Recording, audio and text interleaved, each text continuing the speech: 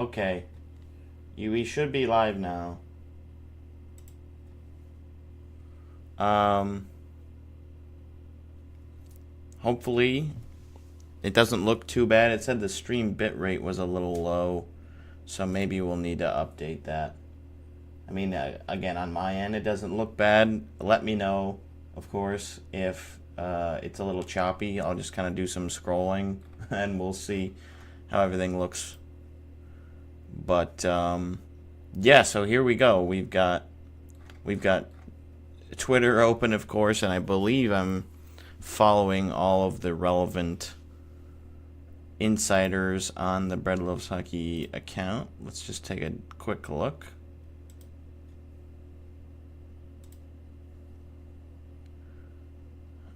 Okay, there's all the teams. Pierre, Chris, Dreger, Weeksy, Sarah Valley, Friedman. There might be a couple others that we're missing, but I'm sure they'll still come in. All right, let's minimize this. Still says waiting. Is that an old message, or are we live now? Definitely let me know, but we should be live. All right, it looks like we are. So, all right. Cover up. I'm checking out the new Spirit Box album right now too. So, I'm a little distracted, but this is what we have so far for today. As far as the trades that came in, I mean, these ones came in late last night. I don't believe we can cross anything off the bingo card yet. Except for the free space, I suppose. We can... Well, we'll just leave that blank. But I believe we have any reunions with a former team. No side trades. Oh yeah, the Nelson trade. So yeah, we will. That was late this morning. It says 12:02, so I guess we'll count that one. So let's mark that off.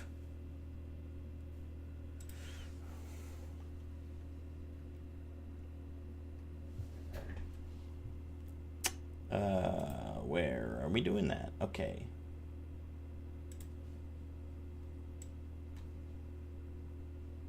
There we go. Nelson traded. I don't think any of the other ones are applicable. No goalies to move today. I mean, we had a goalie swap, a backup swap yesterday, unfortunately, but we're not counting those for today. We have a 2028 draft pick gets moved, so we can cross that one off. Alright, let's make a copy of you.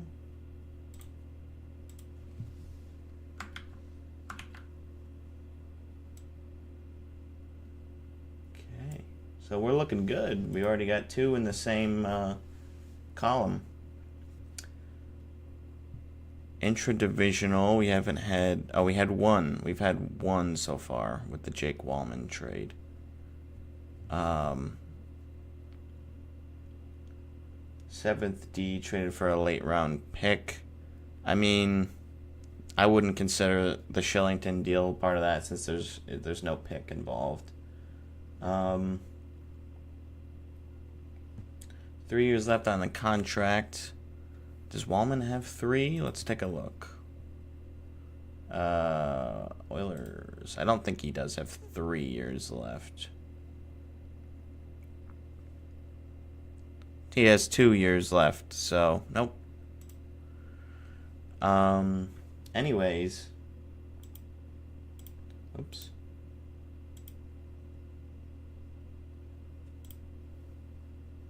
Everything is working well on my end. Oh, that's great news.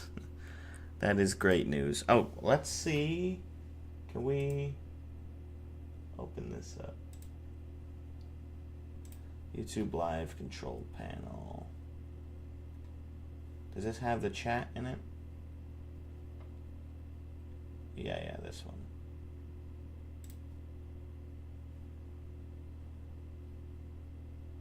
Okay, no, we don't need this. So we're going to close that. Okay.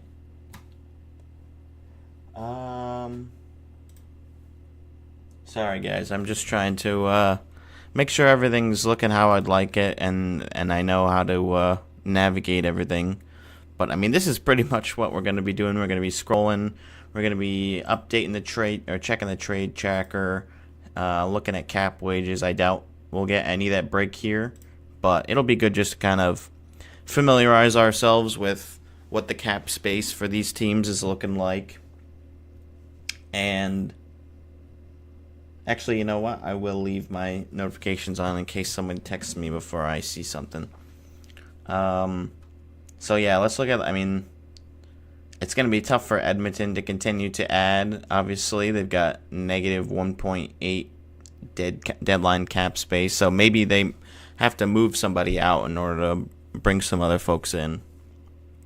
Alright, I am going to turn off the music because it's distracting me, even though I really want to listen to this full album. I think I'll just have to dedicate more time later, because I'm not paying attention enough to it, and I'd like to get all of the experience out of it the first go around. All right, we got to keep this up. Says sorry guys, -1 viewer. I'm guys. Or 1 viewer, yeah. Sorry guy. The hearts are pouring in. Let's go. Can I turn off slow mode? I mean, I don't want to. I'm not going to turn off slow mode. I don't think you need to chat more than every 5 seconds. So, no.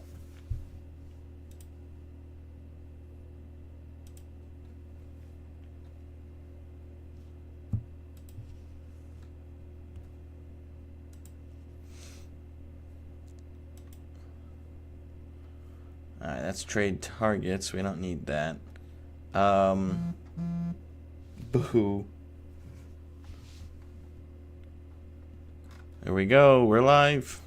Does everybody love, and by everybody I mean Owen, of course. Does Owen love my thumbnail that I created in Paint last night for our live stream today? I tried making it in Paint.net, and then it didn't work out, and then I made it in Paint, and it was still kind of crappy, but I decided I was gonna lean into the crappiness. Love it. That's great to hear. Okay, good. We appreciate Owen tuning in while he's at work. Actually, he's not quite at work yet. Maybe he's on his way soon. Actually, he might be at work. I don't know. Yeah, I guess schools are up and running at this time of day. Yeah, so Lauco is back. I guess we can quickly recap some of the ones from last night that came in kind of late. Or actually, we'll just go through everything from yesterday. So, BLHP motto, yeah. I mean, we try to upgrade things. Our original logo is no longer being used, so we're happy about that. You are at work. Okay, no problem. We appreciate you trying to be here. So Dumoulin moves to New Jersey for a prospect and a second-round conditional pick. I did see there was a fun little video that the NHL put out about the behind the scenes of the trade call from the NHL Central Registry in Montreal, which is basically just, the guy sitting in his little office and got the two GMs on speakerphone and just confirming the details. But it was still like, that's what's going on, and it's pretty cool. So good move, I think, for New Jersey. Not you'll give it up. I mean, a second round pick is not great, but they're still trying to win this year, even with Jack Hughes' injury.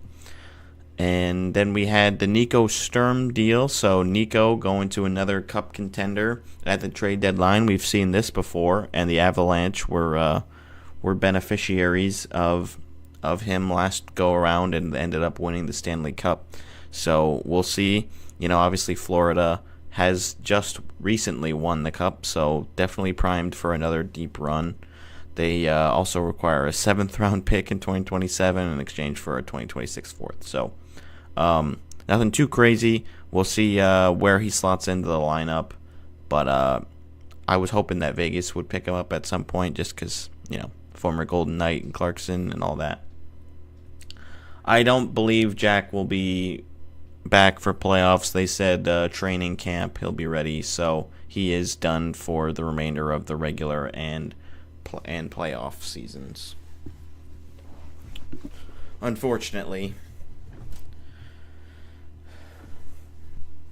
And then, okay, so we've got the Riley Smith trade. So we chatted about this a little bit yesterday.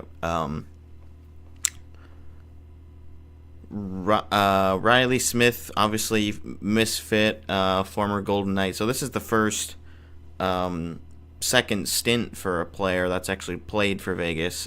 Gifford was mentioning how Vegas had previously acquired Tobias Lindbergh 2 separate times, once in a Calvin Pickard trade right after the expansion draft, and he never ended up playing, and then he ended up being reacquired during the Mark Stone trade. So, but he never played for the team. I don't know if he's even really floating around anywhere now. But Brisson, another former first-round pick that we've traded away. He did get a decent amount of opportunities over the last couple of years. Like, not so many where it's like he didn't play 50 games or 60 games with Vegas. He's played limited games. I think he played 9 games this year with us.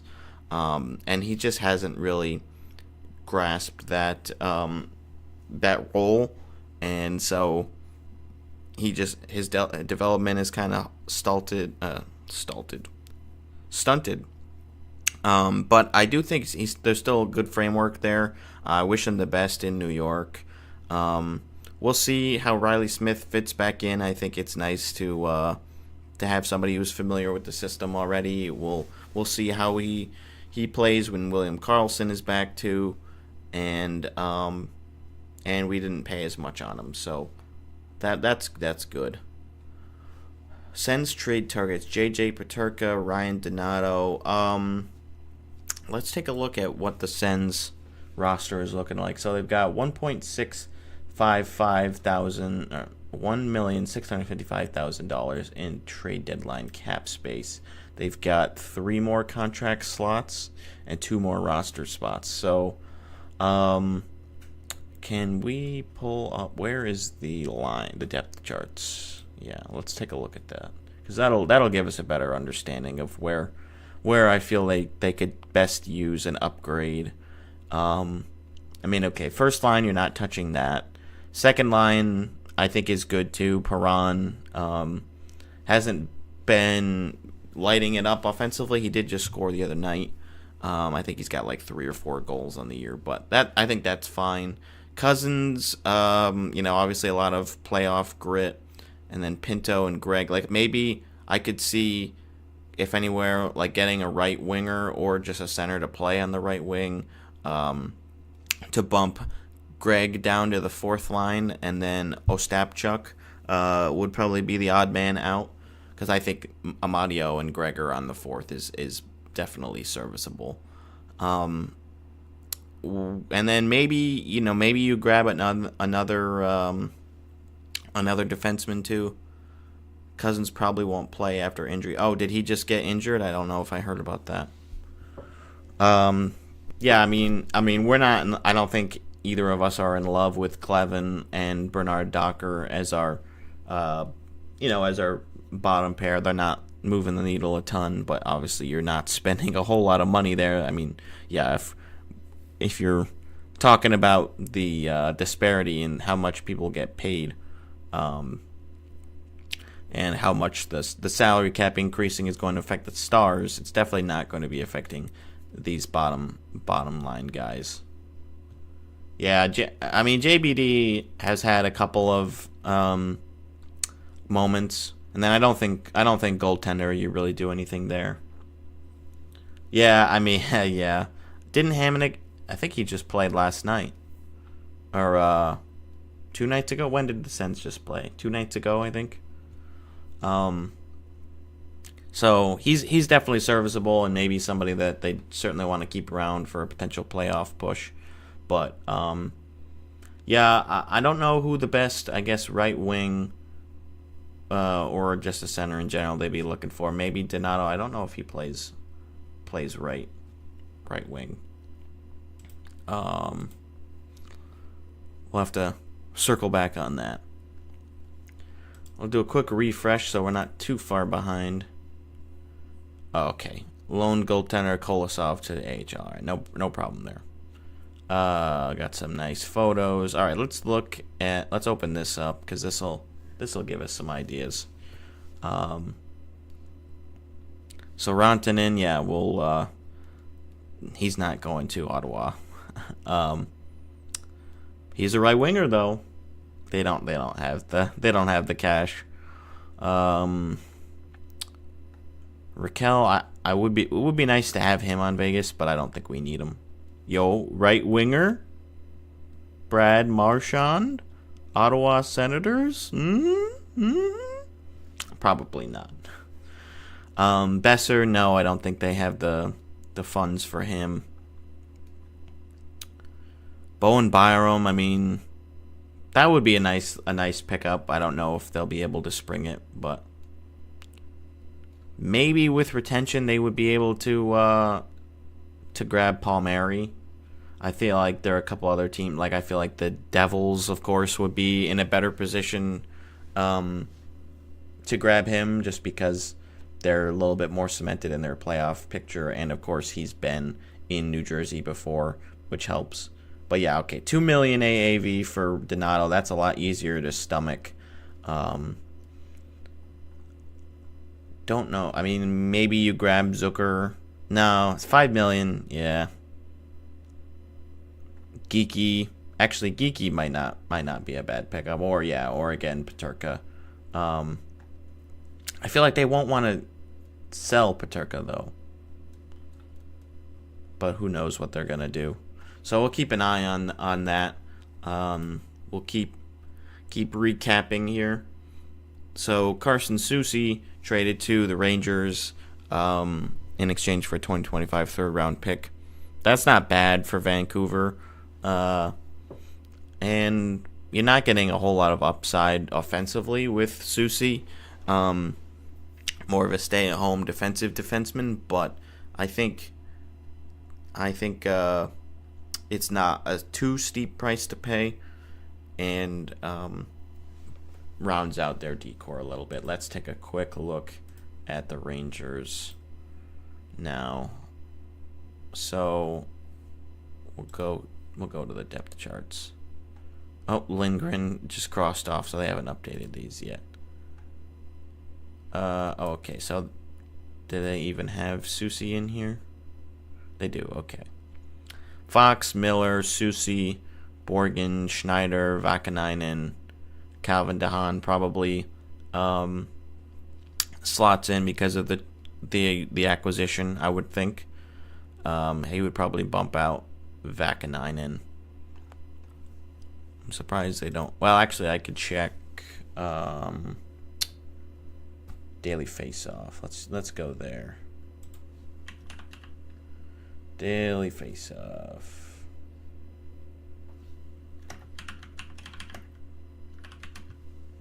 Not trade. We go online.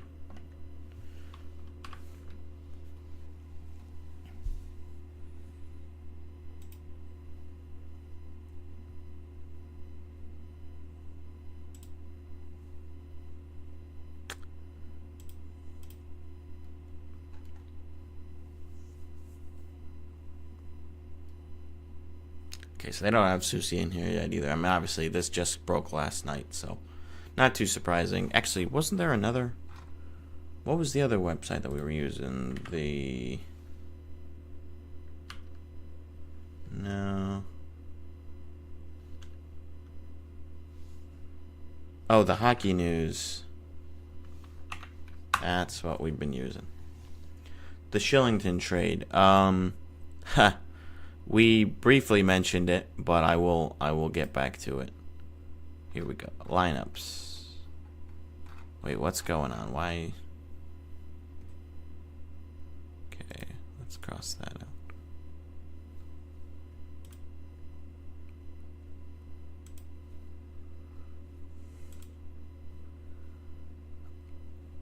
This is not what I'm looking for.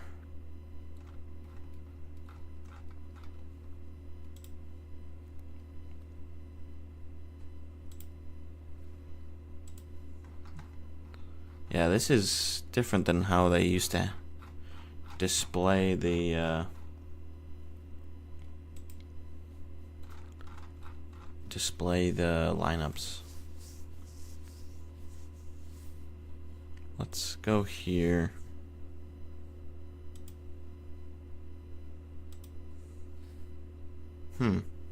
Well, all right. We'll have to check that back. Check back later.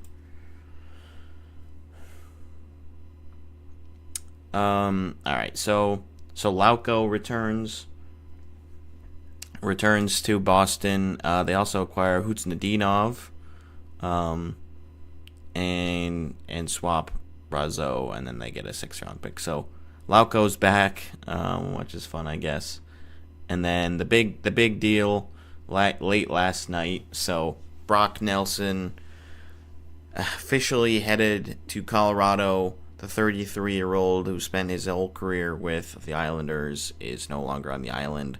Feel bad for Zane, because that's his favorite player on the Islanders, I'm pretty sure. So, and they lose Dufour too, who's looked decent. I think he's like a 4th or 5th round pick.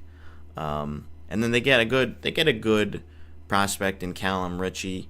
We'll see how he performs. So they flip Shillington to Anaheim for future considerations. It's like, okay, I guess Colorado just didn't want him anymore, and Islanders are like, I don't really want him either, but okay. They get the 1st-round pick, which is obviously useful. It'll be next year's, so we'll see, where that lands. It'll probably be in the 20s or 30s. And then a conditional 28 3rd-round pick. I have no idea what the condition is. Let's go here. Maybe Cap Wages has it.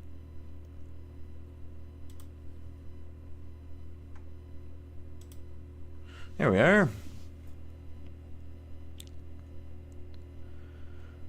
3rd-round pick is conditional on Colorado winning the Stanley Cup in 2025, and Brock Nelson playing in at least 50% of the games. So, does that just mean they only get the pick if... Okay, yeah, so they only get that pick if they win the Cup and they play in that many games. So it is interesting to see the Islanders selling. I think a lot of us are not really expecting them to be able to break through the craziness that is the Eastern wildcard spot, the wildcard race. Like, they just don't have the firepower. I think they still have a couple guys out with injury, but yeah, for the most part, like, it just seems better to retool, gain some assets now, and try to get better for next season. I don't think they're really going to be embracing a rebuild or a retool. We'll see. And then the Jake Wallman trade. So that was basically agreed upon in principle yesterday, but due to construction, the Oilers weren't able to finalize the deal until they had enough money.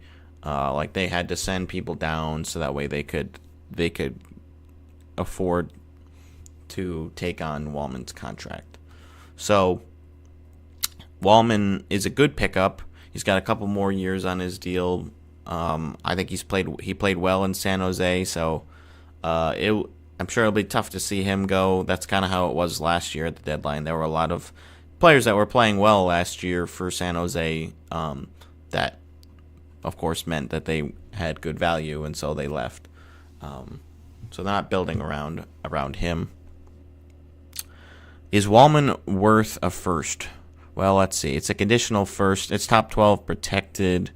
Let's look at his point totals It's also like, yeah, it's steep because it's the trade deadline, so it's always going to be a little tough to get a fair deal. 50 games played, 6 goals, 26 assists, 32 points. I mean, he's got a lot of time on ice, but this is on San Jose, so they don't have a lot of bodies. But, I mean, 32 points in 50 games on the Sharks is nothing to sneeze about for a defenseman. I think he'll probably perform well on the Oilers, and they're also getting him for a couple more seasons. So, I mean, you can argue about whether that makes it more likely or less likely that the team will be willing to use a full pick, a first-round pick or not. But that's what they ended up going with. I think there were probably a couple other teams that were competing for him, so they needed to they really wanted the player, so that's probably why they ended up going with the first. Okay, but that's it. Oh, why are we only on there? That's weird. Yeah, why doesn't it have any of the other trades from today? Oh, there we go. There they are. All right, that's weird. But anyways, let's do a little bit more scrolling. Dumoulin is in New Jersey. Okay, he's going to be wearing number 2. Blackhawks are rocking the Winter Classics again. Cool. Yeah, Dangle's been a little bit upset. There's other coverage that you guys can watch, but I'm not going to just parrot that. Where do I see New Jersey and the Rangers at the end of the season? Did they flip spots? Well, let's should that come?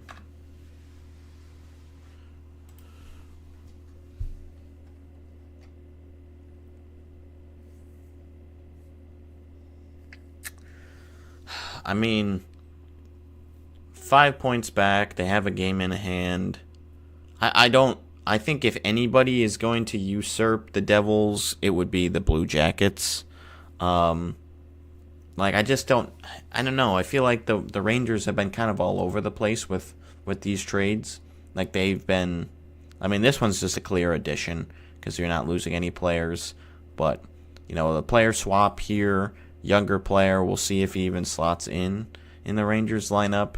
And then they had another deal. Yeah, so the Parson and Calvin DeHaan trade. So these are 2 players which I think are a little bit stronger. So I'm not really sure what they're doing. I don't think they're going to be seriously adding today. So I'd expect they kind of just rock with the group that they have. And if they are able to make a deep playoff push with that core, then, that's great. But I think if anything, they would be looking at a wild card spot and not a top spot in the Metro. But a tight race. The Senators have jumped back in because of their points percentage over Detroit with their loss to Utah last night, which was good to see. It was a pretty good night for Utah because the Blue Jackets also lost in regulation to Florida. Montreal, actually, I don't know who won the late night games. I didn't see that. They just signed him to an extension though. I wouldn't be concerned about Shesterkin.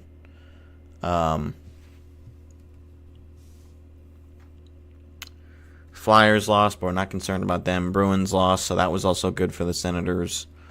Canadians lost. They got a point, but whatever. You're not really concerned about them. And then the Avs destroy San Jose.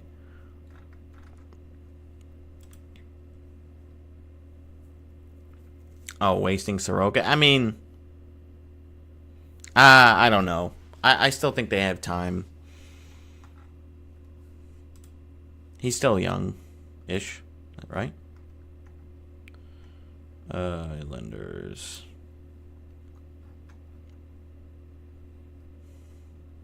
$29. Okay, but yeah, look at all the time they have with him. They've got him until 2030, till 2031, 32.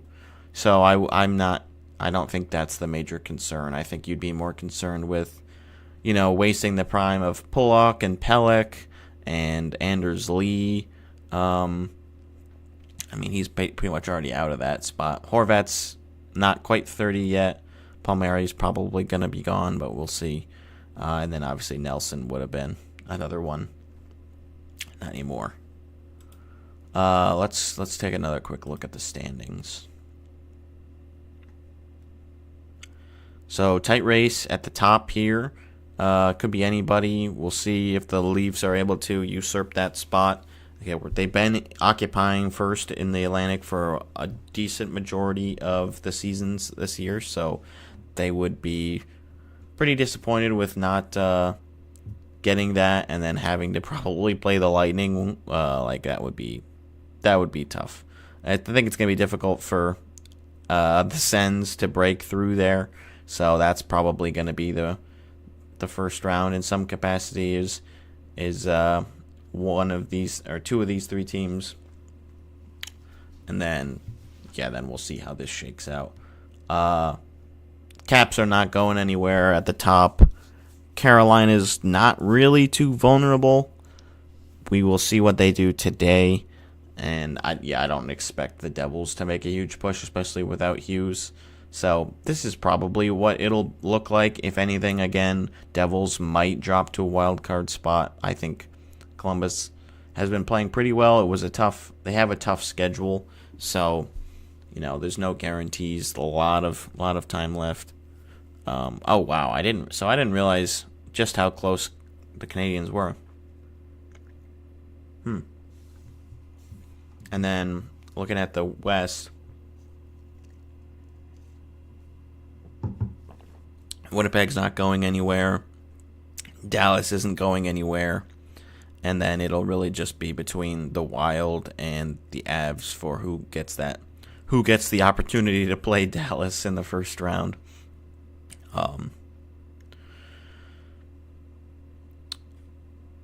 Vegas is doing pretty well. They'll probably win the division, or at worst get second. And then, are we going to see this matchup again? That should be another fun one. I don't see Colorado dropping out, of course, and then this really just this last spot up for grabs between, really these 3 or 4 teams. I don't see Vancouver making it. St. Louis is certainly a possibility. Calgary definitely a possibility, and Utah's like an outside shot. They're back by 3 points. They did get a big win last night. I don't know if Anaheim has the firepower, and probably Utah doesn't either. But that would be more fun for me, I think, if they made it. Do a quick refresh here. I don't know if I need to actually refresh the page in order for new trades to pop up. I'm expecting, probably not. And nothing really happened, but we're gonna keep cycling through. We've got all the other teams followed here on Twitter, so we're gonna get extra stuff, but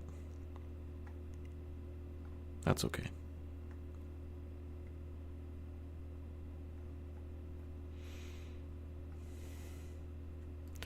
See where it goes, but I'm confident the Dallas Stars were willing to go to upwards of $12 million per to extend Rantanen, and a big number for the Stars given contract challenges moving forward. Unless something changes, that's well short. Oh, okay. Yeah, so it sounded like there was a deal in principle with Dallas to acquire Rantanen, but then they were planning on doing a sign-in trade, and then those numbers weren't really aligning, so they kind of had to go back to the drawing board. We'll see what happens there. I know Jim Nill was saying, I don't see how we can acquire Rantanen given the pay raises that we're going to have to give to some of these young guys in the next couple of years. So they would be sacrificing a good bit of their future potentially, but they might be trading one of those guys out in order to make the money work. So we'll keep an eye on this one. This will probably be a big day if he moves. 14 is a golden ticket, I'm sure. Well, thank you, Ryan.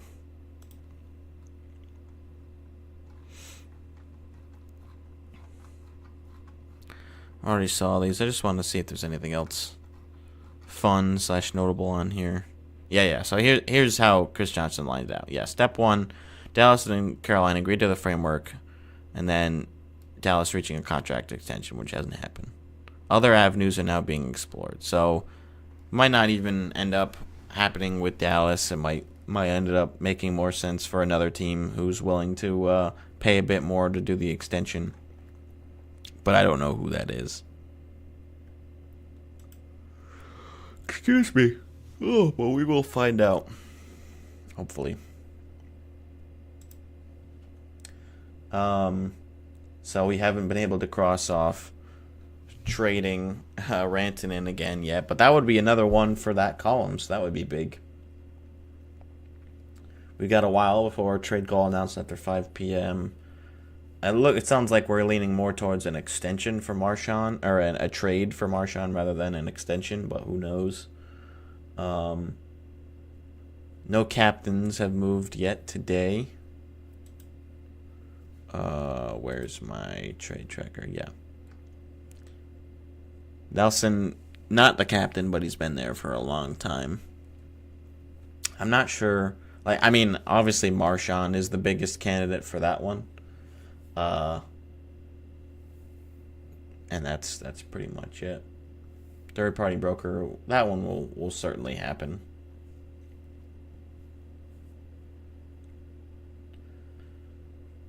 But that's pretty much it. Yeah, we don't have anything else available to us to mark off quite yet. But here's hoping. Oh, goodness.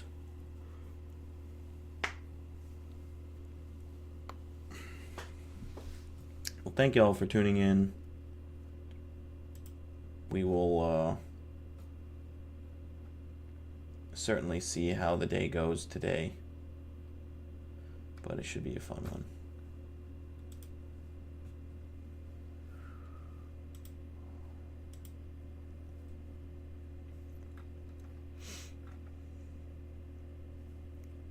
Who we have playing tonight? 2 viewers for a second. Hey, that's awesome. Welcome.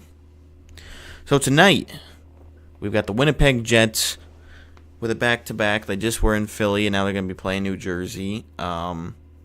So could be a potential good opportunity for the Devils to steal a point or two from Winnipeg.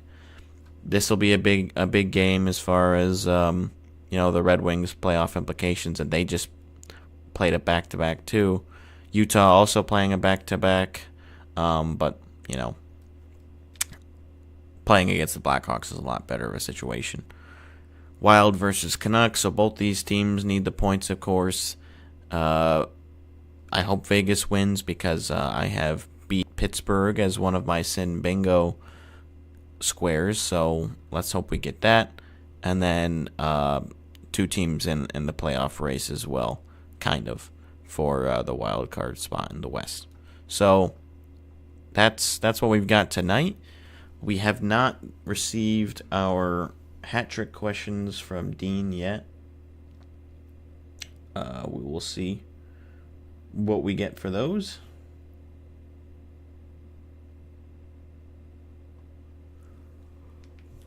Oh, excuse me with the yards.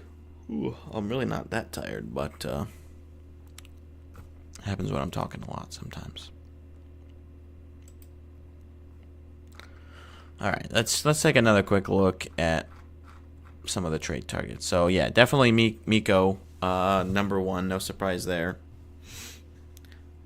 When was this updated today? Just says March 7th. I think it was a couple hours ago. New lower return deal with Dallas, or go back to the drawing board with Florida, Vegas, New Jersey, Toronto, Detroit. I mean, Vegas. No, that's not going to happen. I'm pretty confident in that. Florida, I mean, no. Like, I don't. They're going to have to definitely move some serious guys out. But so maybe. But then to assign them to a long-term extension, like, are they? Let's see. So they've got a decent amount of money tied up for the considerable future, and they don't really have a ton of guys coming off the books next year. Sam Bennett, yeah, that's a bit. Sturm's making $2 million. Wow, that's good for him. Ekblad, yeah, I mean that would definitely mean his time in Florida would be done if they did end up signing Rantanen into an extension. But it's possible. Where are we? New Jersey, also unlikely in my opinion. Toronto or Detroit, yeah, I'm not sure. Some of the other interested teams, yeah, I don't know. I really don't know.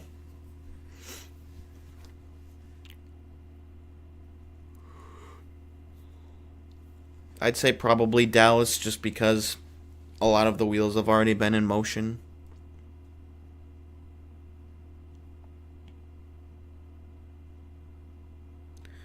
You yawn when talking more because yawns are a way for your body to reset and get more oxygen. When you're talking, you're expending more oxygen than you were taking in. So maybe I'll just continue to do that. I don't know. It seems like I feel like you don't hear any other, like, you don't hear like commentators yawning during games and stuff. It's a little bit different. Happens to me when I read a book about aloud to class. Yeah. Guess that makes sense.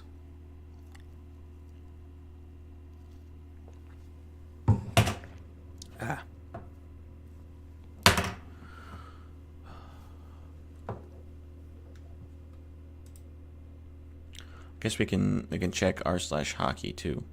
Buffalo Jason Zucker working towards a contract extension. He wishes to stay. Okay, I mean, that's like they're just re-signing these guys. I mean, I think Zucker's wanting to stay. Like, having a veteran presence there is good.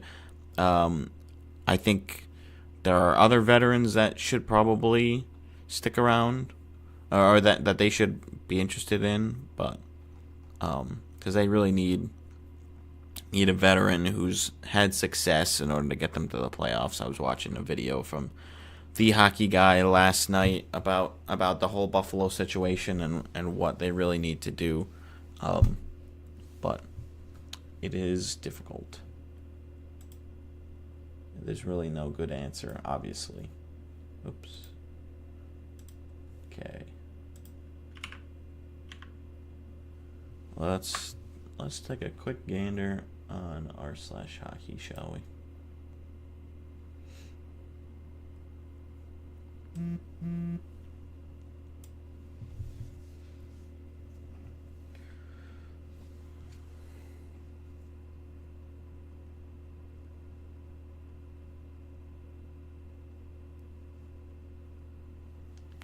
Zach Spears just texted me where we were streaming to so that he could tune in. Alright. I guess we'll do new.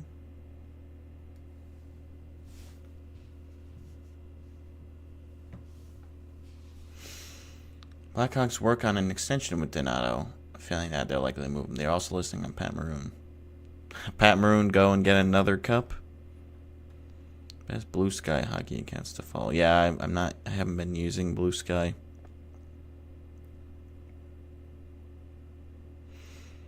Isles' last offer was 3 years for slightly more than 7.5.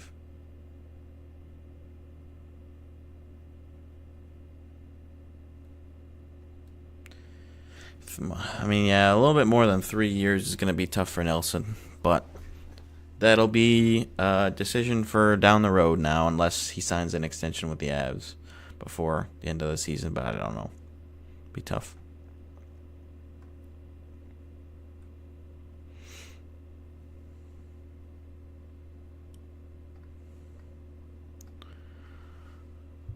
I don't know. I just feel like Blue Sky is not great because it's just a lot of people saying like how much better it is than Twitter, but um, we will certainly look into it. I've looked at it a little bit, but I haven't set up a new account for the podcast or anything like that.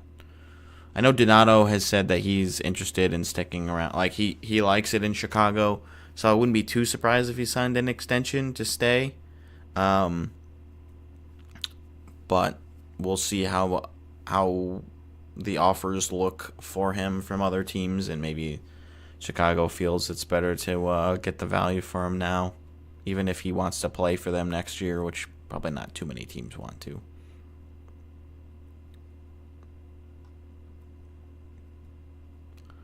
At least 13 million.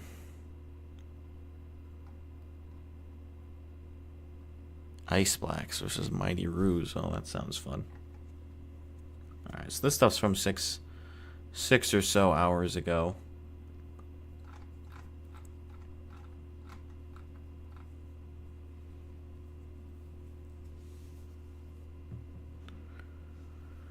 I want to just check something else real quick.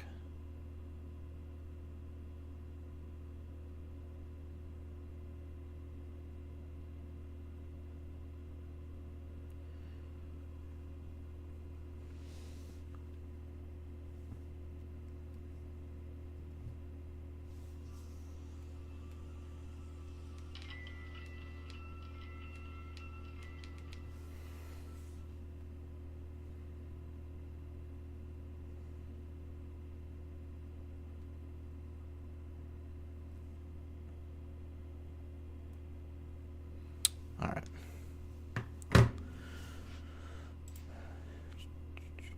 Two posts. Here we go. Nothing.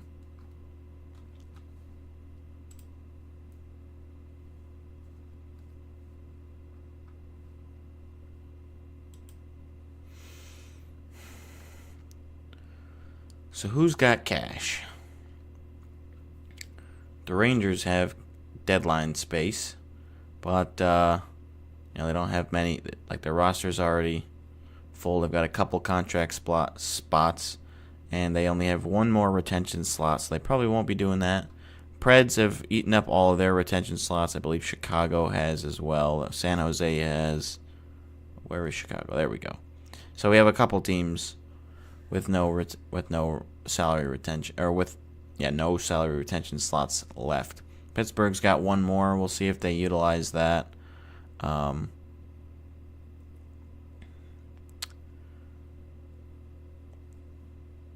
Who else do we have that's got a little bit of money? So the Kings don't have too much left. Sens, again, also don't have much. We're not going to expect the Preds to be buying, of course, or the Flyers. Leafs have barely anything. Capitals have some funds, which is helpful. I don't know. I mean, there's always room for upgrades, but take a quick look.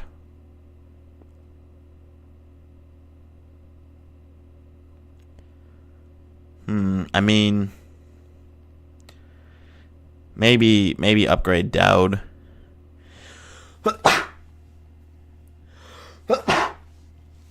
Oh, excuse me.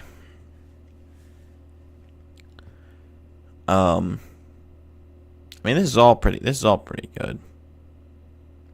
Not doing anything with the goalies. Vrana just got claimed. They've got a couple decent options that they can call up. So I don't think they'll be like going all in on a big splash play, but they might make some depth upgrades.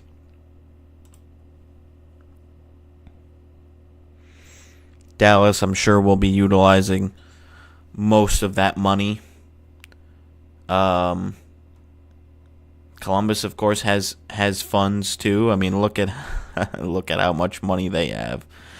$87 million in trade deadline cap space. I think if they wanted to, they could pick up a couple of guys.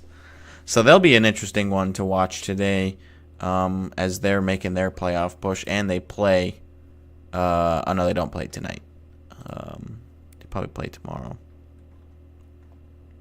No, they don't. Okay. So more of a bigger slate tomorrow. But we've got 6 games on the docket today. Where were we? We were on cap wages. So yeah, lots of space to add. I mean, Justin Danforth could certainly be moved around a bit. I don't know if he's actually been playing on the second line. I feel like he wasn't, because based on the Stadium Series, I feel like he was probably more on the third or fourth line.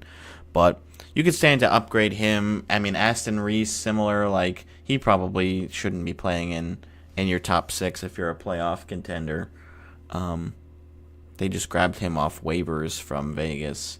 So, yeah, not moving the needle too much. Is Marchenko back?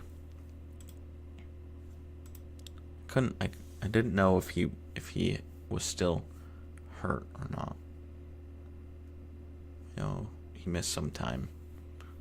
Like, yeah, I think there are a lot of good pieces here. Corrali, is he hurt too? I know LeBanc is done for the year. Del Bell Belouz, again, another depth guy. Jenner's been out, so he would certainly be slotting back in. Matejchuk has slotted in a bit. A couple other... Oh, they just picked up Christian Fischer, too, off of waivers. So, yeah, this is probably not completely accurate to what they'd be running. But I can't seem to find... Did I save it somewhere? I swear, I thought it was the Hockey News that had those lines, but I can't seem to find them.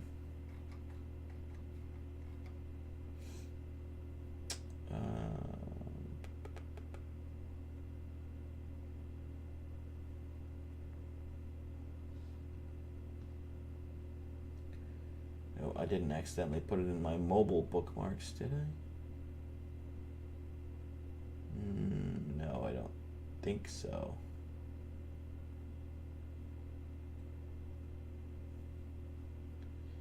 Yeah, I don't know where I put my... I thought it was on the Hockey News, but that just doesn't... Unless they changed the layout of the website, it just doesn't look correct.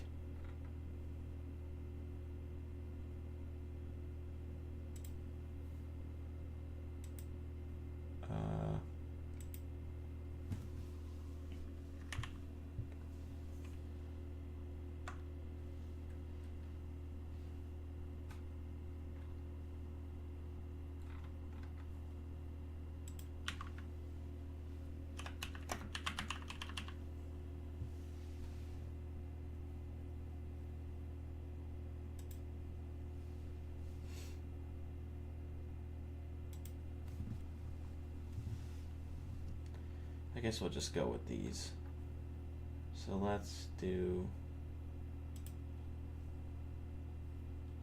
I know you guys don't see this. I'm going to pull it up in a second.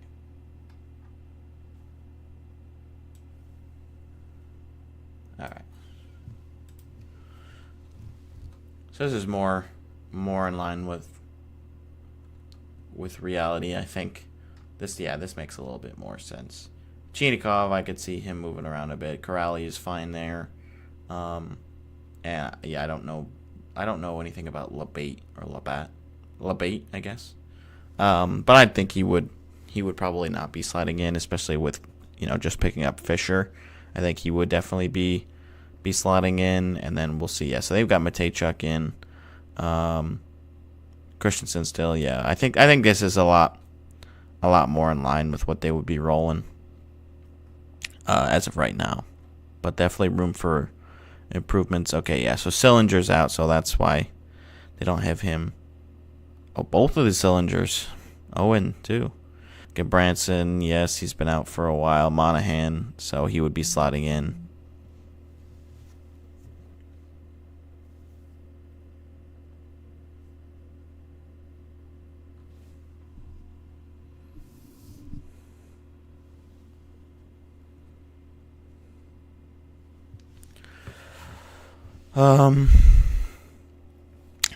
Let's do another Twitter refresh, shall we? Oh, wait. Oh. I literally see tweets from Carolina and Dallas. I'm like, oh, here we go. Here's the extension details. Okay, so Zucker, 2 by 4.75. So he was making $5 million this year. So, slight pay cut. Oh. I'm told Senators and Sabres are working a potential trade which may include forwards Norris and Bernard Docker. Well, Bernard Docker's not a forward, but that could be interesting. What do we have to say, Weeksy? Does that mean like Peterka or Cousins? I mean, probably not Cousins. Well, with Norris, oh man. Jack Quinn, yeah, wow. So this one could be something to keep an eye on, of course. And that's it. So, yeah, we will stay tuned on that. Oh, here it is. No, there's Brian Dumoulin.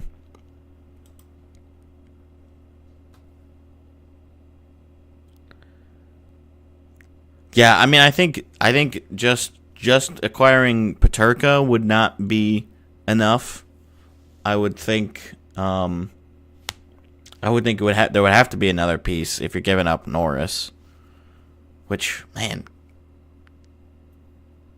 yeah, that would surprise me a little bit to see Norris on the move. But they'd have to be getting someone big like Cousins back, I would expect. And this would be another intra-divisional trade, too, so that would be fun. Let's do a refresh here.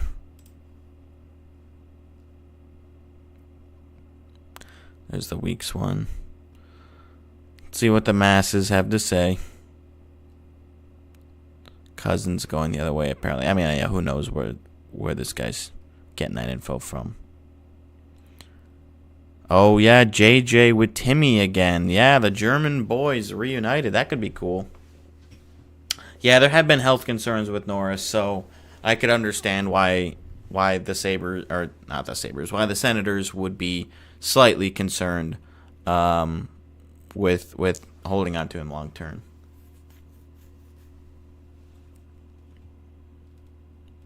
Yeah, the shoulder injuries. Oh, yeah, today is going to smack. Yeah, Detroit fans are like, please don't, please. Like, no. Don't make an intelligent move. Don't upgrade. Please, don't do it.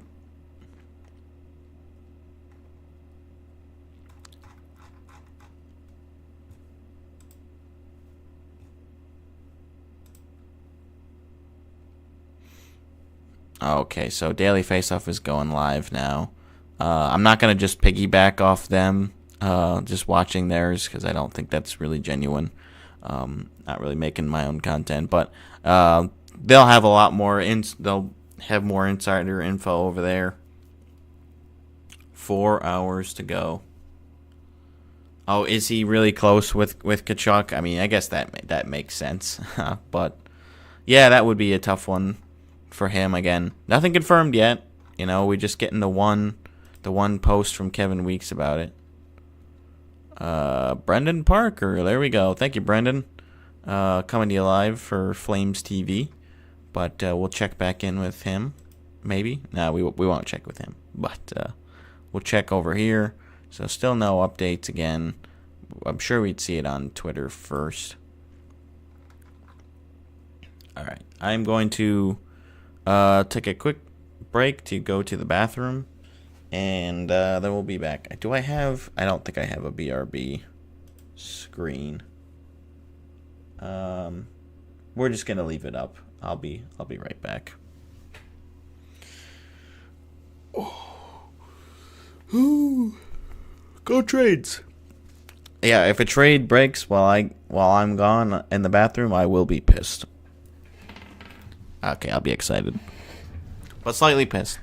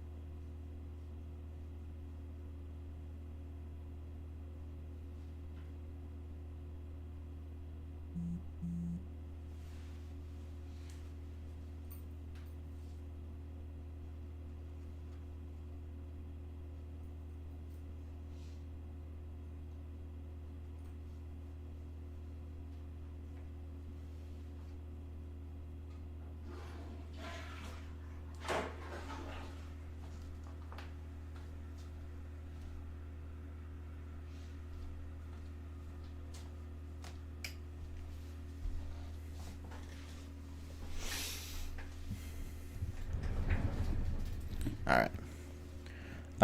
I mean, I really don't. I guess I don't need to keep my headphones in since I'm not listening to anything.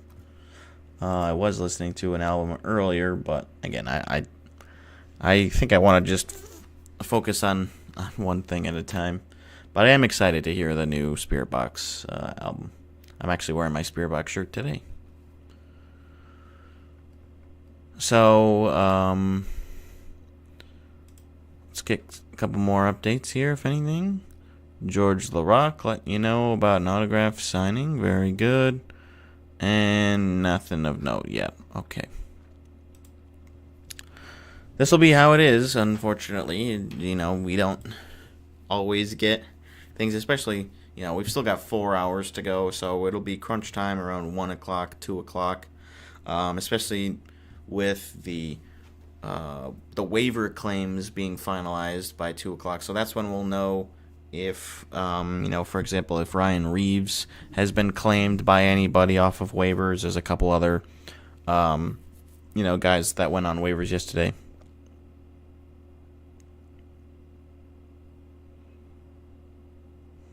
Rantanen for Ovi, 1-for-1.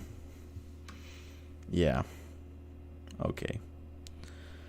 Staios was scheduled to do a Sportsnet media panel hit at around 11 a.m. It's now delayed. Interesting. So, maybe they're still finalizing a deal there.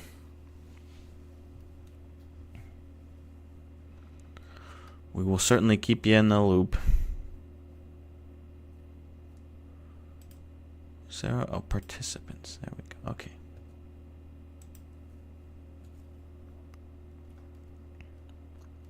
Lawton's definitely getting moved. Tanev, pretty solid chance he gets moved.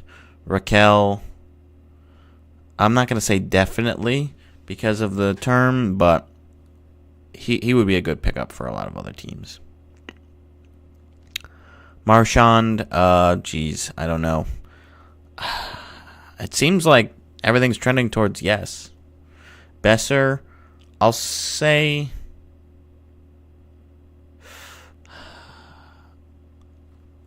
I want to look at Minnesota. Okay, so Minnesota could definitely acquire him. Because that's been the rumor for a long time. I think he's from the area, and just seems like it would make a lot of sense. So that one I could see happening. There's also been some talks about Pettersson, but I feel like it's less likely that he goes because, I mean, if Pettersson's gone, like, yeah, that team is going to be gonna be going through it. It would really just be like Quinn Hughes as the one guy left, the big superstar. Middle stat, really depends on if the Avs want somebody else, like if they would swap middle stat for Marchand or something like that. I don't know. Do a 3-team deal. I'm gonna say he probably stays put. Byram, it would be disappointing for Sabres fans to finally pick up a good, solid offensive defenseman. I mean, they have decent D-men already, but it would be tough to see him go because he's played pretty well, but he's probably going to go somewhere else and then light it up, which will be too bad. Palmieri, since they already sold Nelson, I feel like they probably will move Palmieri too. We're still getting updates on Donato, so we'll keep you in the loop there. Sounds like leaning towards an extension. I feel like Shen won't go. I just with the push lately, I feel like no. Oh, what do we have here?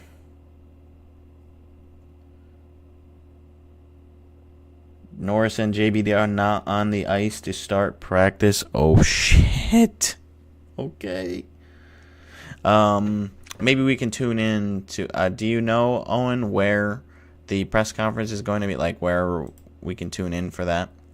Because I would like to watch that. If it's live, whenever that happens. Keep me in the loop.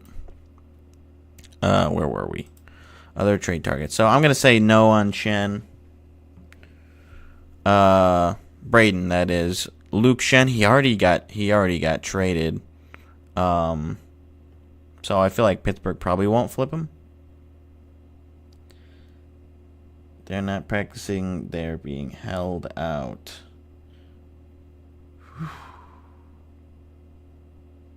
Interesting. Wow.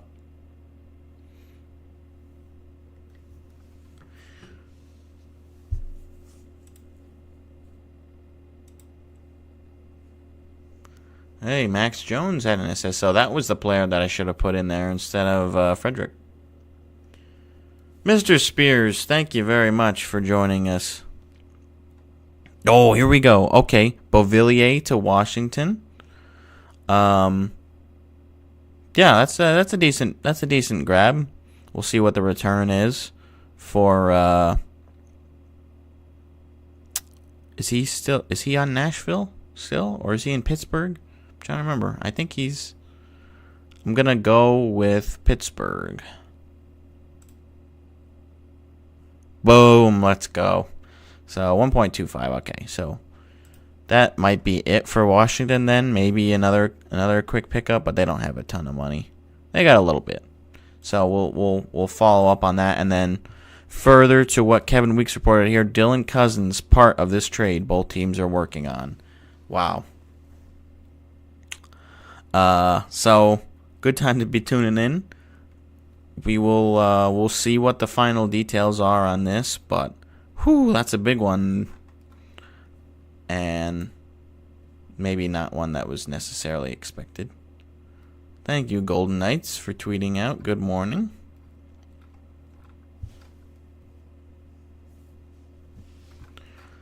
Alrighty. Going on Sportsnet. Okay. So I don't know. Maybe on maybe on the Sens page we can check that out. Let's see. Excuse me.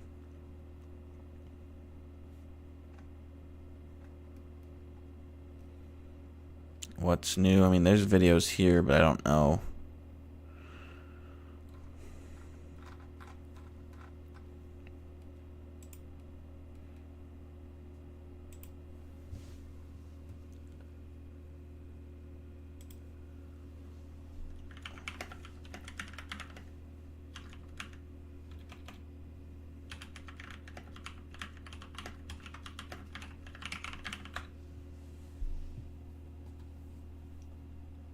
They also have, well, maybe they'll put it on YouTube. They might go live there. Do they have anything scheduled? No, they don't have a stream scheduled yet. Yeah, keep me posted on all things Senators. Go to Sportsnet stream. Oh, I don't think I can. I don't think I can broadcast the Sportsnet stream. If it's on their website, I can, but I don't think I can do that. Actually, let's cancel that.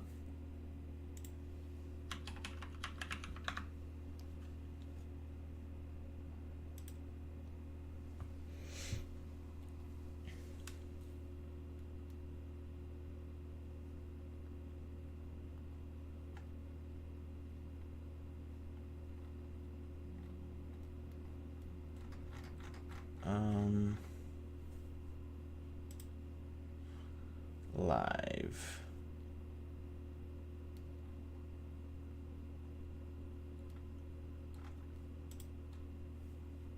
Yeah, so yeah, because you have to have a subscription, I don't think I'm allowed to stream that.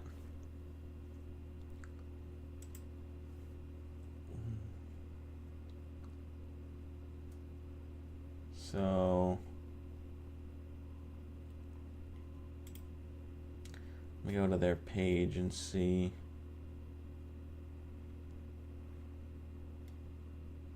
Yeah, I don't think it'll be on there.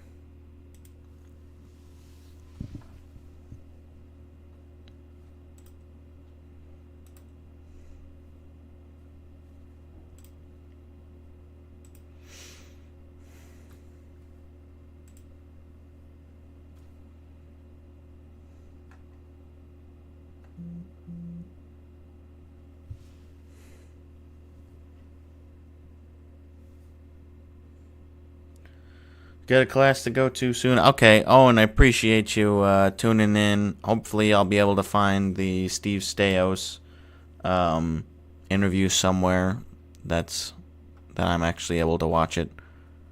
If not, no big deal.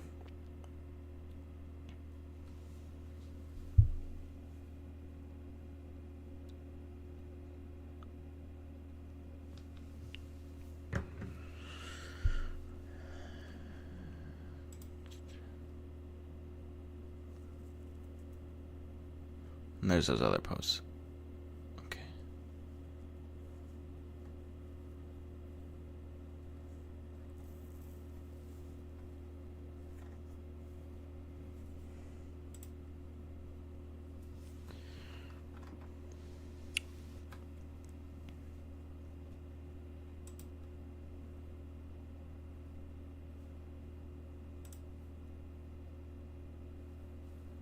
Oh. Okay. Still nothing there. Don't think we have any new... Yeah, no new posts. We'll see. I don't think we'll... I don't know if we'll get anything new popping up here.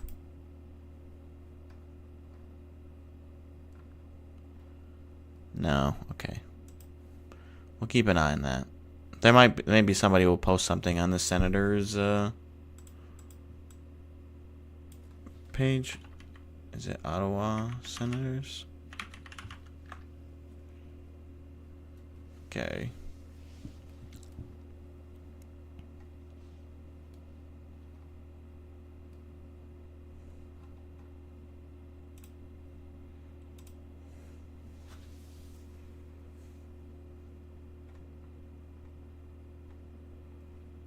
Jay Fresh is already saying that Cousins is going.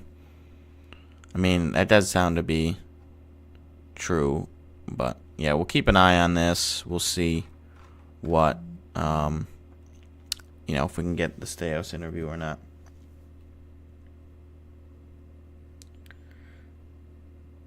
Drager, okay, let's check here.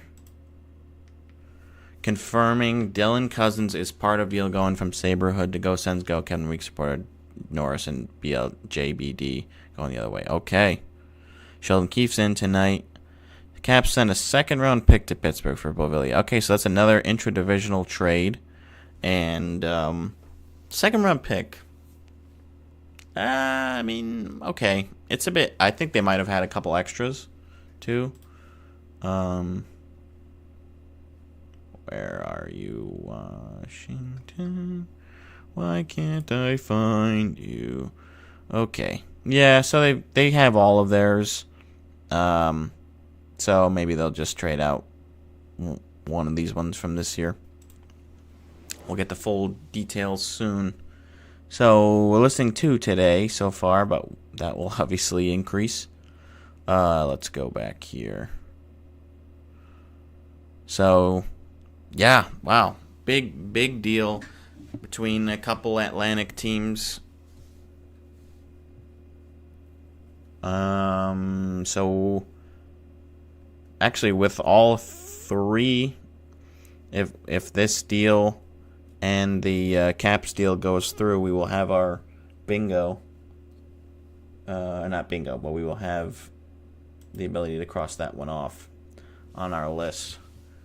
Where do we have that one? 3 introduced. Okay, so another one for this row. I mean, I guess we'll wait until we get the official trade calls or we get something a little bit more concrete about the full details. But I mean, I think for this one, we pretty much know what we're getting into. Where do I want to be here? Let's go back to r/hockey. Oh, they have a mega thread. Oh, maybe we'll check that out.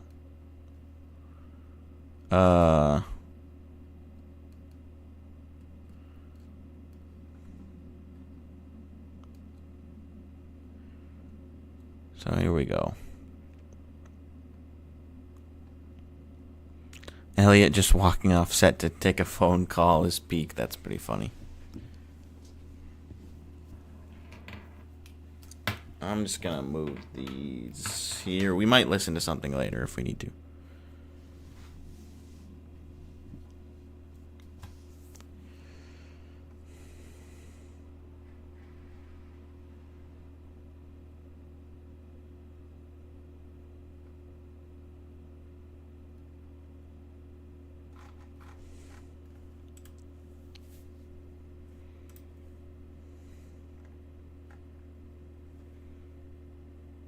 Okay.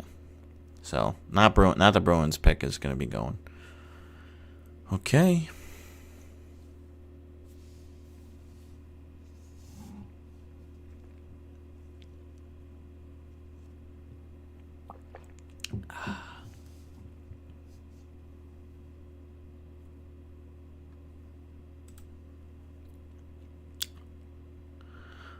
Steve, good morning. And Steven, thank you for tuning in, Steven and Steve. Appreciate you guys. Going well so far. As far as the Bruins, are they done? Let's take a look at the Bruins. I mean, we getting a lot of talk late last night and early this morning around Marchand, and seems like an extension is less likely than either standing pat or making a trade. I mean, I feel like you can't just not sign him to an extension and then not trade him. Like, you could still keep him around for the rest of the season and then try to get something done before he hits free agency, but there's some risk there. He's the captain and all that. So I feel like it'll be tough for them to not trade him. Any other piece? I mean, Geeky continues to increase his trade value. He scored, I know, last night in the disappointing loss. I saw the alternate stream that the Bruins are doing. I can't remember what it's called, but it's with Raycroft and Rask and Bergeron, and they were reacting to that Jarvis goal at the very end of the game there, which was pretty tough to watch. But I feel like Geeky is a good candidate to go. I just don't expect him to be too worth it to keep around. Like, he's not gonna be still playing on the first line, I would expect, next year. I don't like it, but I say move Marshy. Yeah, I know, right? It is tough, but I just can't see where keeping him and then adding, like, at free agency gives them a chance to compete next year. Like, I don't know. I don't see it here. They got Lauko back. How do you guys feel about the Lauko and Hutsnadinov acquisitions? They don't even have. Oh, and they signed Tyler Pitlick to a league min deal too. There's Hutsnadinov. Okay, I think he'll probably be called up. And I know they sent some of these guys down, like Merkulov. They sent down. I think that was just part of maximizing their cap space. They just acquired Wanner too. Probably not going to see him for a while, but I think they sent Letary down too. So yeah, I mean, I just don't know. I don't see the blueprints here of a cup team or a playoff team. So I think they probably sell off Marchand, maybe Geeky. Probably not. Yeah, they wouldn't do Beecher. I don't think Brown is going to get you anything. So that's really it for their UFAs for next year. Maybe Coyle. I think they'd be smart to keep Coyle personally, but they might trade him too.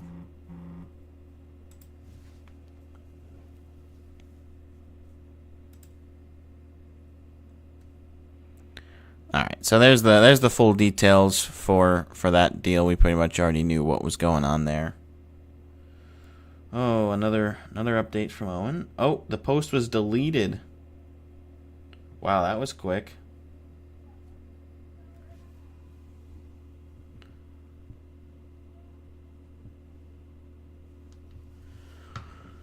I like Brazo, but I think Lauko has a higher upside. Yeah, I mean, obviously the Bruins did too. They like him. I mean, I've seen a little bit of Hutsnadinov in Minnesota too, and he seems all right. Little bit of offensive upside there.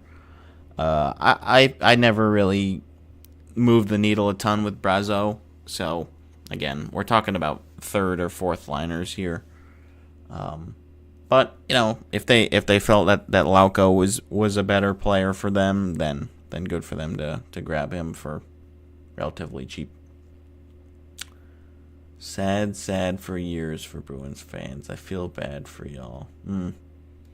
Yeah, you're on the Senators train now, Zach. I know you were talking about going to see them play the Bruins soon, which sounds fun.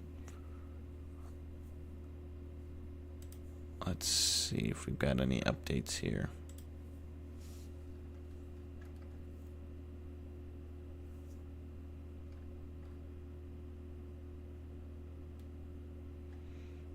Come on, Bruins, do something.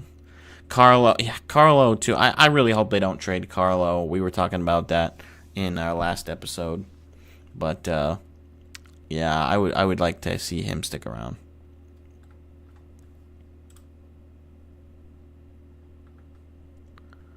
Nothing yet here. Let's go out of the Let's go out of the mega thread. So we'll wait until we get the official trade details, the full details for the Cousins trade before we mark off the intra-divisional, the 3 intra-divisional trades on the bingo card. I believe, yeah, 3+. So we already have the Wallman trade and the Beauvillier trade for today. And we had other ones, I believe. Actually, no, we haven't in a little while. So we'll get the full details soon, hopefully, on that one. That should be a big deal. Stalemate in contract negotiations as it stands in a holding pattern. We'll see. Oh boy. Whew.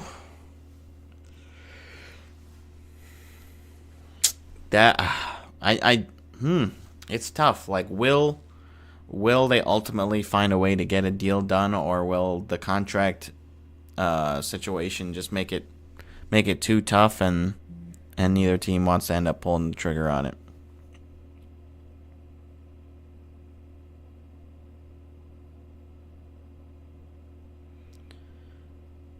Dylan Cousins 148 will replace Josh Norris 133, is second on the team in hits behind Captain Brady Tkachuk. Garriock on TSN suggests that Ottawa might be looking at a player like Ryan O'Reilly as well. Okay. Thank you, Owen, for the update there from the Sens Tennial podcast on Blue Sky. Yeah, I feel like I probably have to have a Blue Sky account in order to really browse, but we probably won't be getting too many different updates on there. I mean, I'm not following any like other Ottawa Senators insiders, but we've got a lot of other teams to cover today. But that's that for now. Let's keep going through some of our other trade targets here on the Daily Face-Off list. So there's Geeky. Yeah, I think he'll probably go. Although it's tough. It is tough with RFAs, because maybe they feel like they can get a little bit more out of him by keeping him and utilizing their restricted free agency status to their benefit. Same with Peterka. Although I would imagine if he's not involved in the Cousins deal that he'll probably stick around. Alexiak, I can see him moving. He'll be valuable for a team looking for somebody with a long playoff history, and 6'7" defenseman. You're grabbing him. That's always going to be helpful. Not grabbing him for his points, but that'll be good. We'll see about Ferraro. I feel like it would be good for for San Jose to hold on to him, but they'll probably get good value. They would get good value out of him too. But I like what he brings. I think he would be a good part of a future core for them. Suter, I heard some rumblings the other day about him. We'll see who else they sell. I feel like he would be a good piece, but maybe not if they're selling everybody. Reichel, he's young. I think they'll keep him. Carlo, we kind of already discussed him. I hope they keep him. Tuck, I hope they keep him too. I think they will. Grizzlick. Reunion with Bruins? No. I don't think so, but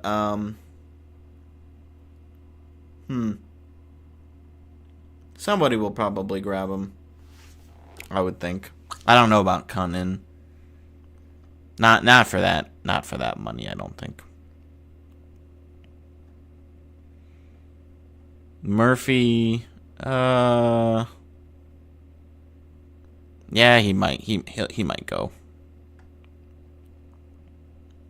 Risto, I don't think he moves.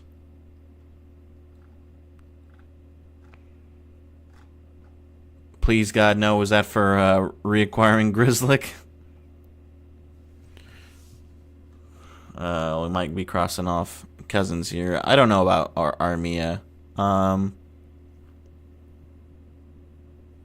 Solid maybe on Armia. There's the official trade call for the Capitals. So that's a decent enough pickup, I think. A second round pick is a bit much. Yeah, Grizz, yeah. Gooley back on the ice. Okay, there's the trade call. Women's History Night. Very good. Alright, that's all we got now. Take a quick look here. Oh, excuse me.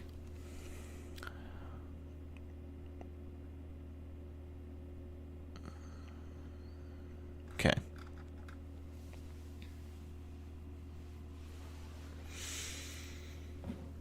Oh.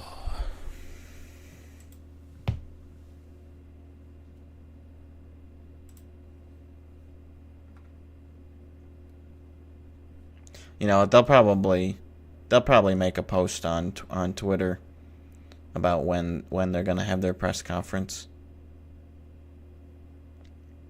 So hopefully we'll see that.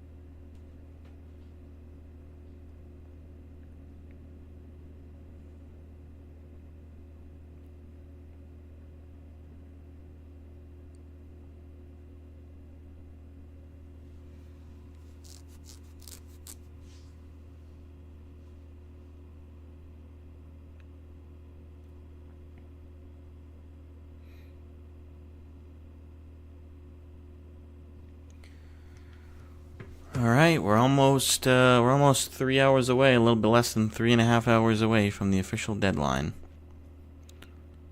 Well, I guess we can minimize that. We don't need Owen's info on there.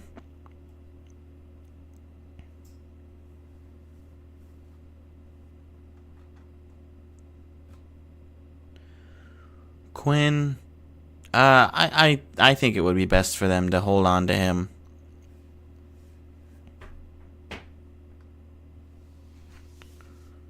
Pajot, probably stays. O'Reilly probably goes. Suter stays, I think. Why does the stream have 10 down votes? Oh no. I have no idea. But that's too bad. I mean, we're just trying to have a little fun here.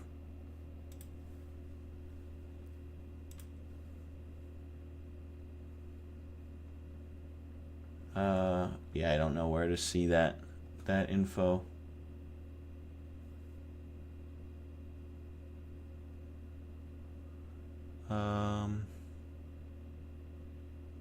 That's okay. I mean, again, not a big deal. We're just here to have a little bit of fun.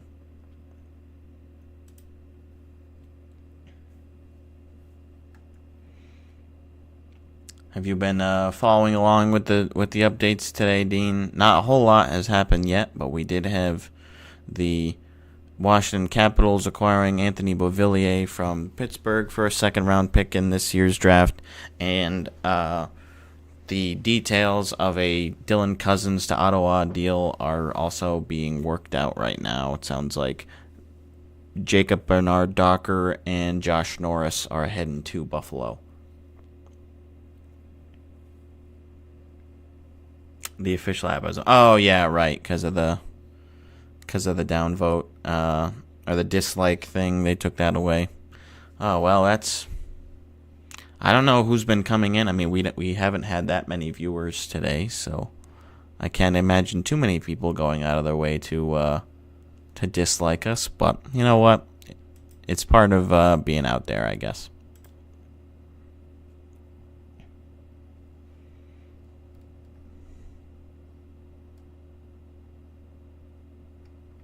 Oh, I guess we'll keep the NHL's trade tracker up too. But they're slow. They don't even have the Capitals trade on here yet. Like TSN's already got that one squared away. But we'll keep it up. Why not? Robertson. I could see him, like, if they're trying to upgrade somewhere, they might use him as part of a piece. going the other way. I'm not sure about Savard.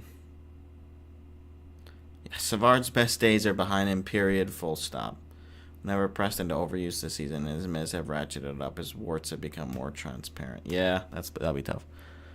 I refresh and now it's back to 0. Okay, good. Please don't dislike us. We're trying our best. It's just me right now. Today. We'll have to see if we can have anybody else hop on later. But we're still pretty early into things. Like it'll be ramping up, in the next couple hours. And I'm probably gonna eat lunch soon. I'm just gonna eat on stream, of course, but I'll mute myself so you guys don't get to hear me eating my pasta. Actually, I'm pretty hungry now. Maybe I'll just make something now, unless we get any other big updates. Oh, Pierre LeBrun. Hearing that the Islanders have told pending UFA Kyle Palmieri they are not trading him today and focused on working on a contract extension with him over the coming days. Okay. So I guess we won't be crossing that one off on our bingo card. So, all right. I'm a little surprised that, he's going to be a lot cheaper than Nelson, but that's too bad. All right, that's what we got here. So, okay, I think I will, because I am kind of hungry. I'm going to take this time to whip up a quick thing of pasta. I'm going to hop back in later, maybe join a Discord or something. Okay, yeah, just pop in the chat and let me know, and we can make that work. I'll have to update my scenes a little bit, but I can certainly do that. Okay, yeah. Let me go get some food, and I'll be back soon.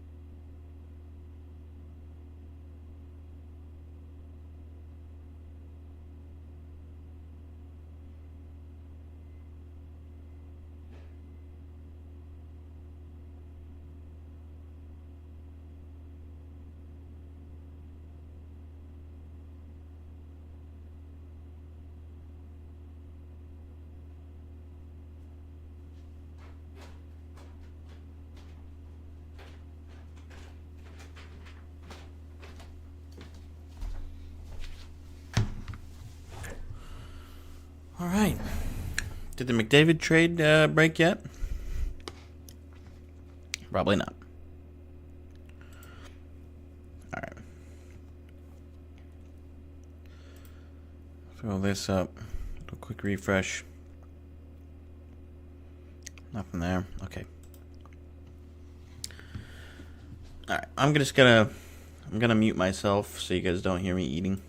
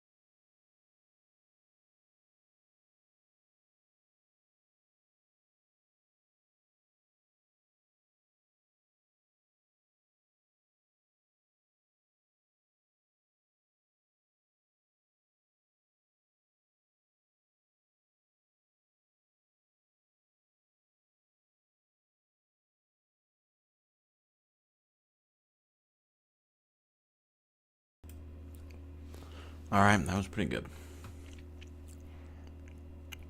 So we heard some chatter about Pat Maroon. We'll see if anything materializes there, especially if they're going to keep Donato. Zegras, I mean, I threw him on here just like, well, why not? But I don't know. Yes, Zegras is no stranger to the trade targets board, residing on it last summer through the draft. Now there seems to be consensus around the league that Zegras is very much available. He's had injuries in each of these last 2 seasons, but Zegras is not passing the eye or numbers test with exactly 31 points in his last 65 games. We've seen flashes of Zegras magic at times recently, but not consistently enough, and not enough to convince us that he isn't a quality change of scenery candidate. Yeah. I don't know. It's always so tough with these big names. I'll just say no because it always feels like you get close and then nothing ever happens. See if anything's changed here.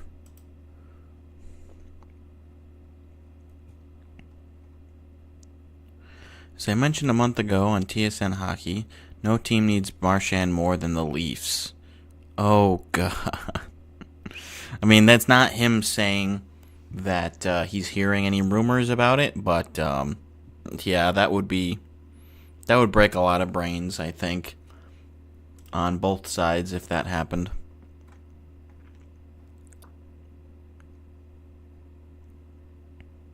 Hearing Shohei Ohtani is on a plane to join the Leafs in Utah. Oh my gosh. Okay, that's it for now. It's been pretty quiet morning. Which it's not always like this, but again, as we round the afternoon, I'm sure it's only 8:48 in the West Coast, so that's pretty early to be making trades. I'm partially joking, but yeah, we will see as we get closer to 3 p.m. if we start getting some of these deals finalized or not.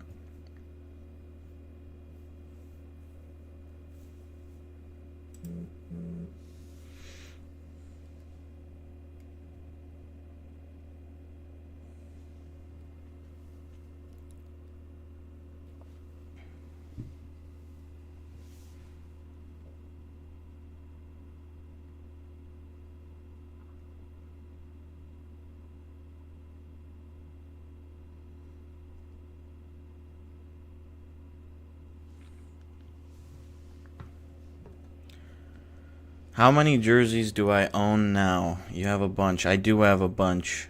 Let me get the exact figure for you real quick.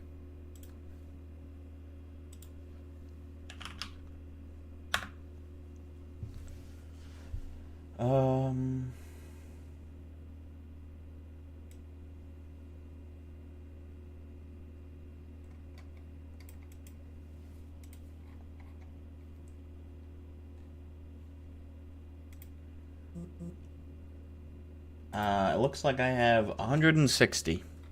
That's including PWHL. So yes, quite a fair bit.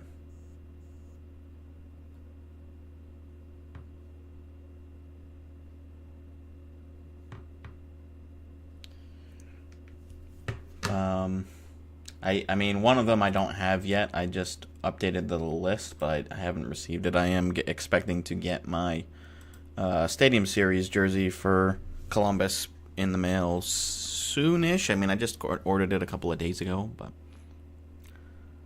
do I have a favorite NHL one? I mean, probably my favorite is my Los Angeles Kings Reverse Retro 1.0. Definitely my favorite reverse retro, but it's definitely up there. Yeah, do you I don't know if you've checked it out, but we do have a YouTube channel where I have jersey collection update videos, and I have my reverse retro ranking video, which you can check out too. If you're a real person, anyways, because you never know. But it looks like you're real. So yes, very interesting. Jersey is close to an extension with Kovacevic. Okay, so not a big piece there. Oops, we wanted this one. But yeah, background. You are okay. Yes, my background here. So these are all my reverse retro jerseys. I have another rack in the other room, and then I've got one of each Vegas jersey hung up there because I'm a Vegas fan, and two New York PWHL jerseys there too. Yeah, certainly check out some of our other content on the channel which you're watching right now. We've got lots of good videos on there detailing my collection. And I'm not quite. I don't think I'm quite due to record another collection video yet. Maybe that'll probably be something I save for the off season. Yeah. Some of them are definitely a little bit longer, but I promise it's worth the watch. You can always do a 1.5 times speed or something if you want. But they are fun. I love talking about my collection and my jerseys and what I appreciate in jerseys and what I don't and all that sort of stuff. So certainly, if you're also into that sort of scene, you can check it out. And I'll probably do some other videos. I've been thinking about recording videos about some of the other NHL merch I have, like all of my Vegas merch that I have, and I have like a bit of a winter hat collection for hockey too. It's not a whole lot, definitely not nearly as big as my jersey collection, but I have like 10 to 15 NHL winter hats. Yeah, normally I wear a jersey. I don't know. I wasn't really feeling like wearing one today, but I could. If there was some serious demand for it.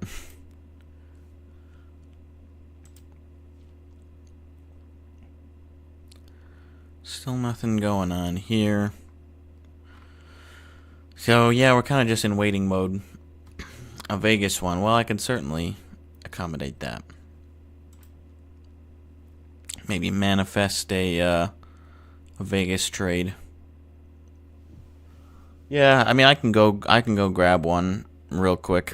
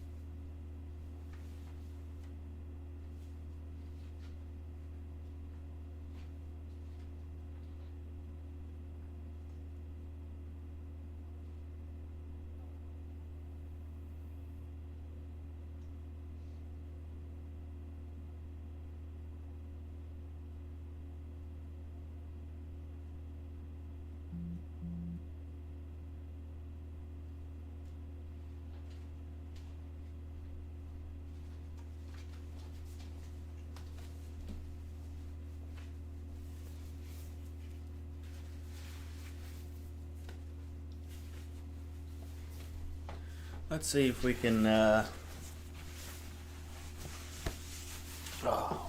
we can manifest getting William Karlsson back into the lineup, back and healthy again. Are you a Vegas fan too, Steven?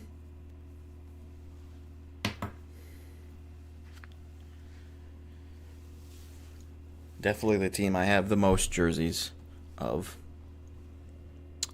Zach Jones, so we already see him. We already saw him on the move, I believe. Oh no, that was Max Jones. Vladar,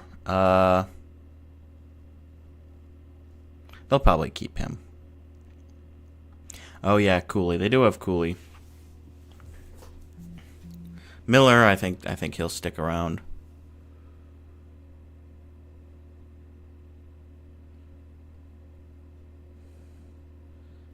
Oh, and I've been refreshing like a madman. Yeah, trying to get the details of the cousin trade. McCann, probably gonna keep him. Yeah, I mean, we're really getting down to it now.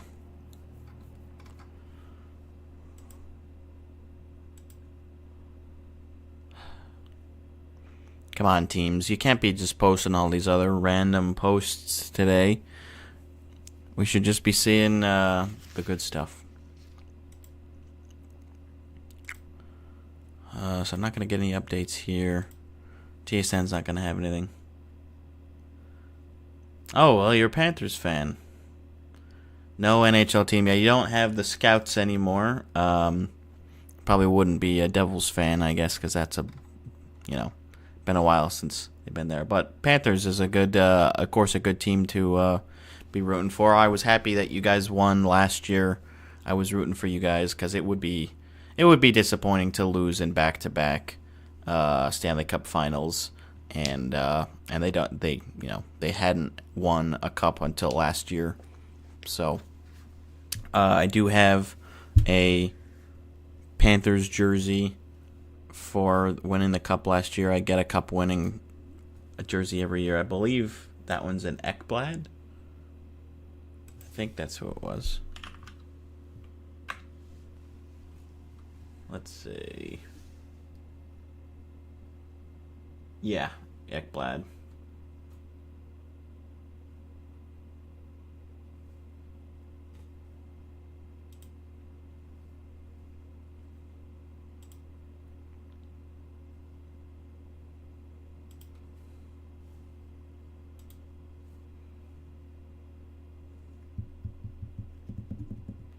Yeah, thank you. I didn't do anything to help Vegas win, but it was a fun season a couple of years ago, and they have a real chance this year. Yeah, I mean, Kansas City's definitely not a front runner for a team, but it's not out of the realm of possibility. I think the NHL has had some discussions about expansion to Kansas City with a couple groups before.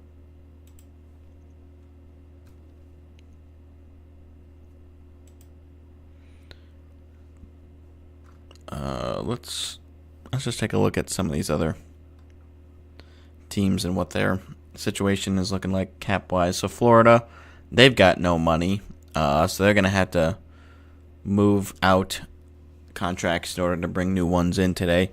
Do you know, what are you looking for Florida to add, if anything else? Because they've already added Seth Jones just a few days ago, so they don't really need a whole lot. They just need to get healthy. All right, the hat trick questions are in. New Jersey versus Winnipeg, St. Louis versus Anaheim, and will there be a shutout tonight? Okay, I am going to go with New Jersey because Winnipeg's on a back-to-back. It's technically with travel, but it's not very far. I'm going to go with Anaheim, and I will say no shutouts tonight.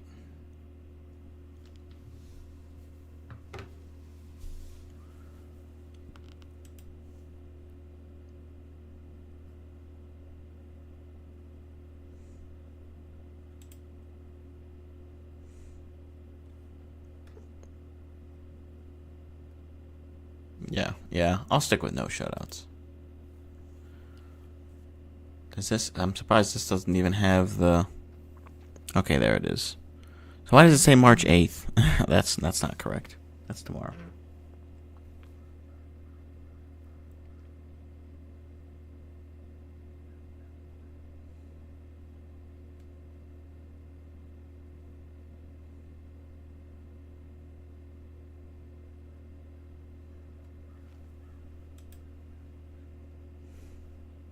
Seven posts.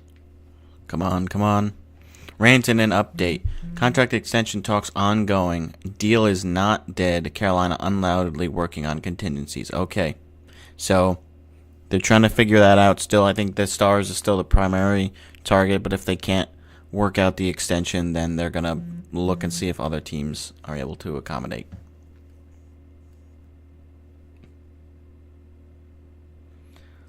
Oh, thanks very much, Steven. I appreciate it.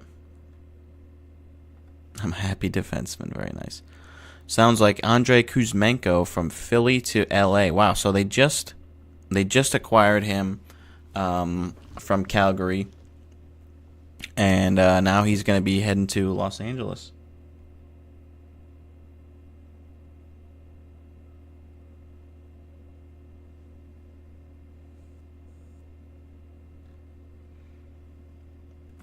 Yeah, staying healthy is always the goal, right? Getting healthy, getting guys back. It's unfortunate when a really solid team has a chance, and then the injury bug comes through, and you can't make it happen. Sound like trade talks are picking up on Canucks Brock Besser. Nothing imminent at the moment, but more likely than not that Besser is on the move by 3 p.m. Okay. We've been saying Minnesota for a while. We'll see if the bingo square reigns true.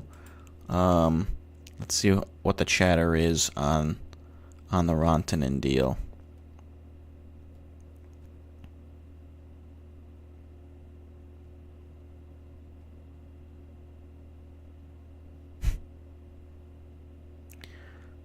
This random account just says Panthers, 1 like. Yeah, a bit of a non-update, but, I mean, that's okay.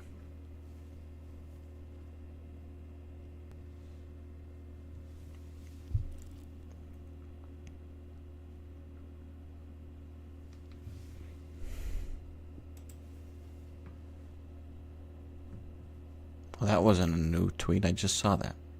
Anyways, that's okay. Yeah, it's tough. We don't really have a lot to do in the meantime.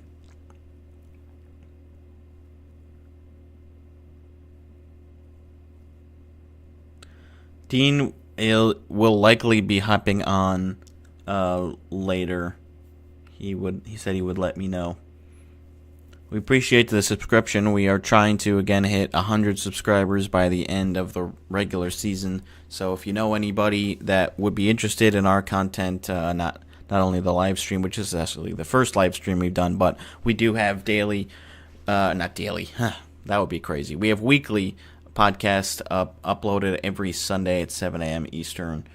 We appreciate you, Steven, for tuning in. And feel free to comment whenever you get the chance. Or we have the email address as well, and we have the phone line where you can leave a voicemail too. So there's lots of ways to engage with us when we're not live as well. You can tweet at us online. We're at Bread Hockey on Twitter. Okay, there we go. There's the full details. So, Kuzmenko heads to LA for a 2027 third round pick. 2027 third rounder going to LA.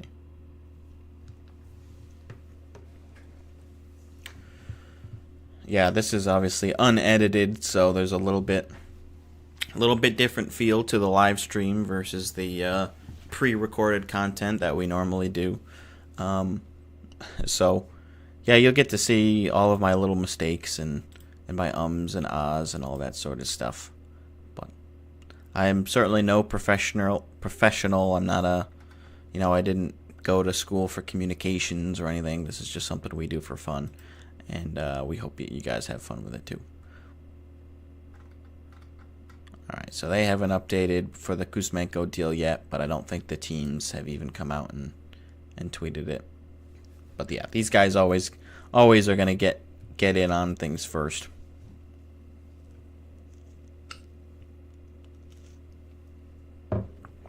Let's look at Kuzmenko.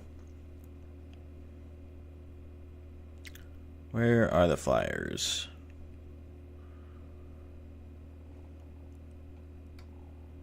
Oh, I just saw him. Hi, Emma, bro. Thank you, Zach. I appreciate it. Tell him to wear that B jersey. Okay. Steven, thank you very much. I appreciate the support. Kuzmenko, 29 years of age, $3.5 million. Likely no. Well, I don't know if there'll be salary retention or not. We'll have to look at what LA's cap situation is. Let's take a look at his stats for this season, split between Calgary and Philly. So, 37 games with Calgary this season, 4 goals, 11 assists, 15 points, and then 7 games, 2 goals, 3 assists, 5 points. So, 20 points on the season in 44 games. Nothing to write home about. He's not gonna, project to be that first line, second line player like he was when he was drafted, but I think he's still decent. Yeah, the alternate jersey with the yellow B, he should be able to wear that. We can certainly ask for him to if he wants. I know we'll see how long he's on for. It might be I know he has a friend over that they were thinking about doing some skiing, so we'll see what his schedule looks like today, but hopefully he can hop on for a little bit. 197 games played, 140 points. Not too bad.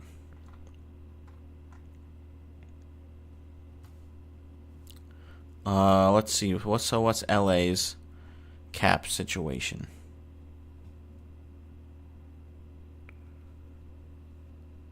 $3.345. So there probably will be some level of retention unless that's their last move today, because I think he makes 3.5 we just said. Kuzmenko, yeah. Oh, 5.5. Okay. So definitely going to be some level of salary retention there. Unless something else is happening, but it sounds like it's just a pick for the player type of deal. Yeah, we'll keep on this. See if there's anything else going on. The Great Jace.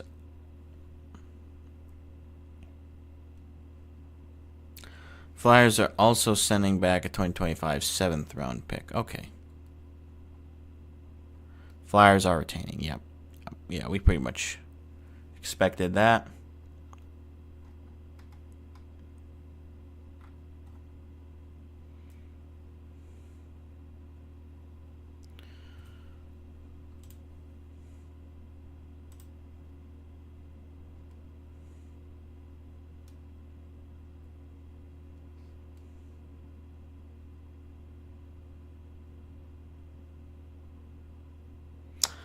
Yeah, you work nights. Yeah, I mean, obviously we took the day off today, so to cover the trade deadline. So it's a bit of a weird time. Normally, I'm just kind of refreshing Twitter throughout the day, at work. So, a little different, but we appreciate you tuning in. And yeah, no problem if you gotta sleep. That's definitely a priority.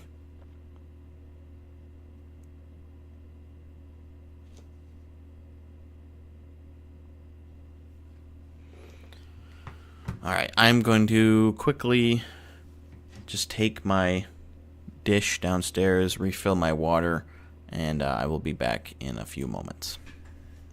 After I check this. 50%. Okay, 50% salary retention.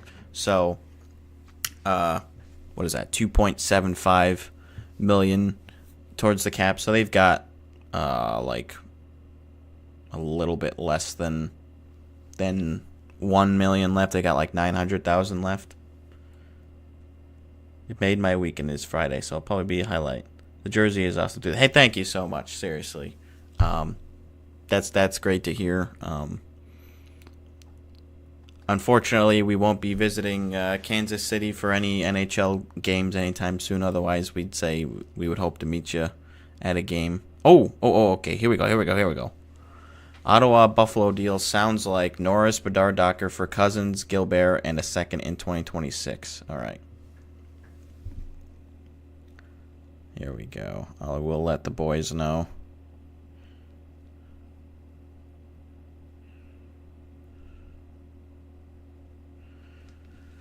Okay. A second round pick. Wow.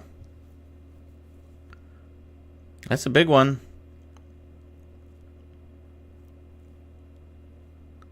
Oh, wait. So Buffalo is giving a second round pick? Jeez. I don't know about all that. Sens won this so easily, man. Yeah, a lot of people are pretty happy. Oh, this guy says Sabres W. Trading Norris out of Ottawa sounds like it'll keep Tkachuk happy. That didn't sound right to me according to what Owen was saying. I don't know much about Gilbert, but okay. We'll get more updates. I'm sure more will come in on this over the next couple of minutes. Yeah, the Blues are kind of close. Obviously, and I'll be getting over there at some point to see a game, but we don't have anything planned for this year yet, and probably not. But I'll be right back. I don't know why I put these in. Still wasn't listening to anything.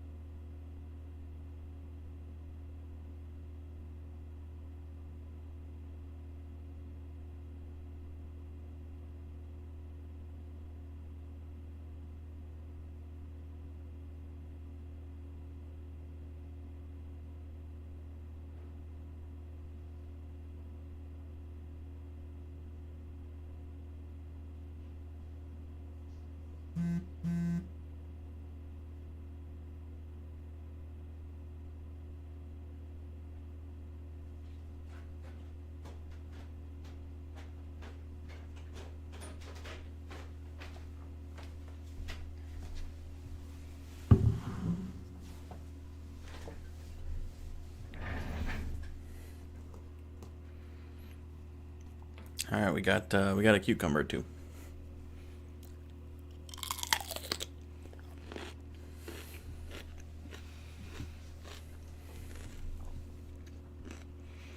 So, all right. At this stage, I'm going to put an X over the interdivisional trades.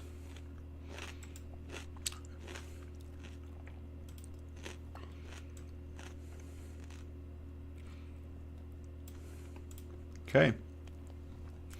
Cool.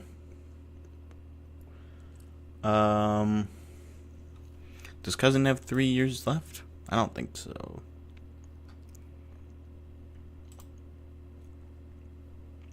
He does. Okay.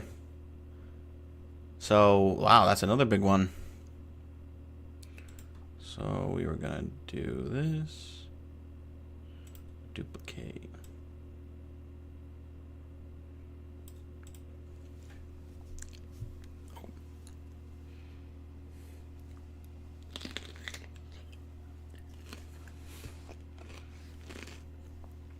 Oh, I just realized I forgot. So this is supposed to be 3 p.m., not 5 p.m.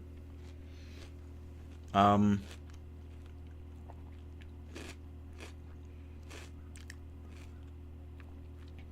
don't know for the extensions. I'm not going to consider the Zucker extension an overpay. It's a little high, but it's not an overpay.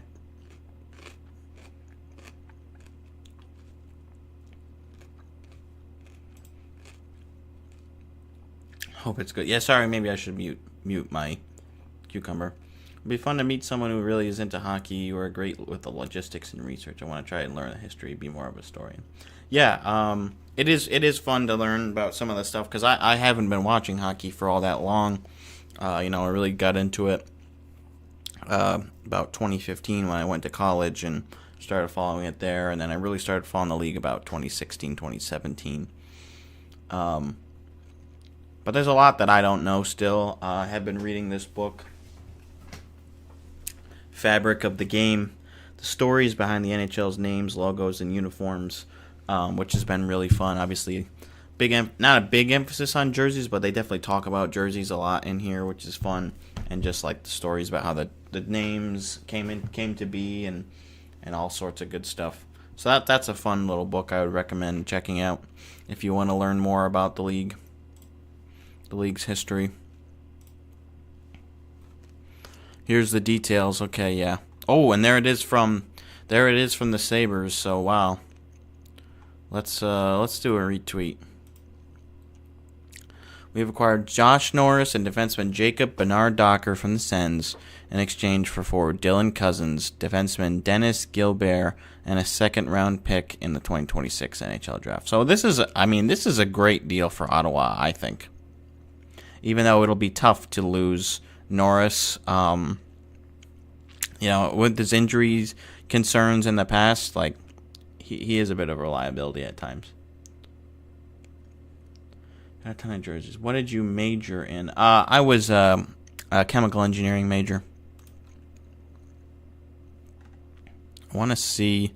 I don't really know much about Gilbert.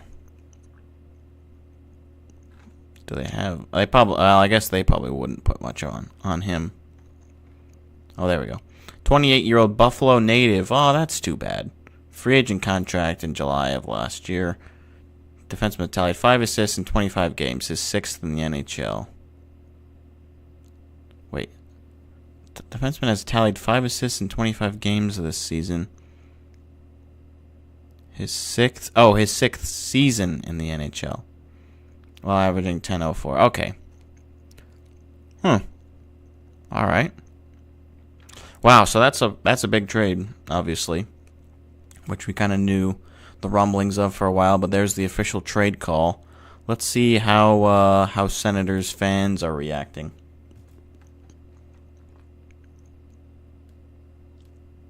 So not okay. This is a long-term play. Okay, so this guy's on Twitter a lot. I've seen him since talk. Let's see how it plays out before we hate on Cousins and the Army. Incredibly tough to lose Norris. Fan favorite, key fixture of this team's rebuild. Yeah.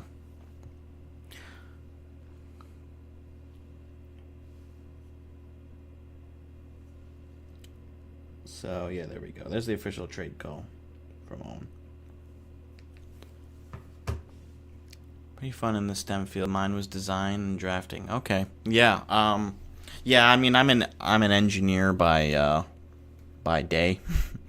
Kind of. Like, not really. I work for the health department as an engineer, but I don't do a ton of actual engineering review.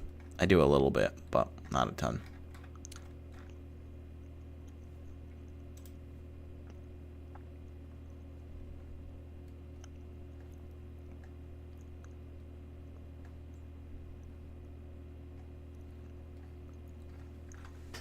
Cool. But I think that's it for what we can mark off on our bingo card. Don't think we have anything else. No sign-up trade, no third-party broker, no goalie yet. Captain has not been moved. Besser's still in limbo. Buffalo trades out 2 players. Oh yeah, we can mark that one off.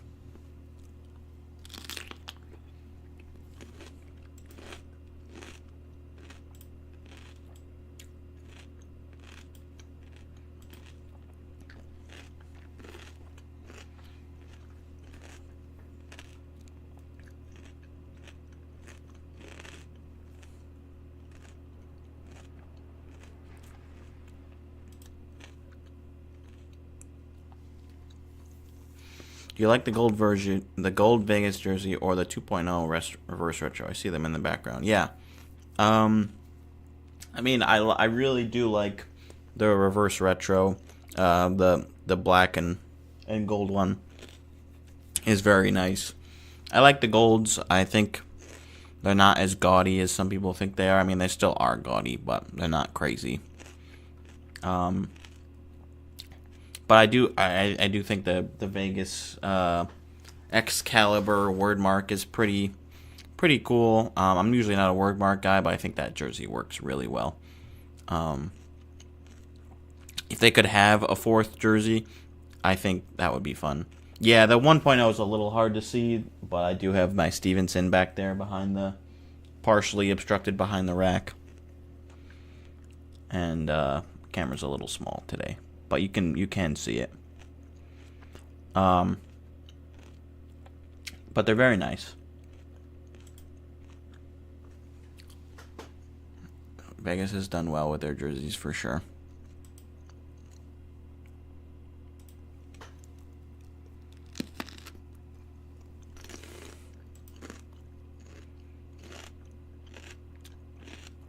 Yeah, I have another gold one that I thought about wearing. I have an Eichel, but I ended up going with this one today. It's a little scratchy. Because it's like metallic fibers, so it's a little tough when you don't have like a long sleeve underneath. I guess I could have kept my purple sweater on, but that's all right.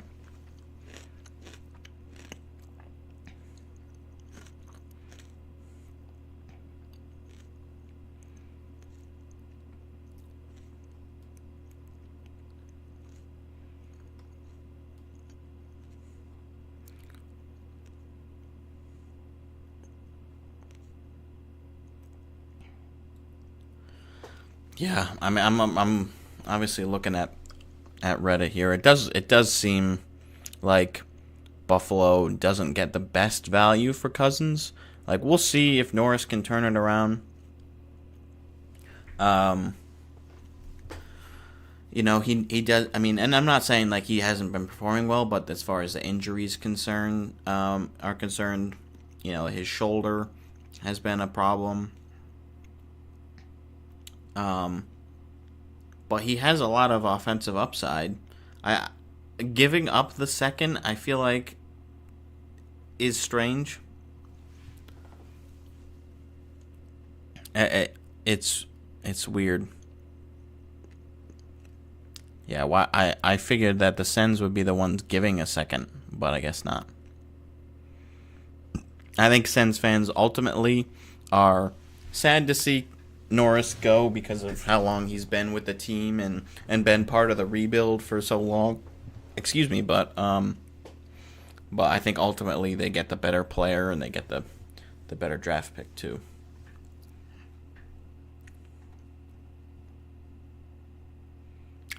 Now, Steven, I love talking jerseys, and there's only so much going on as far as the trade deadline right now.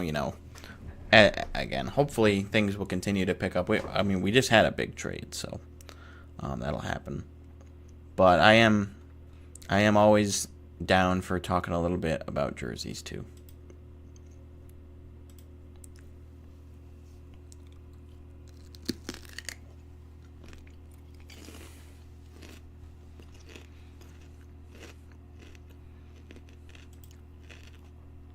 Let's see how Cap Wages is doing with their trade activity. Alright, so they're a little behind. They don't have Kuzmenko or Cousins trades done yet. But that's alright. Let's see how TSN's doing. Alright, they're doing well. Definitely a major trade.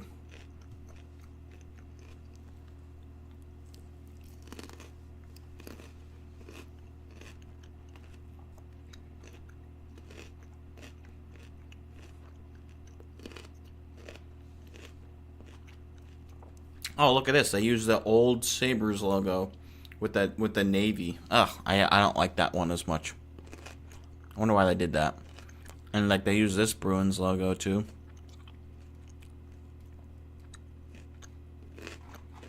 Interesting. How is jersey sizing with Adidas? Are all of yours the same size? What's my favorite brand? So,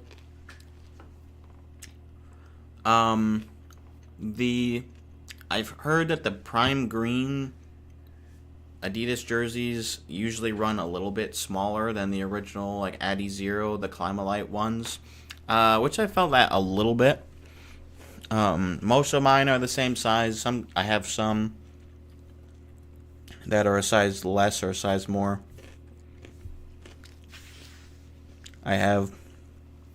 Typically I wear a size 46, which is a small, but I have some that are size extra small or 44, some that are size 50, and then I have a few others that are like other random sizes just because they have their James Neal jerseys, which I have a full James Neal collection for all the jerseys he wore, or at least he played an NHL game with. Like, he tried out with Columbus on a PTO, but he never, signed a contract. So I have all of his NHL jerseys. So some of those are a little bit big on me, but I just got them because they're Neal jerseys. My favorite brand, I really mostly have Adidas, like 90 96% of my collection is Adidas. I have some Fanatics, the old version and the new ones for this season, and I have a couple random ones. I have a few Reeboks. I don't think I have any Cohos or anything, and then you have Bauer and K1, I think, is the other jersey for the PWHL New York.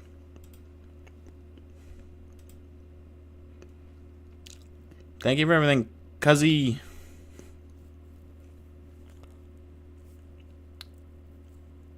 Yeah, so that's the blue that we're looking for. But I think this is an exciting trade for the Senators. Hopefully it doesn't blow up in their face, but I like it. We'll see where he slots in.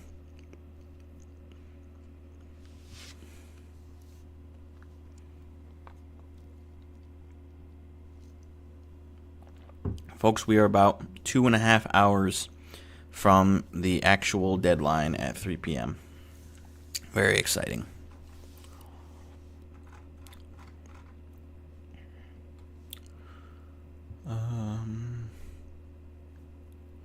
So let's see. I mean, we pretty much looked at all of these. The crest, the back of them look nice, and the texture. Yeah. So the dimples are an Adidas staple that did not stick around with Fanatics, and the Made in Canada jerseys, the on ice ones that the players wear, have the much more prominent dimples, which I only have one of those jerseys. I would not be able to have this many jerseys if they were all the Made in Canada versions. Absolutely not. But it's nice to have one, and maybe I'll get a couple more along the way, or some of the authentic pros, which is the Fanatics version. Oh, here we go. Mikko Rantanen and the Dallas Stars are closing in on an extension. 8 years, $12 million would get the deal done. Okay, so I kind of figured that they would not, like, 12 seems a little bit low. Yeah, like Mikko caved, I feel like, because it doesn't seem like that was what he was initially asking, and I feel like the Canes offered that much money. So maybe he just really doesn't want to stick around in Carolina, or Canes offered a little bit less than that. I don't know. I felt like I had heard reports that the Canes had offered him 8x12 or 8x12.5, somewhere along those lines. So I don't know. Maybe he wants to be in the Central, I guess. He's been there for a long time. Or he feels that Dallas is closer to a cup than Carolina. It'll be fascinating to see what the return is on the actual trade when this gets done.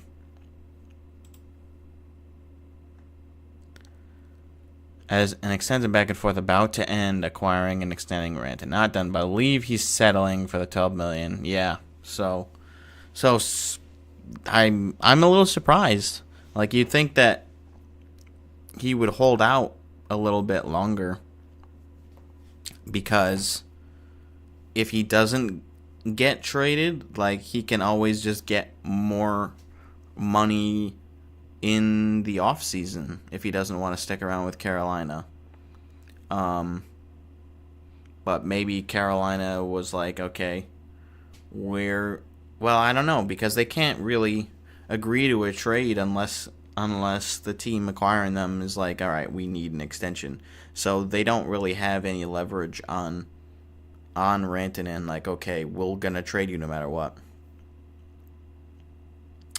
What team did you like before you followed Vegas, or did you just like hockey in general then? So I really wasn't a hockey fan until Vegas joined the league, for the most part.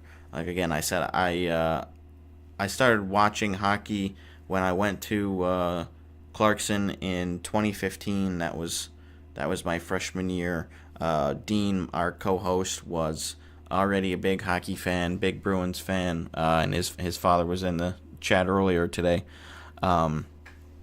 And so he started talking to us a bit about hockey, and we went to the Clarkson men's hockey and women's hockey games at school, and that's where I was like, okay, I really started to fall in love with it.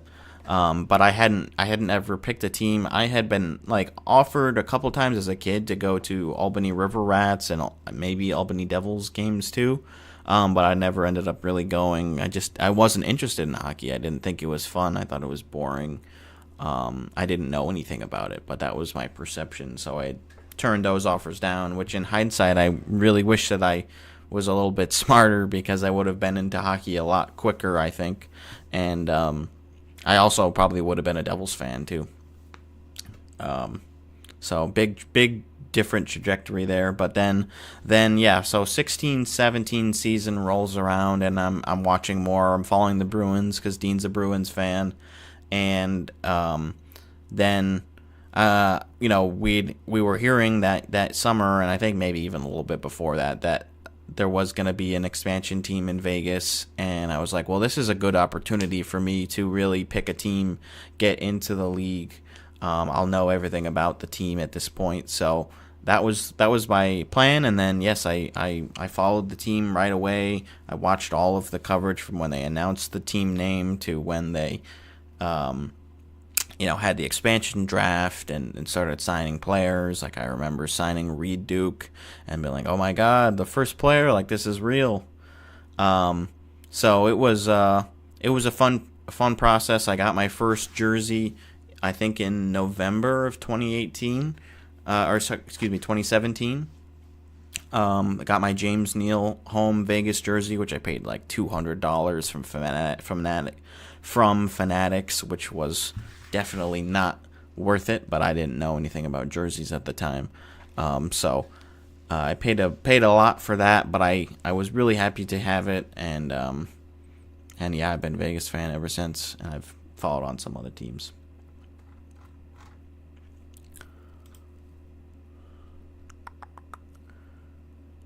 Okay, let's listen to this John Tortorella interview. Why not? I don't have it on the sound on for you guys yet, so I'll have to turn that on. All right, let's turn that on.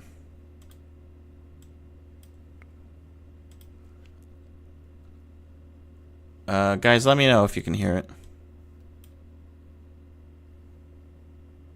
It doesn't look like you guys can. Let's check this.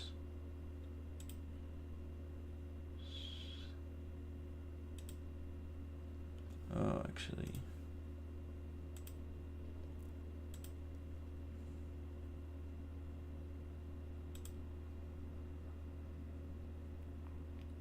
There we go.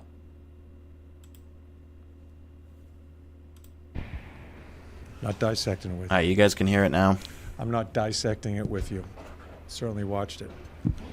I guess, what's your degree of concern regarding the direction of the team after these last two games?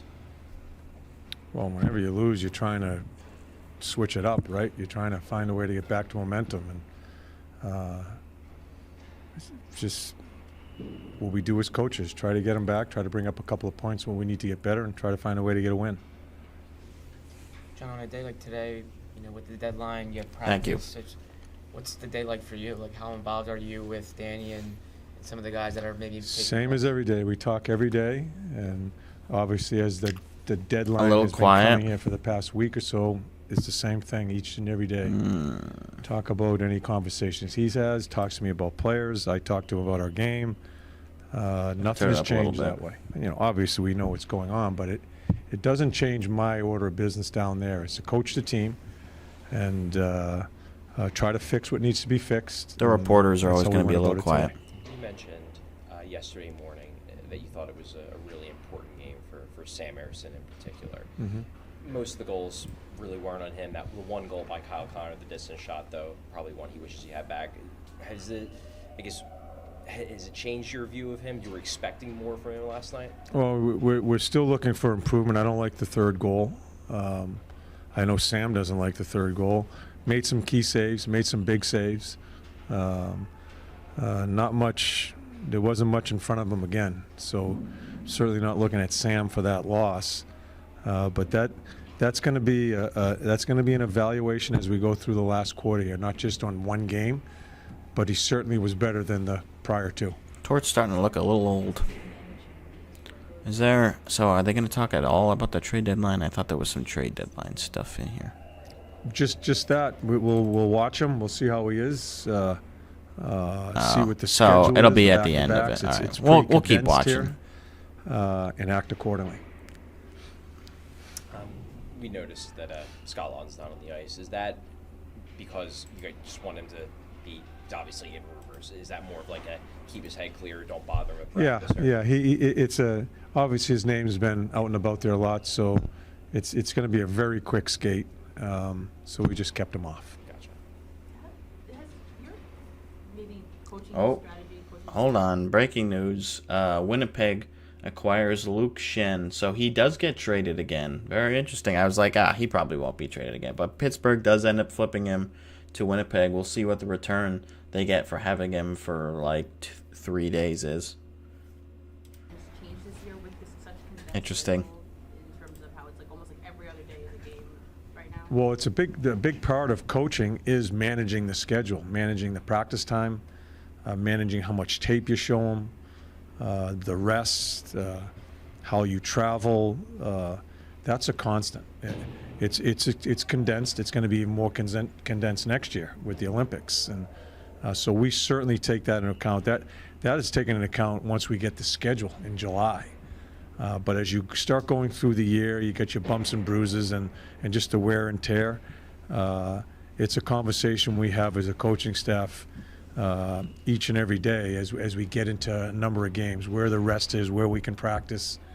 All that comes into play all the time. Does it help almost after having maybe these 2 games where you didn't see what you wanted to see from the team that there's literally a game immediately after? It feels Yeah, I think the guys want to play.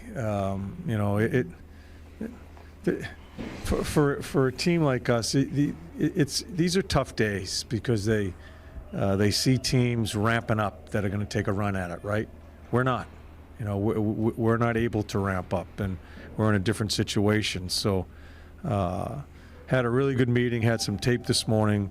Practice them, but they want to play the games, and I think the schedule lends itself to that. There's not going to be much more practice time. It's going to be mostly games. John, it hasn't been officially announced, but multiple insiders have reported that Andrew Kuzmenko was traded to LA for a 3rd-round pick.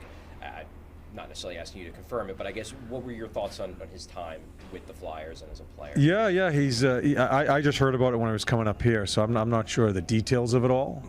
But good kid, full of energy, very skilled. It's tough to give a full report on because I just haven't had him long enough. But I liked his energy. I don't think there was really a connection when I tried TK and him. Have tried TK, and it just hasn't worked. I tried him and Misha a little bit last night. So it's a guy that obviously the book him is the inconsistency. He's really good, then there's some struggles. So I do believe that happened, and I wish him nothing but the best. It's been a good experience for me with him. I hope for him with us, trying to find and try to help his game. But you have a skilled guy like that, and maybe he connects with a player or something like that in LA. Maybe it'll help him. So I wish him the best. Was there anything that Good things to say. done here to for you guys to stick around? Or was the vision always like that you were probably gonna get him somewhere No, else the instead vision of- was it just came down to me right before I came up here, and so yeah. Okay, Flippo. That's where. We're going to grab Flippo now. Yes, I will do Discord. I just need to add the bingo card to my normal overlay. Oops. Okay, we'll, so, I mean, we got most of what we needed out of there. All right, let me quickly,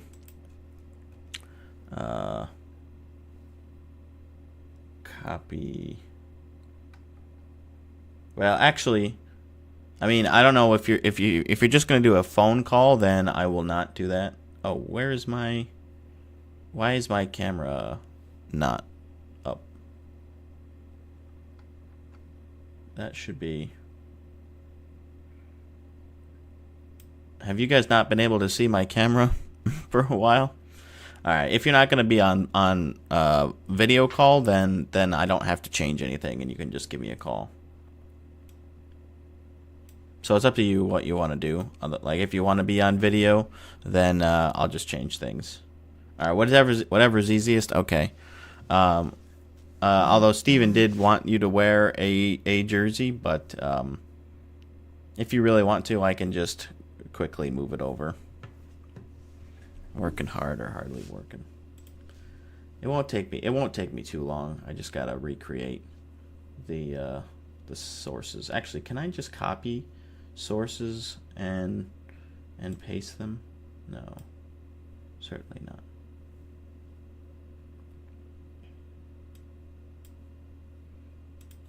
Hold on. Oh wait, I don't want to switch to this, but I want to.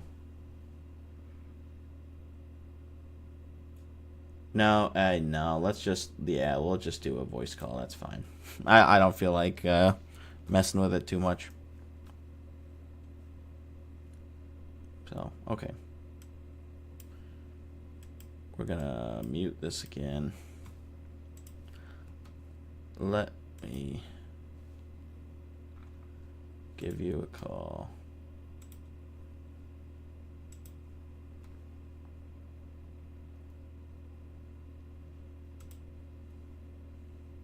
I should probably mute this now, huh? Oh wait. What's muted? No, I was thinking I should probably mute the video. I don't have to hear you twice. Oh, right. But I still want to see your bingo card. Yeah. I think I was like, I don't know how the overlay is gonna work with the two of us, and I didn't. Yeah. I that's one thing I didn't plan for. Everything else I tried to plan out last night. But okay. We're about to get another 3 in a row on the D column, perhaps. Rantanen. Yeah. So that sounds like pretty much done. We just saw Luke Shen, the Shen deal.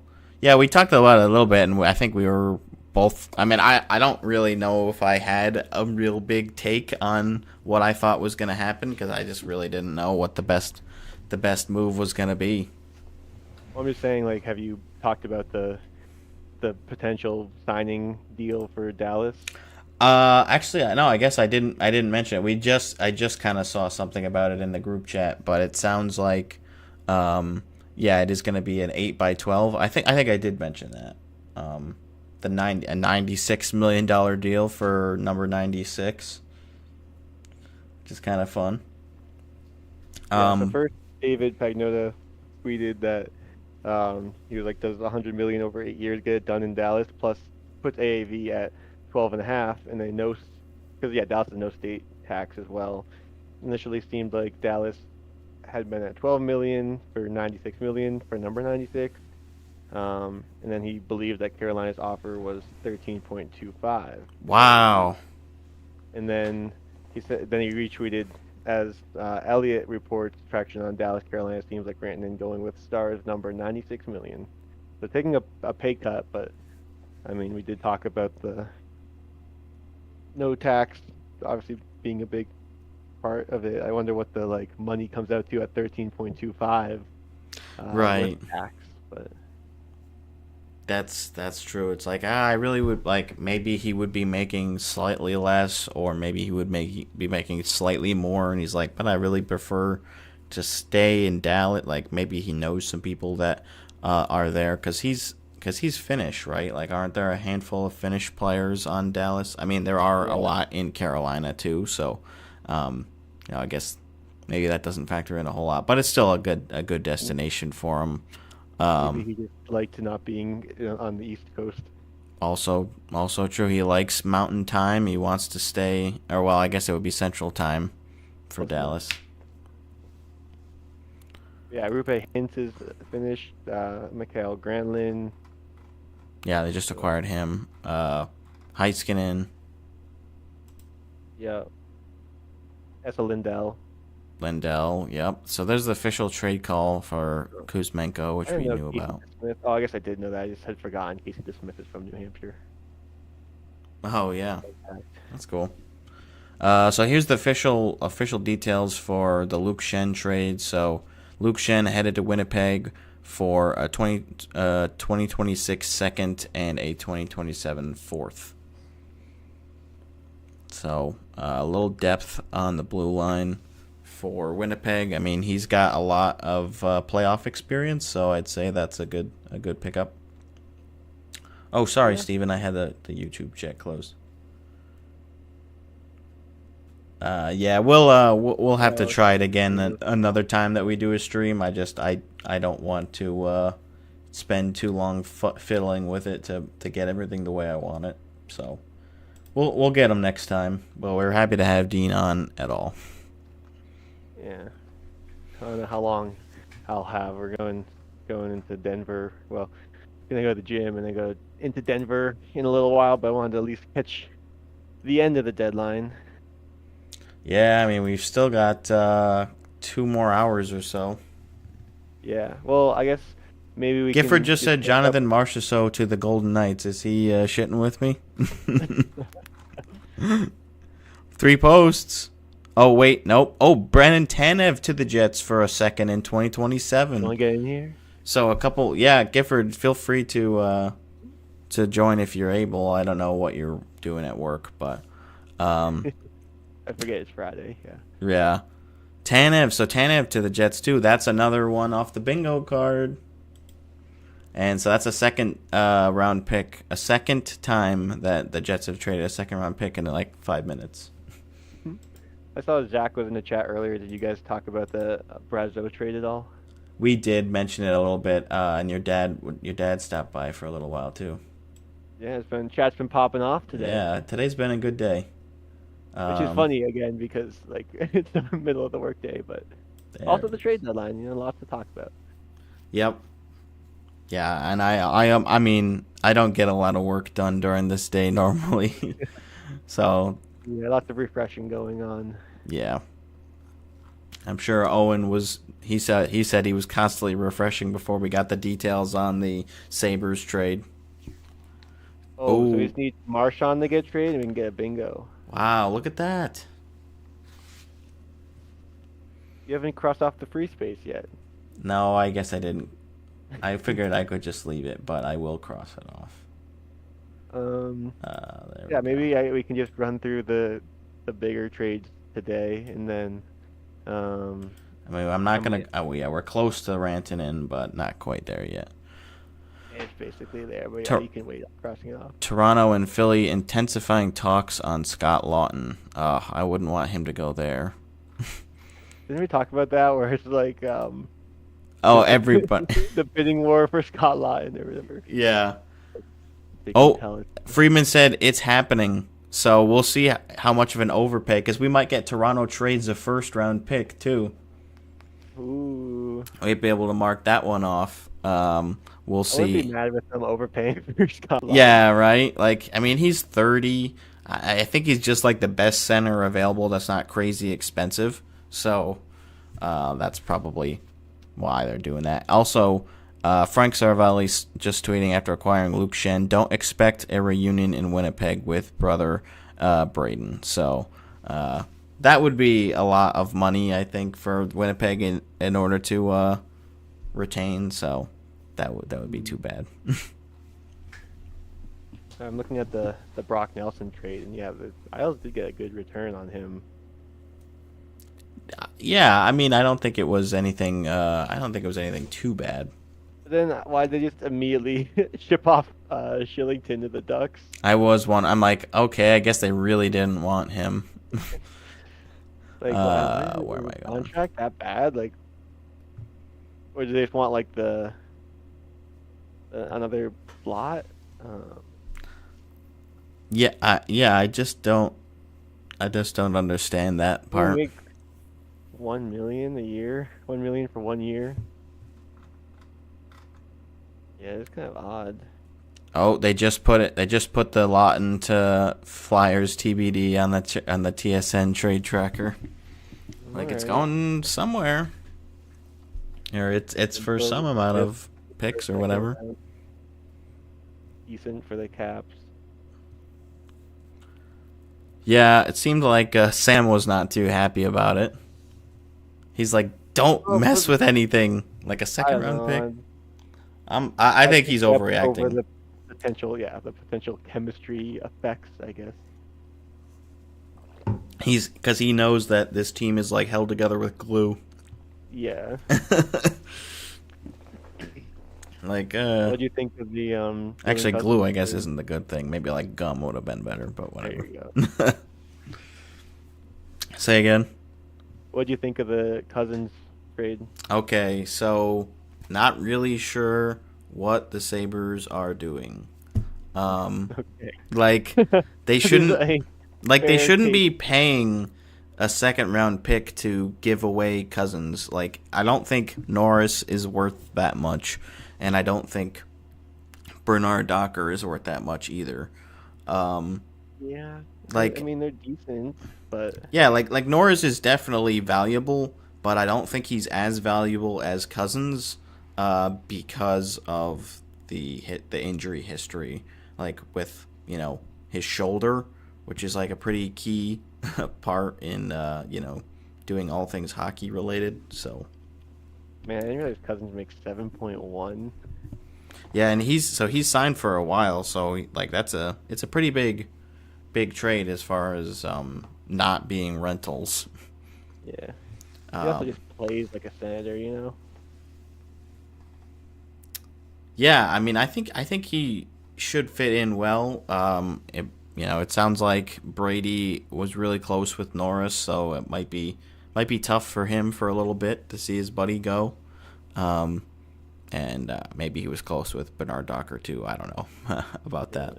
But yeah, I think this is overall a win for the Senators, and hopefully both teams perform well with the trade. Like, both teams succeed, because I'm obviously hoping the Sabres eventually do something in the playoffs. Mm-hmm. Oh, Gifford was just popping in. He said he's working. Too bad. You think Vegas does anything else today?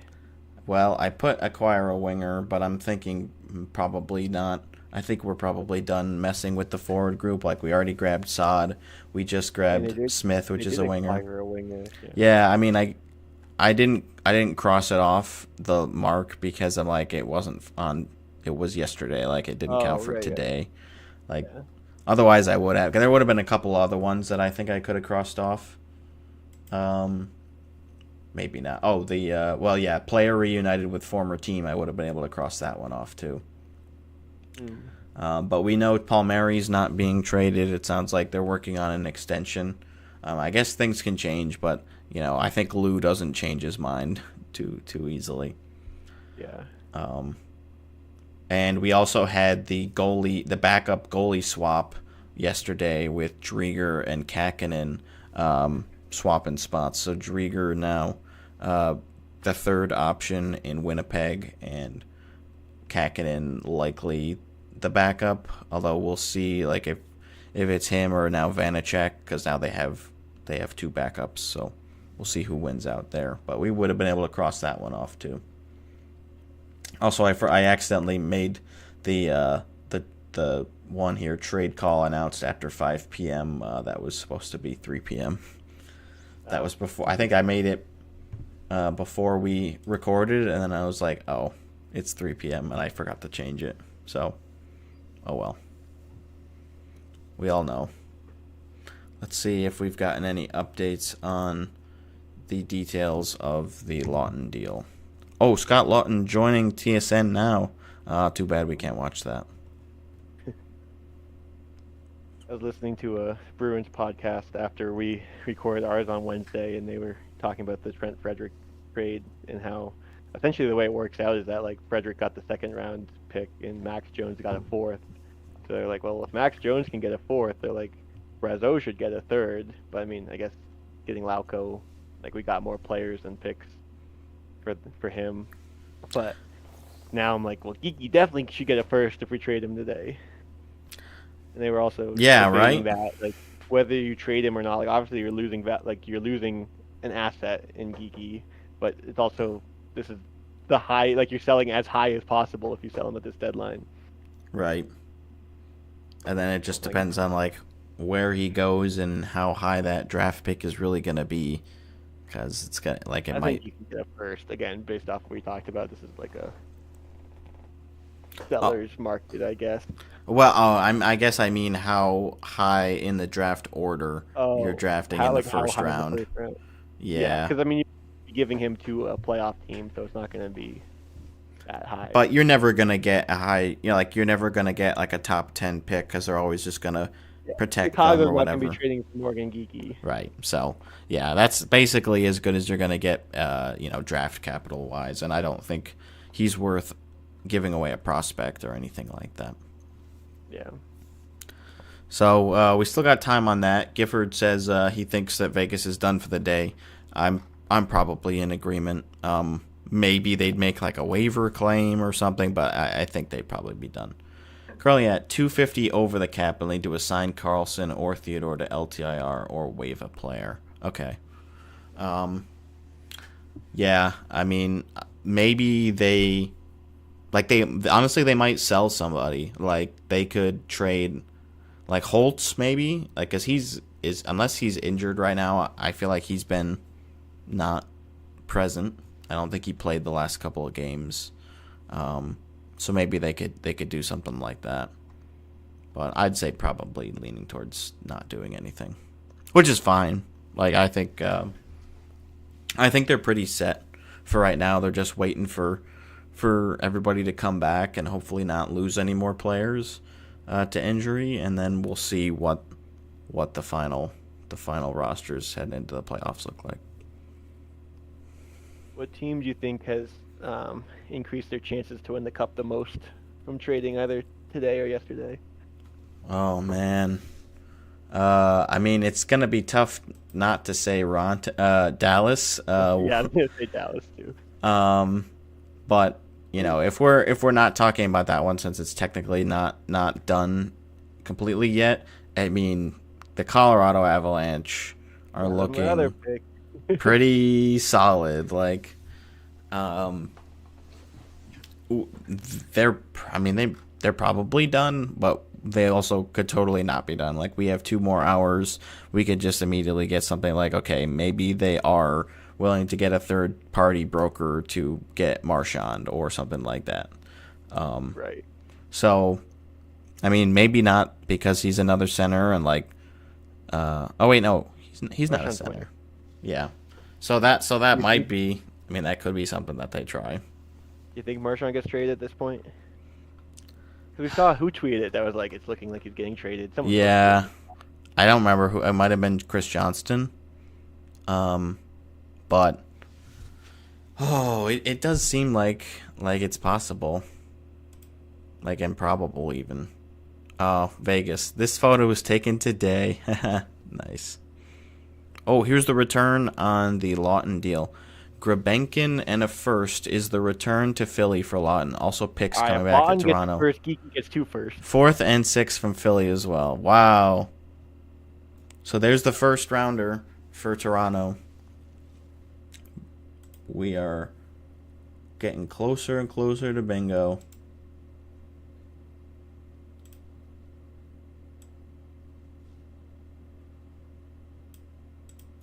Yeah, I mean, Geeky, like, I could see, like, a first and a third or something. Yeah. 4th and a 6th from Philly, okay. Talking about Marchand getting a first and a prospect, I'm like, maybe Geeky gets first and a prospect. Like, not a good prospect, but a prospect. So, do you know anything about Nikita Grabenkin?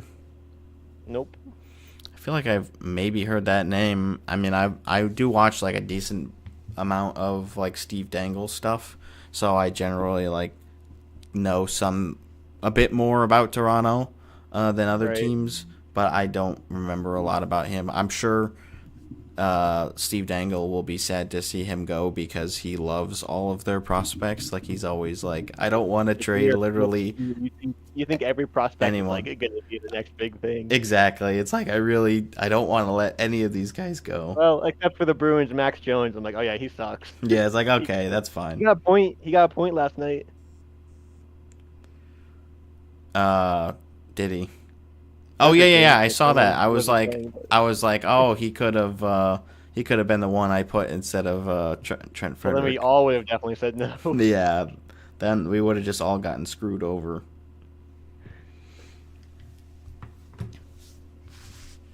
Let me see let me look at his elite prospects page.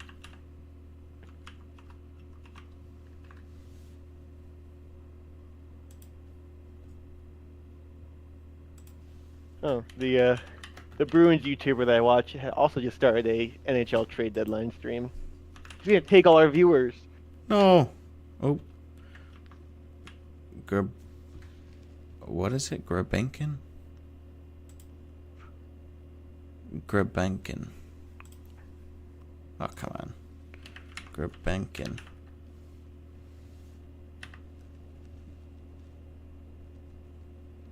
Must be this one, Grebyankin. Toronto Marlies, okay.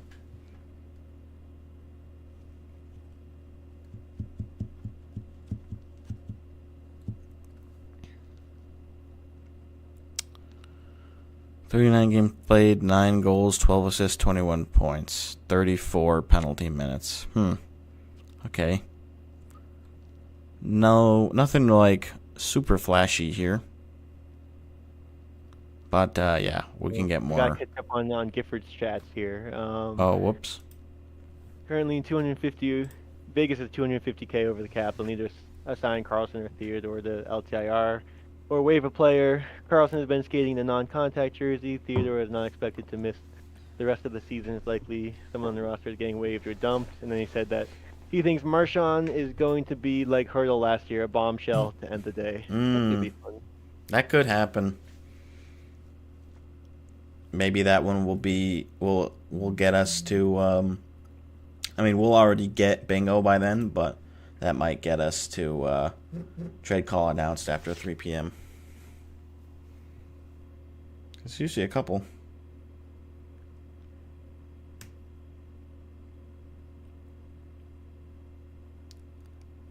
Sam said maybe we do need to make moves after the Scott Lawton trade. Yeah, so as far as what Toronto is getting, like, how do you feel about Toronto now with Lawton? Like, are you scared? Not really. They're not even on my radar because I'm like, well, we're not going to be playing them in the playoffs if we even make the playoffs. Well, I guess scared for them doing well in the playoffs and being sad. No, because they're still the Leafs. Well, there you go. I think the Cup winners in the West this year. It's or Florida again, I guess, but like. Yeah, they also look good. The other room. Noah. You're right. I'm trying to think of another good well-known artist name. Or lead singer. I don't know that many of them. I was surprised that I got Noah Sebastian actually. Vessel. Yeah, Vessel. That's an easy one. Well, I guess if you don't know, but yeah, Vessel. Vessel's just around the corner. Mm-hmm. So, okay. It definitely helps that Max Domi is now not going to be your third line center. I think he has some randomly good playoff moments, but other than that, he's not good. Yeah. So I do think that helps. Maybe then they put Domi on Tavares's wing, with Nylander, and then Lawton with McCann and probably Domi, and then I don't know. They probably bump down either Lorentz or, well, probably not Yarncroc. Probably Lorentz or Kampf. But that doesn't look too bad. But again, it's like, it's all just theoretical, you know. They do this every year where they load up at the deadline like, oh, we just got Ryan O'Reilly and we just got, you know, whoever. And it's like, okay, we're waiting, do something. And on paper, they should have won the first round last year. And they should have smoked the Canadians, and they choked that one away. You know, like, again, it's the same old story, but it's exciting nonetheless to see them try. Hear from Travis Green on the new additions to the Sens. That wasn't the Steos presser that I was expecting, but that's okay. I think I might hop off here, but there's a chance I'll come back to chat near the end. 50-50, I'd say. 50-50, okay. I'll take it. If there's a Marchand thing, I'll definitely... It might... If I'm on my phone, it might just be a phone call to you, and you can put me on speaker or something. We'll see. Okay. But sounds good. Exciting stuff. Yeah. Hopefully nothing breaks as soon as you leave. Although, actually, then I'll have something to talk about. So yeah. I guess it's all right. Dean, thank you very much for joining us. We'll let you get to the gym to pump some iron, and hopefully we'll hear from you later. Yeah, good luck with the rest of the stream. Thank you. You guys have a go. Oh, did you check any of the albums out yet today? I have not, actually. I started listening to Tsunami Sea when I started the stream, and I was like, you know what? I need to focus solely on listening to the album or solely on the stream, and I cannot do both. So I'm like, I'm going to save it for later, and I'll probably check out the Imminence one, too. Fair enough. Well, all right. Thanks. Catch you later. Yeah. All right. Thank you very much, Dean, for sticking around. Exciting stuff. So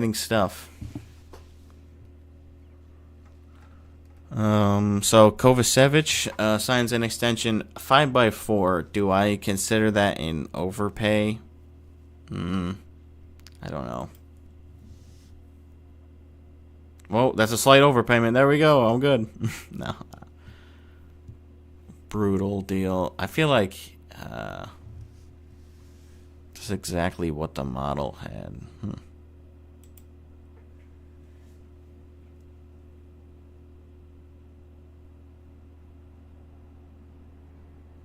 I mean, I don't see how 5x4 matches these comparables, really. I think that's definitely an overpay. But I don't know if I'm going to consider that a bingo.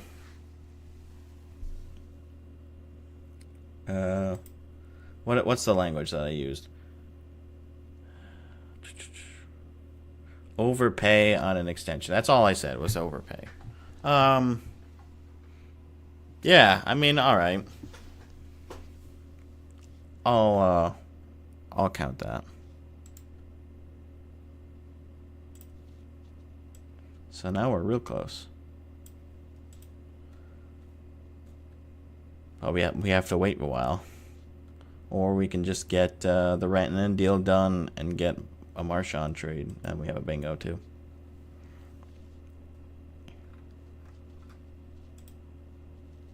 Okay.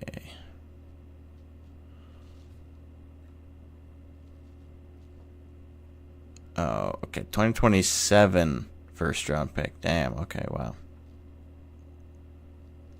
Whatever it is, we're working on. All right. I'm gonna quickly just get a lozenge. I'll be right back.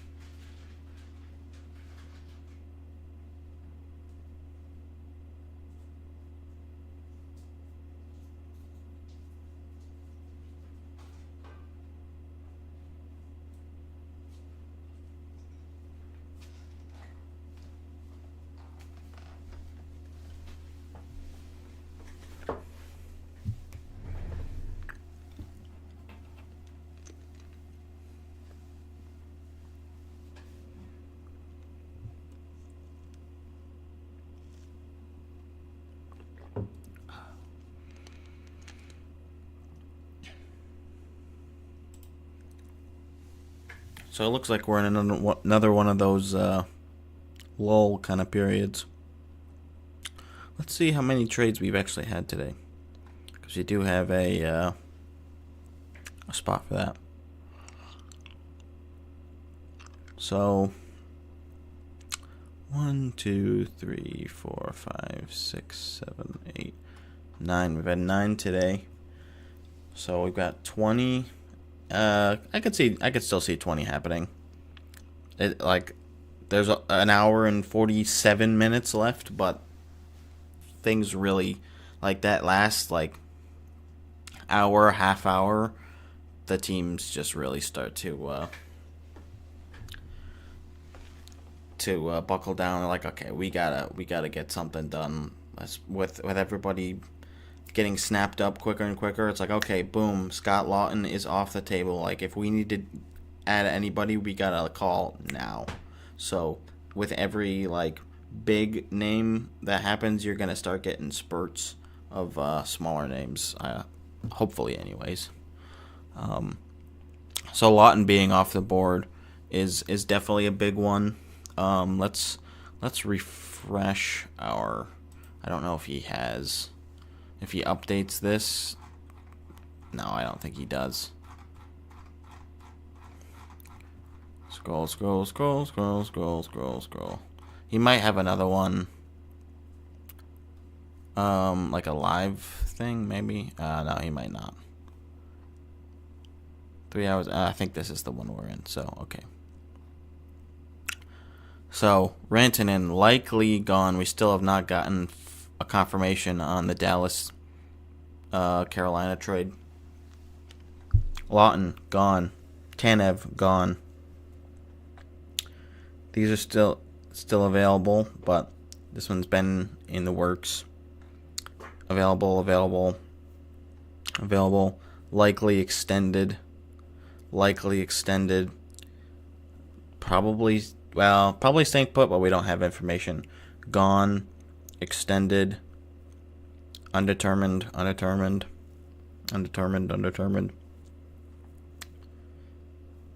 Stankoven, yeah, so I heard that name too. Stankoven expected to be in the return.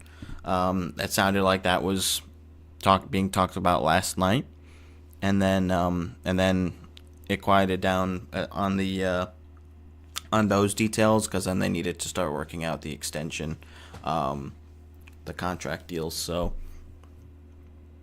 I did hear that. I mean, that would be big.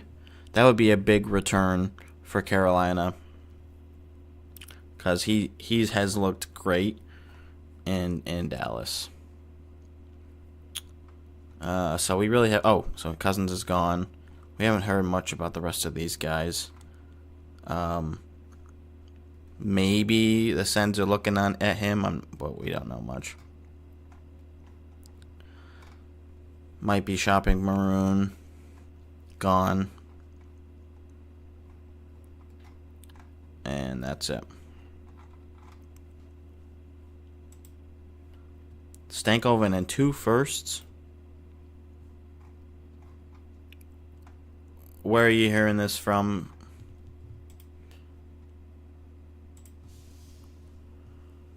Oh, here we go.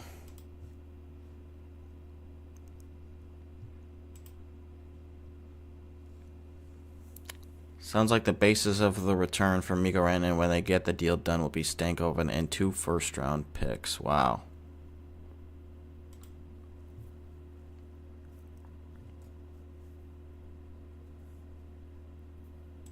That is a big payment, but it's a big player you're getting. Oh, Jeff Merrick tweeted it. I don't think I'm following Jeff Merrick.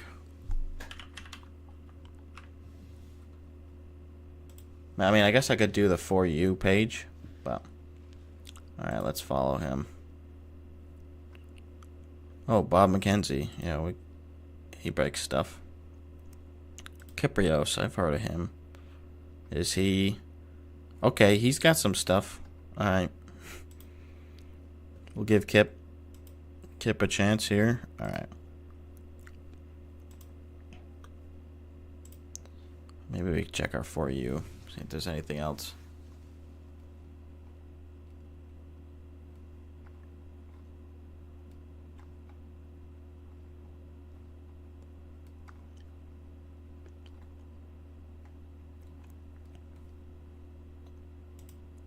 Following Pagnota? No, okay.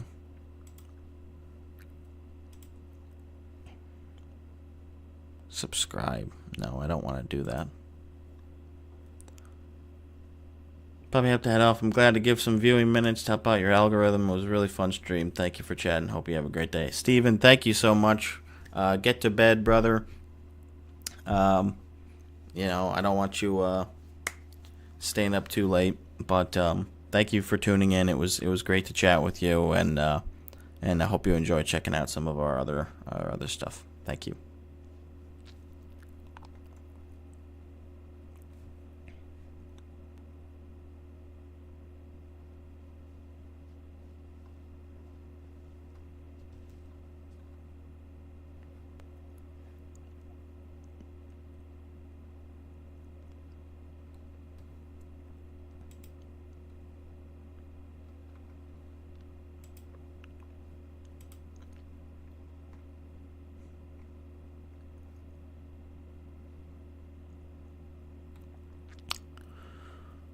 Hearing sides are working on either a 2 or 3 year extension with an AAV under $5 million. Okay.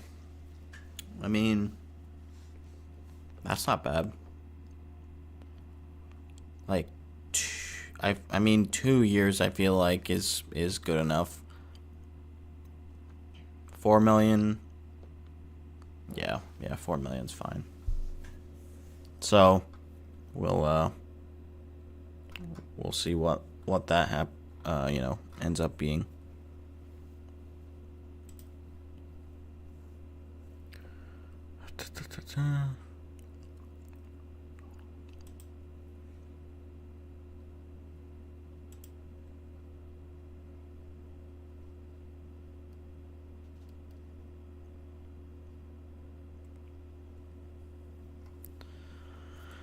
Rantanen trade is approaching the finish line. All right, so it's like moments away.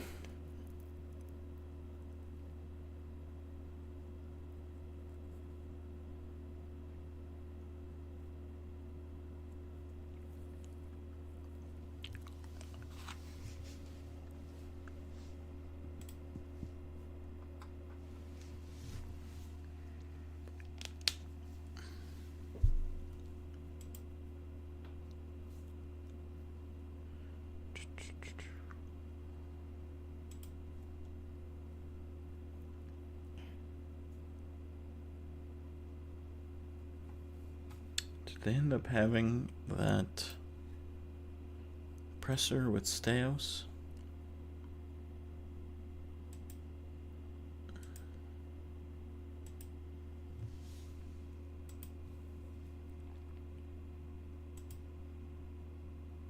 I don't think so.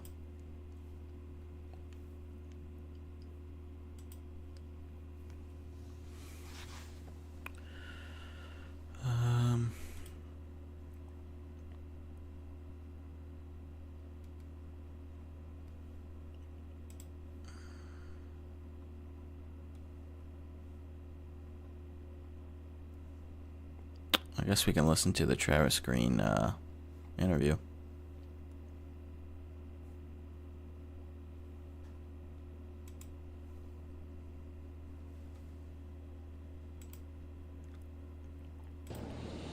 Yeah, it's a big trade.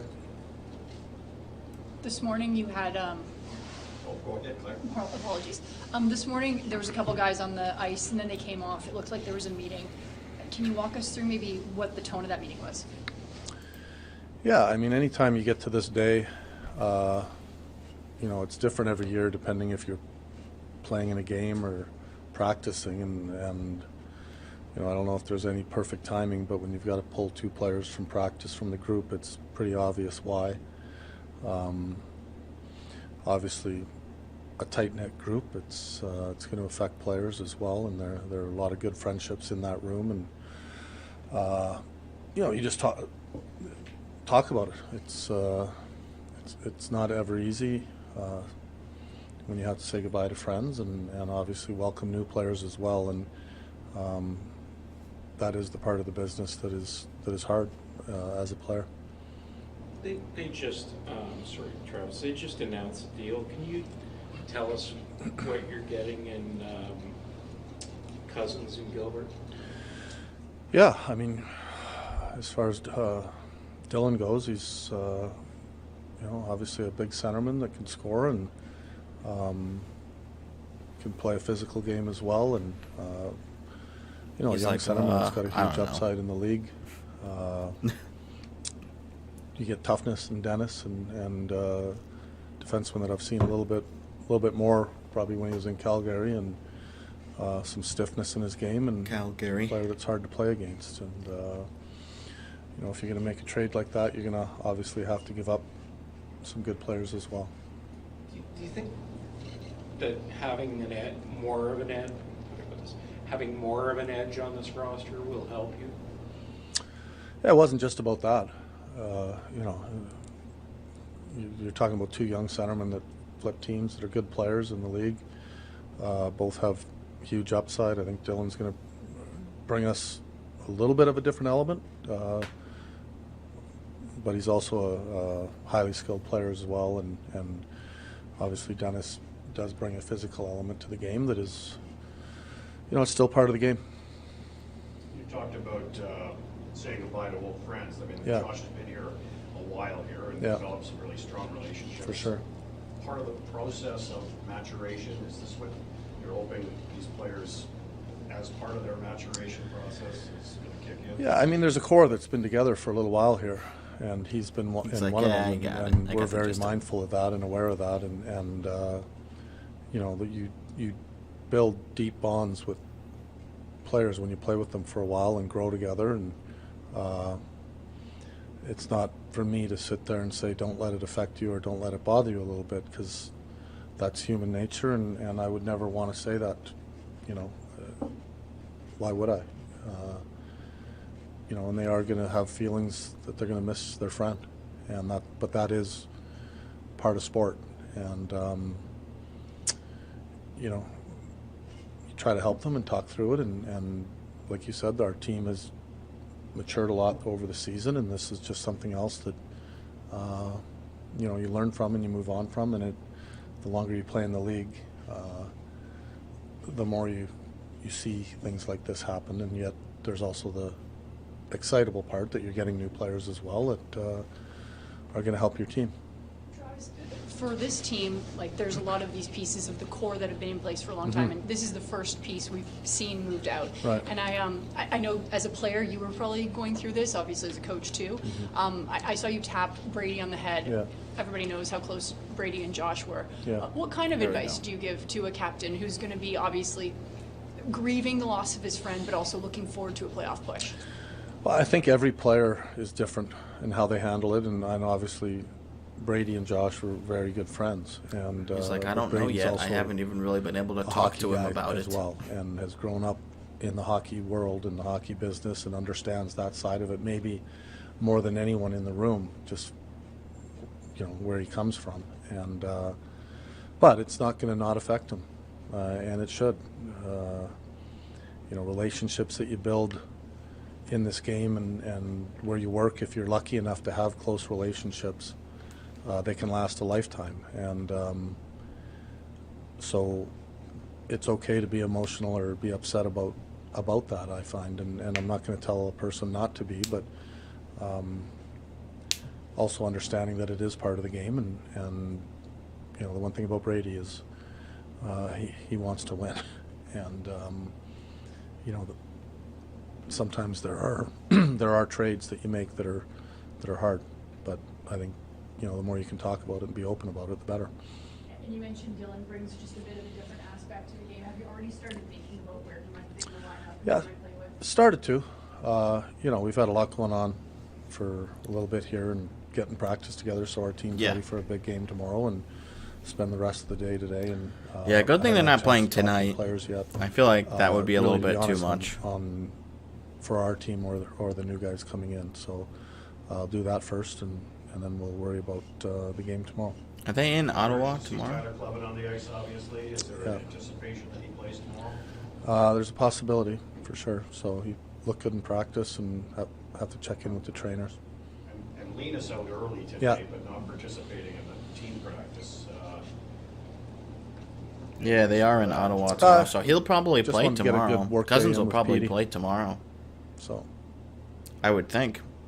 Like, he can get from Buffalo to yeah, Ottawa I don't. tonight. We already have Pence. We got Timmy right and left, but I don't think that was the major component of the trade. That's for sure. All right.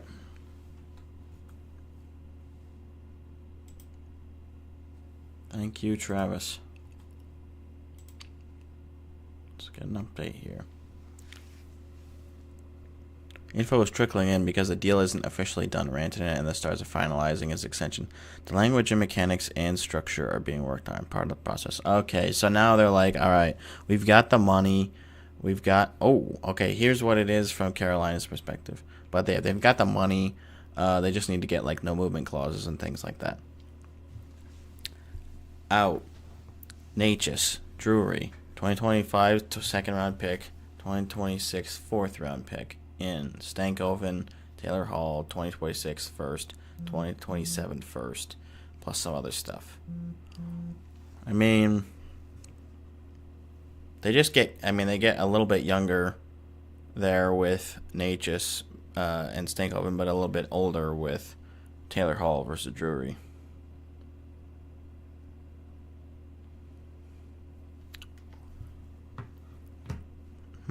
Interesting.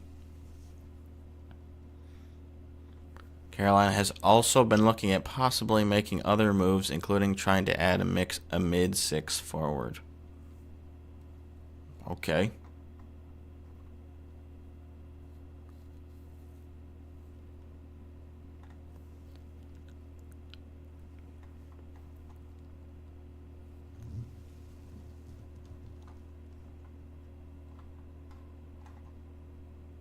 All right. So that's what we got.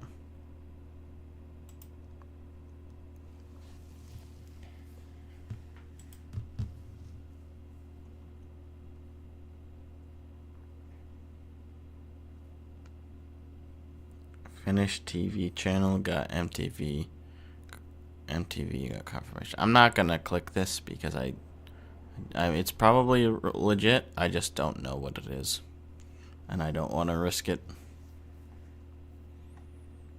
I can wait until we actually get the details.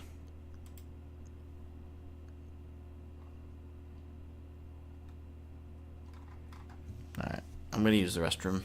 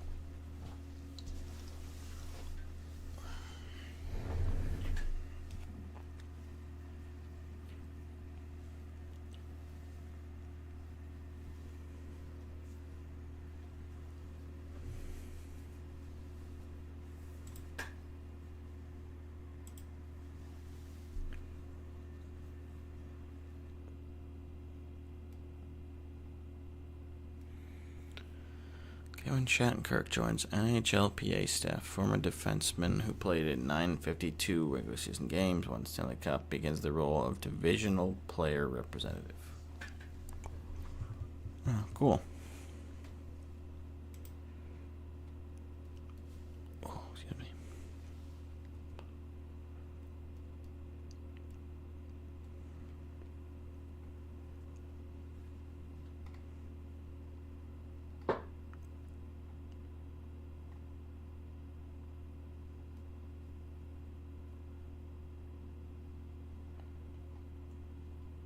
And then Carolina turns around and spends one of those firsts on Besser.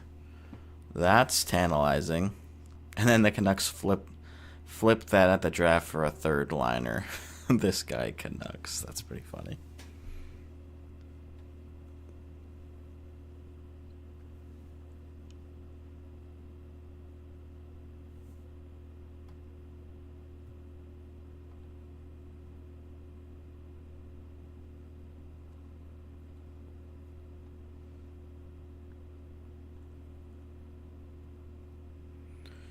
Rantanen 12 million, Hintz 8.45, Heiskanen 8.45, Ottinger 8.25.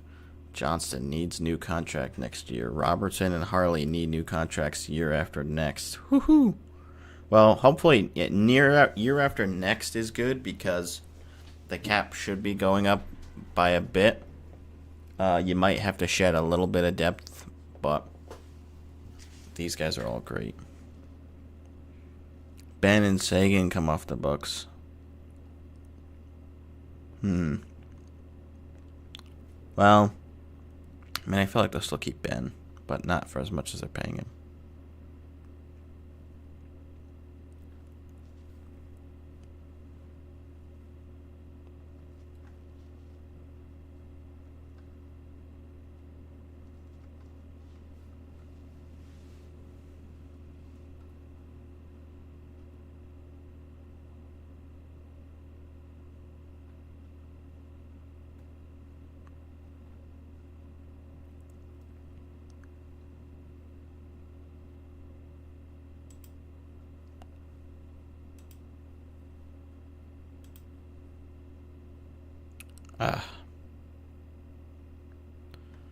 Alright. That's that for now. Dylan Cousins, you're an Ottawa Senator. And it is Cousins, Dennis Gilbert, and a 2026 second-round pick in exchange for Josh Norris. Back for lunch break. Jacob Oh, and Docker, who go hello, buddy. Sabres. It's funny, the initial reaction that if you have the ability to hop on Discord, we would love to have you on. Otherwise, we'll have you in the chat. It's no problem too. An oft-injured player who is older than Dylan Cousins, and he makes significantly more money. So most of the reaction that I've seen so far is Sabres fans going WTF. This trade to me speaks more to the ethos of the Sabres and what kind of team they are. Spelled the Sabres wrong. Dylan Cousins, because I feel like if Dylan Cousins played for the Tampa Bay Lightning, let's say from the start of his career till now, he's probably still on the Lightning. He's more successful, and they're keeping him around, and they're not trying to trade him. But because he's been in this Buffalo Sabres system, he's failed, and they need to do anything to become relevant again. Dylan Cousins, you're an Ottawa Senator. And it is Cousins.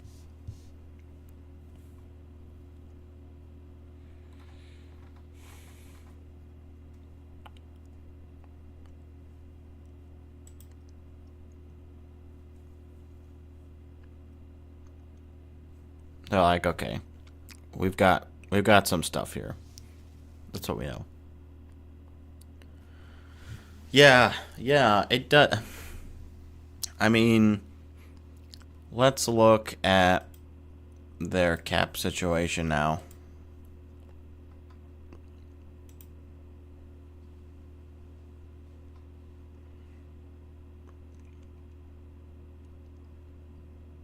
Oh, they haven't updated it yet. It still has Josh Norris on the books. So he has 8.795. Buffalo 7.1. Okay. So they're saving a little bit. They're saving $650 So they'll have like 2.2-ish in cap space when this goes through. Well, I guess we can check Puckpedia. They might have already updated. Puckpedia. I don't normally use this one, so bear with me. Let's go here. It's Ottawa.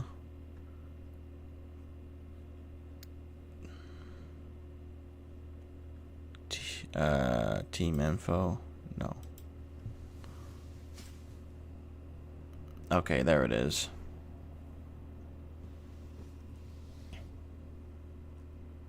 Yeah, I mean, you're not really a big... I know you were really not big on JBD, so not too bad. So this is showing 1.68. Okay. So they can definitely get Donato.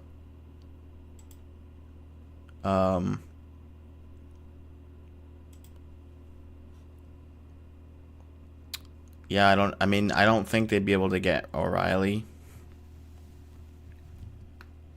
Who, let's see. Maybe Peterka too. Although they probably would have just done the Peterka deal lumped in with the Cousins deal if they were going to do it.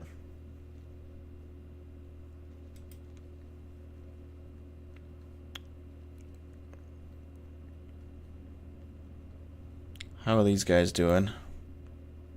All right, they got the Lawton deal, so they're not too bad. Any tweets? Any tweets? Any tweets? Yeah, we're a little bit more than an hour away. Yeah, probably no JJ, but I don't know. I guess we'll see. It probably means no JJ, but it could mean still Donato, still something else. I'm not gonna cross off Rantanen. Sorry, I had something in my teeth. I'm not gonna cross off Rantanen until I see the official full call, because we haven't gotten that yet. We've gotten most of it, but we don't know the minor pieces. We don't know the deals of the contract yet. Like, I think it sounds like it's 8x12, but we don't know if there's no movement clauses and stuff like that. So I want to just get it all in. But how are we doing on bingo? So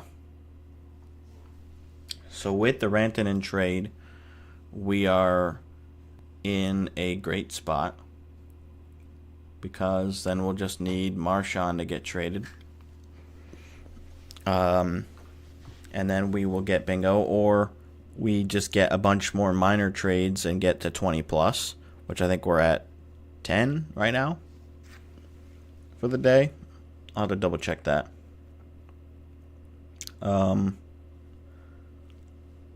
What else could we... I mean, Besser to Minnesota is still open. CBJ have been completely quiet today, so I don't know. I felt like they were going to do a little bit more by now, but I guess they didn't want to pay what the other teams were offering, or they feel better about, like, staying put. Batherson and Cousins are friends? Oh, okay.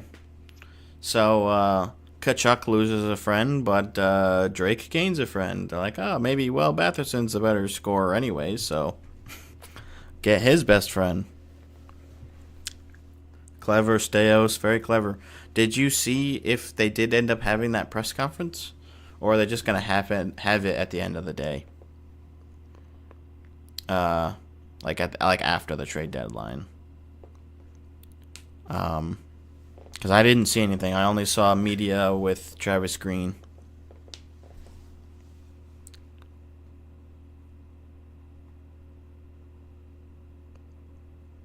The workhorse from Whitehorse? Wait. Dylan Cousins is from Whitehorse?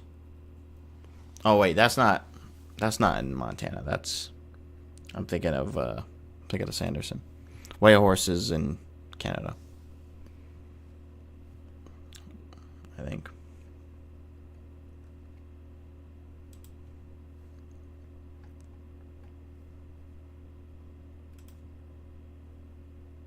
Yeah, White Horse, Yukon Territory. Okay, I was getting myself confused. Come on, 2 posts. Oh, here we go. Carolina also getting 2026 and 2027 third-round picks from Texas Hockey. Yeah, I was thinking of Whitefish. Thank you, Sanderson, Whitefish. I knew it was something like that. Like there was some little misconnect or disconnect with like either the animal or the color or something like that. Thank you.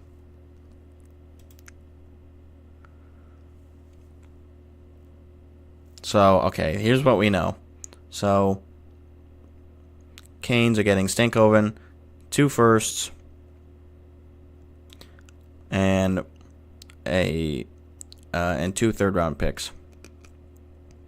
And all we know for Dallas is they're getting a Mikko Rantanen with an extension. So that'll be a sign and trade.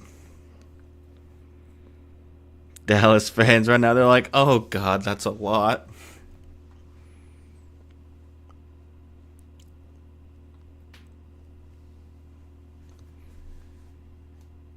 Yeah, wow.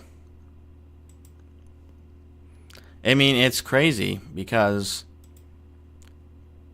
the Canes do get a good player in Stankoven, like a good young player, and it's kind of understandable because Jim Nill probably expected that with how many of these other young guys that are going to get raises, like Robertson only got that bridge deal. Harley is going to get paid. They have Wyatt Johnston. Like, they have a lot of successful draft picks that have worked out well and are due to get raises. And so, like, they'd rather realize now that they're not going to be able to keep Stankoven when his time is due. And, like, okay, he's a really great piece. And he could end up outperforming some of those other guys like Johnston. Well, probably not Johnston. Or probably not Robertson. Maybe Johnston. I don't know. But, again, they have a lot of really solid young pieces. So they can kind of afford to lose him, but we will see because they are going to be paying Rantanen for a long time now.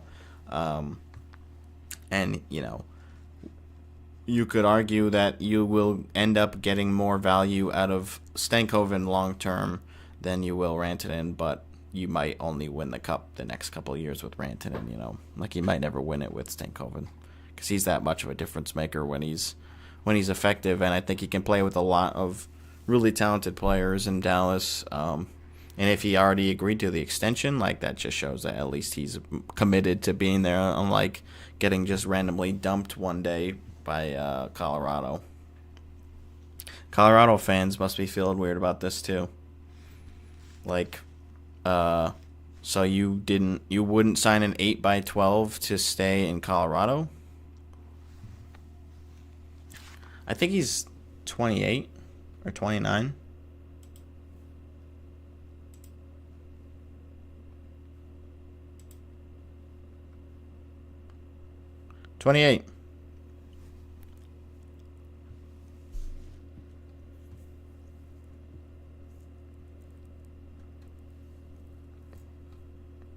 So, there you go. But yeah, Dallas is going to be looking really stacked. But Carolina's not sitting bad either. Even though they lost Natchez. Like, they're still going to be doing well.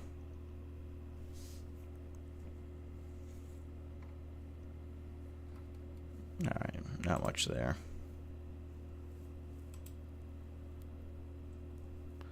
So they just took... we saw this a while ago, but yes, Jason Zucker did sign a 2-year extension. Which, yeah, I mean, I don't think he's worth 4.75, but it's okay. It is still a long payout for sure. And you wouldn't have been paying Stankoven that much.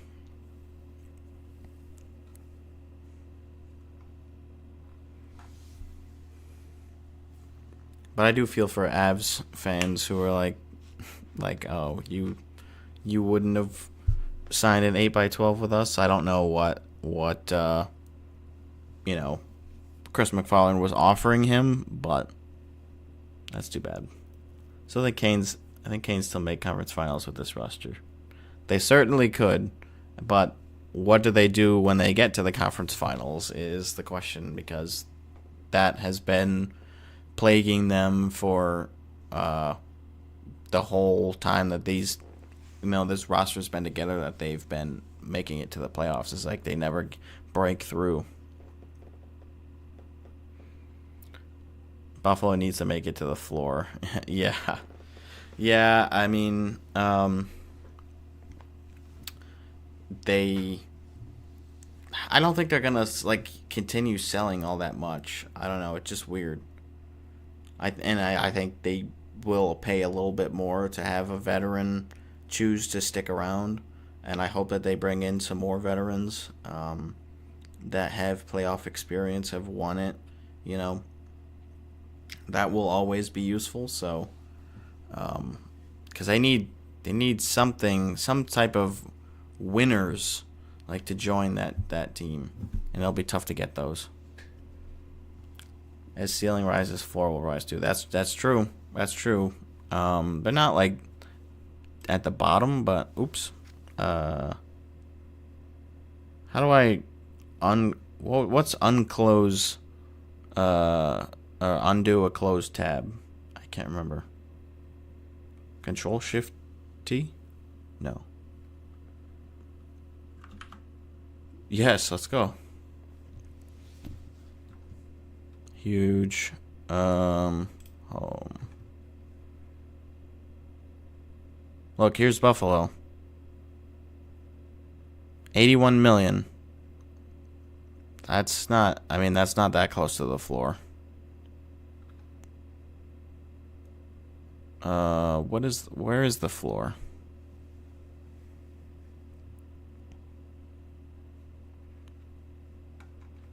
Don't they have that somewhere?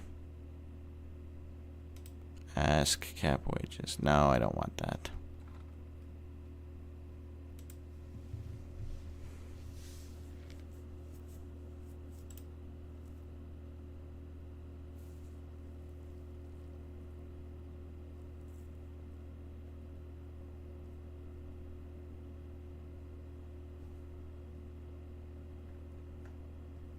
Does it say the floor if I click on a team?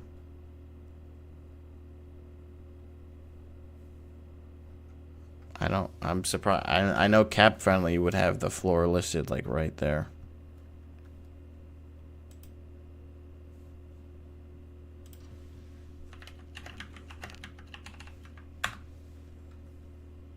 $65. Okay. Yeah, and Owen just got it for me. Thank you, Owen. So yeah, I don't think they're in jeopardy of that. Welcome to Winnipeg. Oh, okay, Luke Shen. It's just a little graphic. We got nothing here.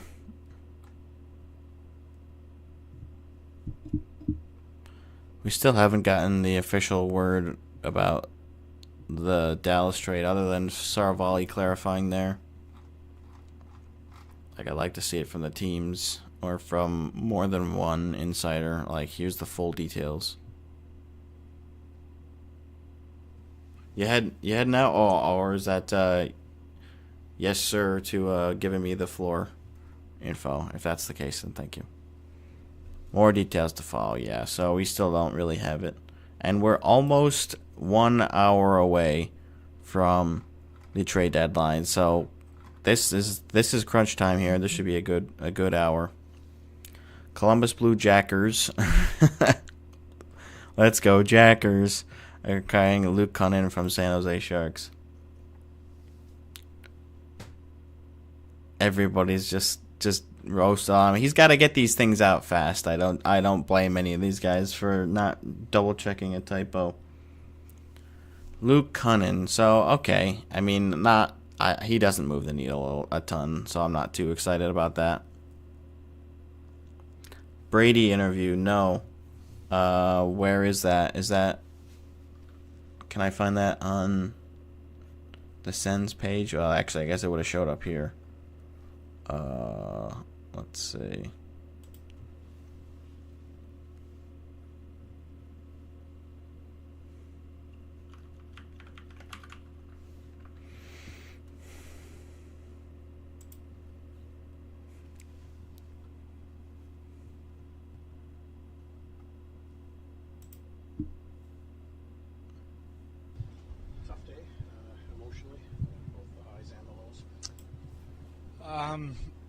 Yeah. Yeah, it's pretty tough. So, yeah, I don't want to. Yeah, it sucks. Losing a guy like that. Obviously, everybody knows how much it means to me. So. Sorry, it's a little quiet. I don't know why. Yeah, no. Just spent the last whole bit with them and gonna take advantage of every minute the rest of the day. Why? I feel like my audio was like weird. Yeah, I mean, just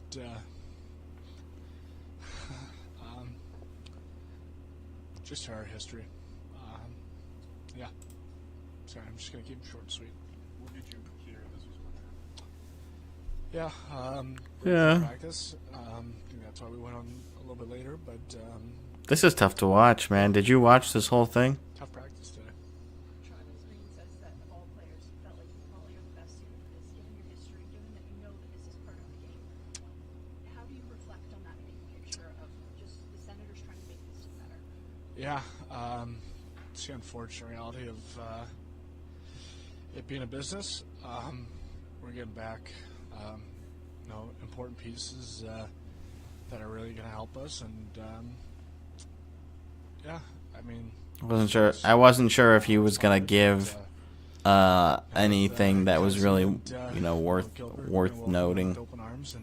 Like, yeah, we'll see what he says about Cousins, if anything. I feel bad a little bit that this is the initial reaction, and of course, I think they're going to understand why it's a little bit of a whirlwind for me personally. And but with that being said, it's all about being a good captain, being a good teammate, and making sure that they have everything that they need, and have the support right from day one that they're going to be important pieces to our team. And yeah.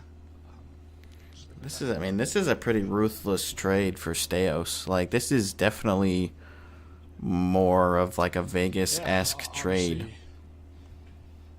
So, losing just not just the I mean, player, but, if it works out person, for the Sens, really tough. it's gonna be like, wow, the number one guy that the Sens actually did a really good job here and not just playing, preyed on a vulnerable Buffalo team. Just anything outside of hockey, that we're always there for one another, and so yeah, it's an opportunity for me to rely on other guys and build those relationships and build them to I think they're all great right now, but to build it to even be even better. What kind of thoughts are going through your mind today at practice as you think about what's happened, but also the task ahead of the New York Rangers? Yeah, it's a massive game. Every game's Game 7, and that's not going to change tomorrow. And the only thing that's going to be different is 12:30 start. How do you welcome Dylan and the other players as well? But just let's focus on Dylan right now. Yeah, well, he's a great player, and I think it's going to be a little bit different feel where went from maybe out of it and playing not to the expectation, but coming into a full-on playoff push. And he's like, look, I'm gonna suck for a couple of days. Just expect that. Which I think, Travis Green was like, yeah, there's gonna be changes and it's gonna be different for him. So I don't think anyone's gonna be ragging on Brady for that. For a couple hours and maybe get to know him after. Thanks, Braids.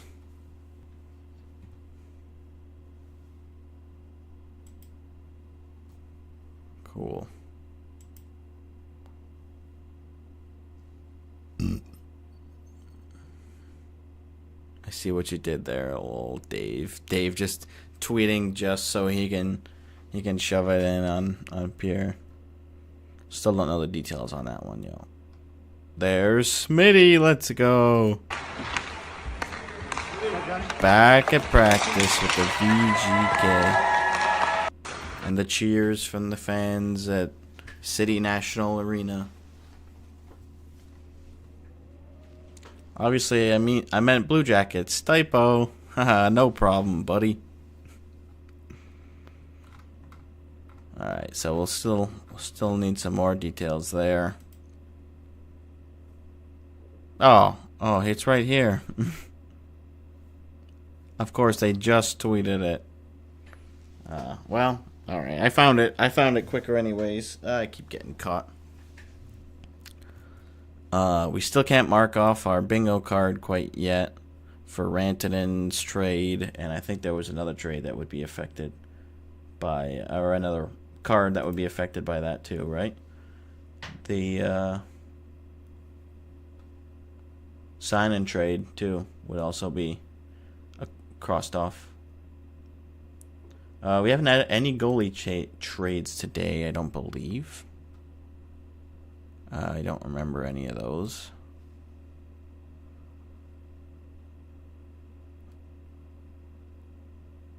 No goalies. Yeah, no goalies yet today.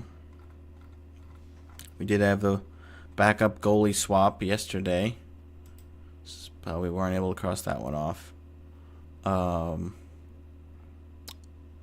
am going to go and get something to snack on, like a chip, maybe. It might be a little bit crunchy, or maybe I'll get something else. I haven't decided yet, but gonna get something, and we'll be back soon for the final hour, the witching hour, as Scott Hansen, yes, Scott Hansen with you. Yeah, that's right. All right. Oh, need more water too.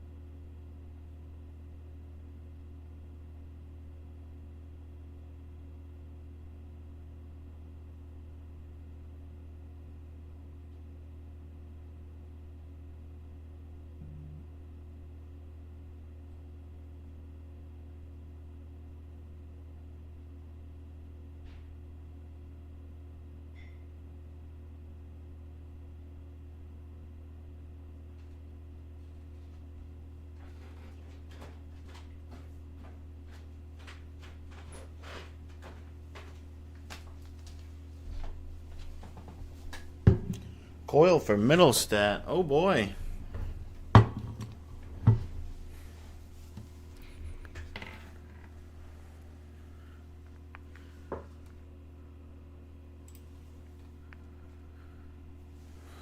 That's confirming Casey Middlestat going to the Bruins and deal with Charlie Coyle going to the Avs. Wow. Okay, so Ryan Reeves clears. That's important. Everybody cleared from yesterday. So now that will allow these teams to make other moves.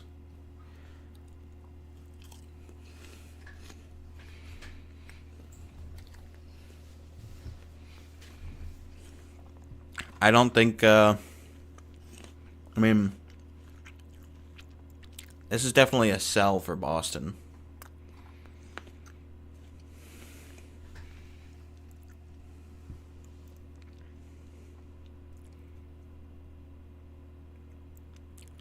Eight by 12 for Rantanen. Full no move. Rumblings of extension talks with Wyatt Johnston and Dallas. Okay. Ooh, the game-worn jersey sale. Nice.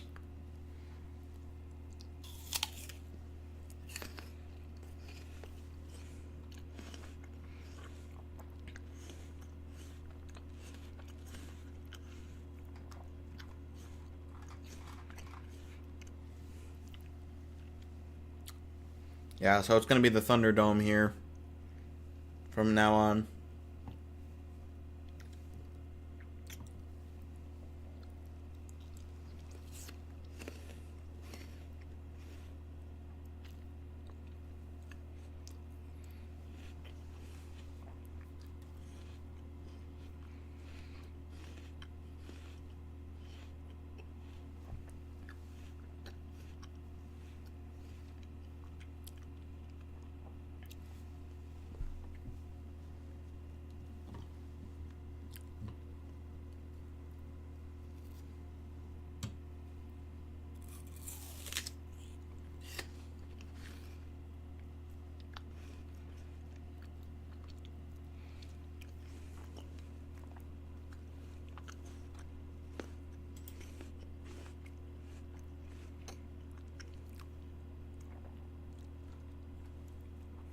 Okay, nothing more there.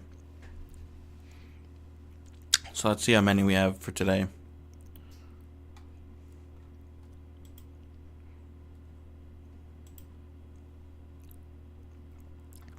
6, 7, 8, 9, 10, 11, 12. 12 for today. All right. 8 more to go.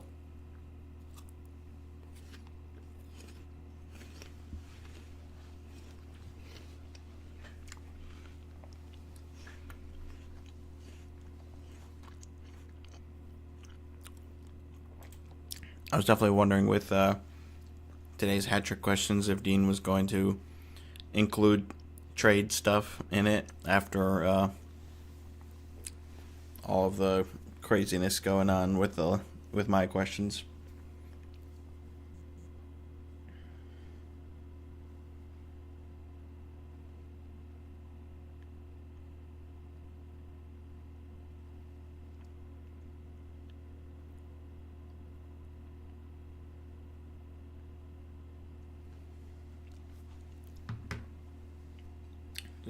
Just texted Dean. Yeah, I think it is time to mark Rantanen at this point.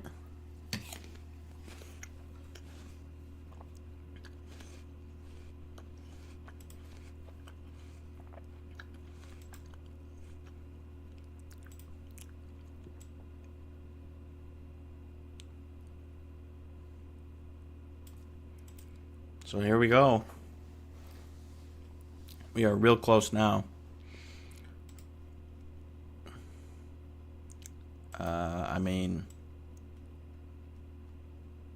we can basically confirm that, too. I think that's it for right now.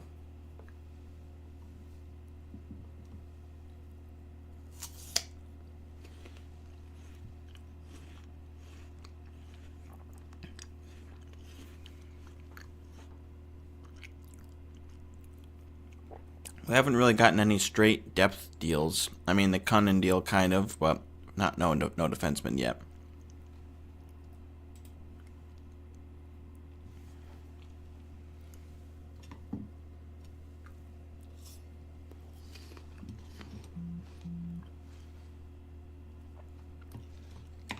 I texted Dean and he replied with the shocked face emoji. So he's probably not too happy about that. I mean, we'll see how Middlestat does, but I like Coyle a lot. And of course, he's from the area.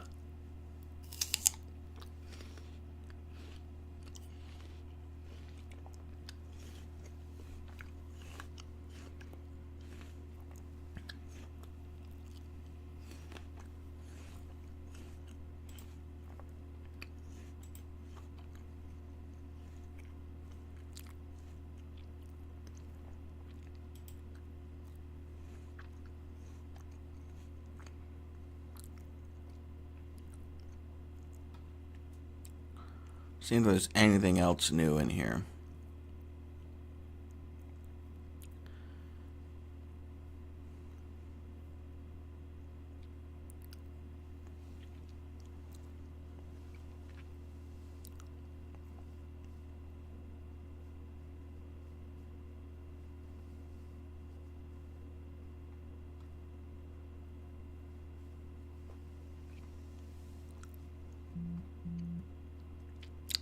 Very interesting.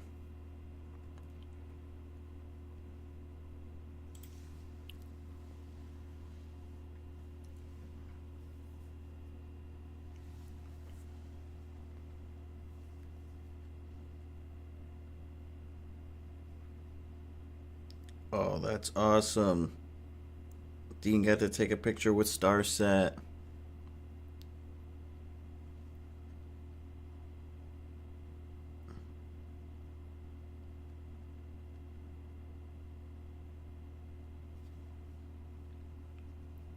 He looks the happiest he's ever looked. Good day for Dean. Got the day off. Well, took the day off. Got to hang out with his friend, go see the concert.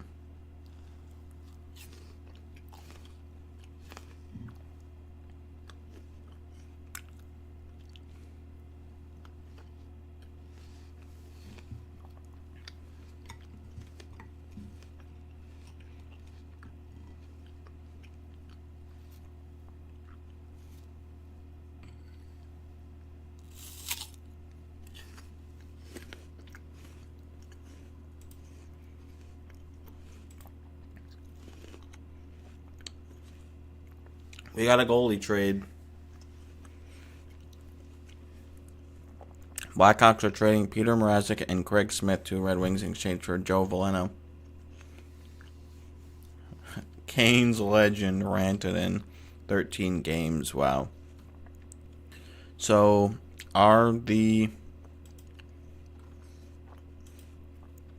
don't think the Red Wings are in a playoff spot right now. They're not. So that one does not count for a playoff team acquires a goalie. That's too bad.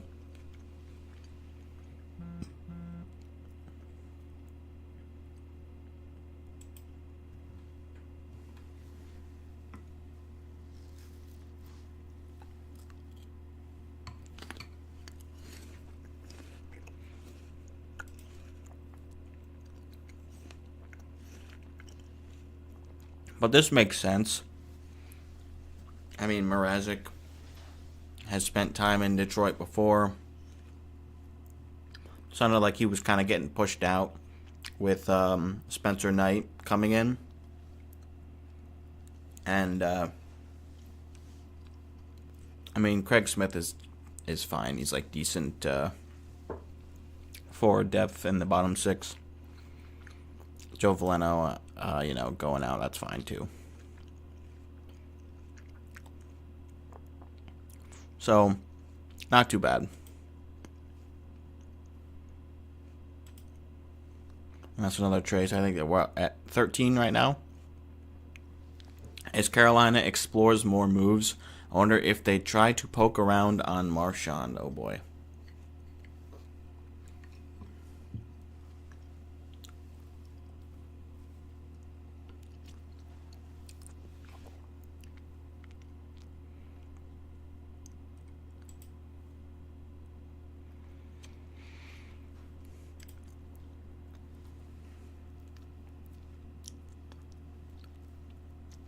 So I haven't gotten the details on the Cunnin trade, or on this one. So who's been quiet today?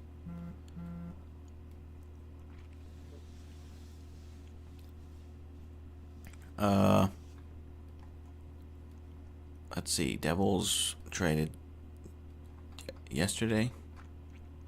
When was the Dumoulin trade? Yeah, yesterday.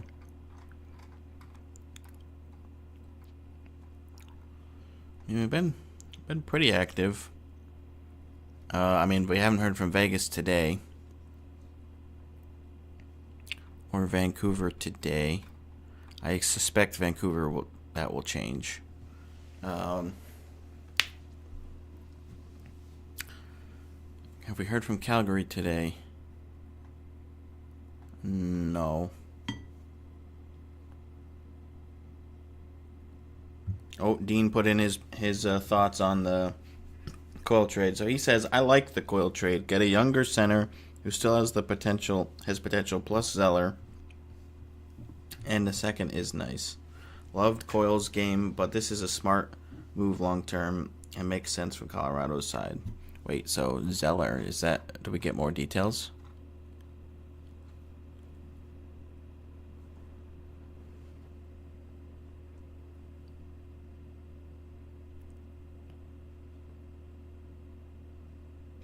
Brad Marchand to Toronto. That's a spicy meatball. And who better to bring in than Brian Hayes to discuss? I don't want that. I don't know where he's getting those extra details from. Let me see. So there's the official trade alerts for that one.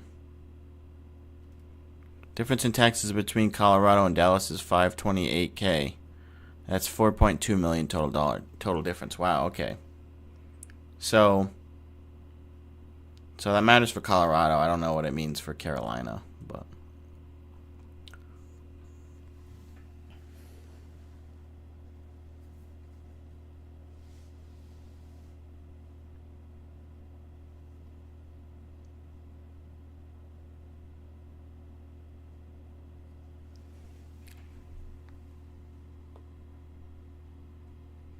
makes sense from Colorado's side because they are in win now mode. Yeah, Coyle have more impact. Yeah, I guess that's true.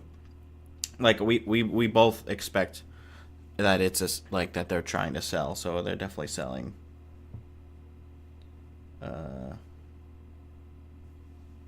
Just wanted to see.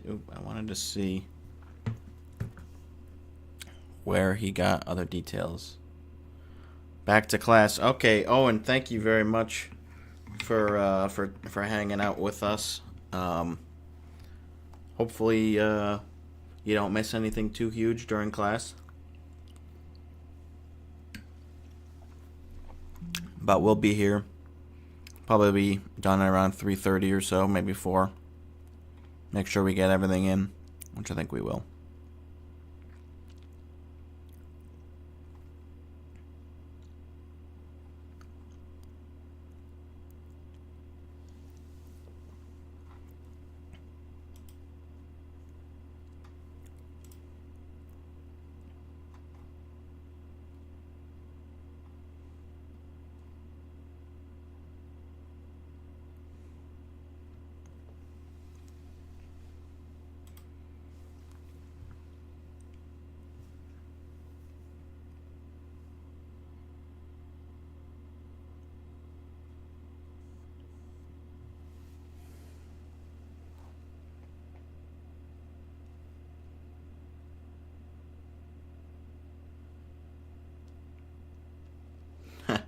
Owen. That's funny. So yeah, let's see. So we haven't heard from the Lightning today, but I mean, I feel like they're done. Haven't heard from Florida today, I don't believe, but they've got to be pretty close to done, I would think. Maybe not. Still got about a half hour.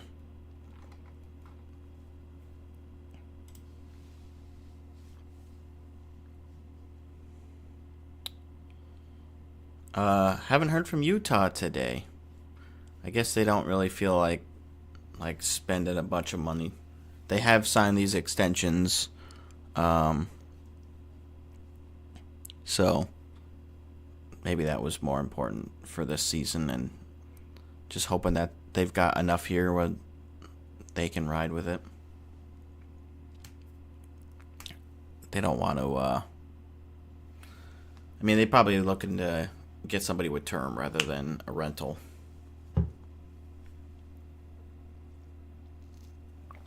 St. Louis has been very quiet today. Minnesota, pretty quiet. They had the Lauco trade, but nothing major from them. Again, we mentioned Calgary. Anaheim has been pretty quiet.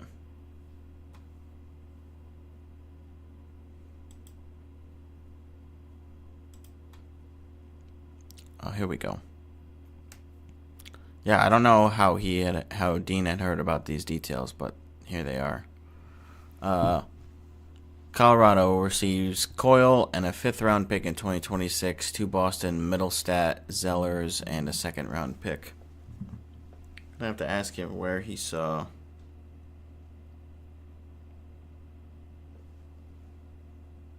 Where did you get the details? I just saw them. Just so I can be as informed as possible. But okay, Coyle and a 5th-rounder in 2026, Middlestat, Zellers, and a 2nd-round pick. Yeah, okay.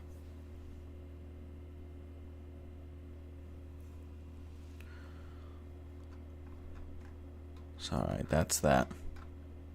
And Cody Glass going to New Jersey. Okay, so wow, he's really bouncing around. 2025 2nd-round pick. So this year's 2nd-round pick. Okay. That could end up being pretty high in the 2nd round.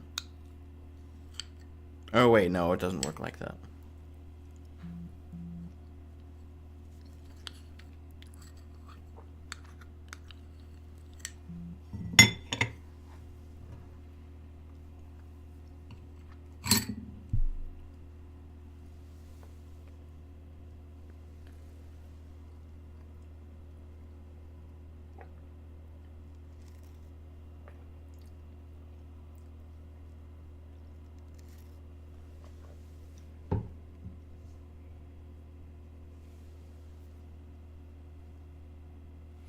Seems like Bruins fans are pretty happy about the trade.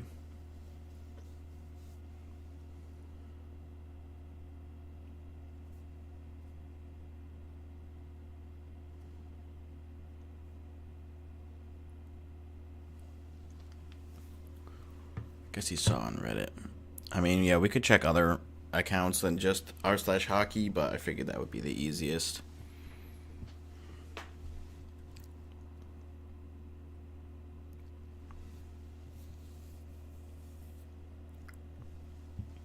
The Joe Veleno trade, I mean, I don't know a ton about Veleno. Let's take a look at his stats.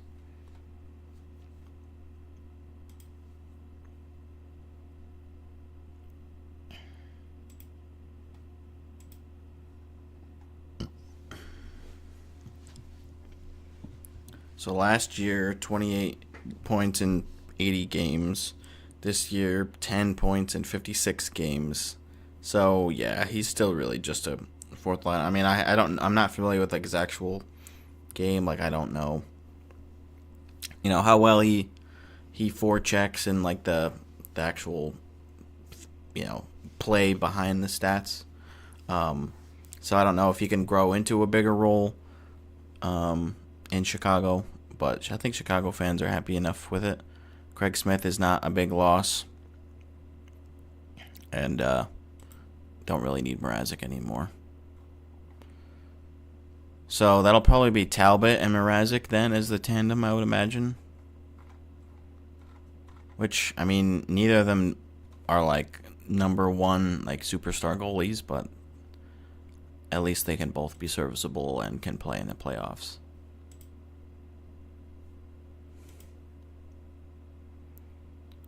VGK trade deadline special.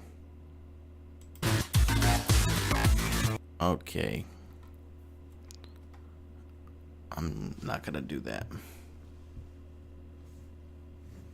So yeah, we're almost half an hour out. We're about 34 minutes away from the trade deadline. I would think that there would be a little bit more going on by now, but again, we still got a little bit more time.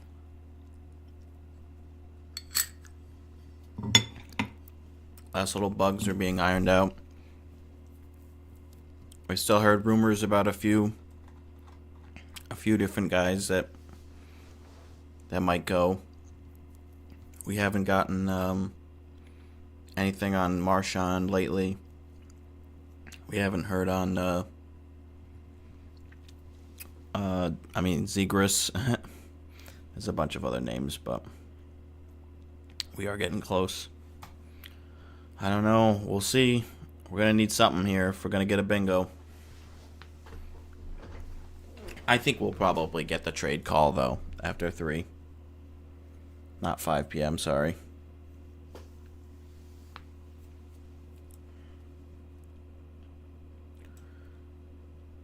I mean, at this point, yes, CBJ spend $10 million. That's not happening. Rantanen would have been the way to do that. Although they wouldn't really be spending it this year. They'd be extending him. Marchand's probably not getting extended. We could still see the 7th D trade kind of deal.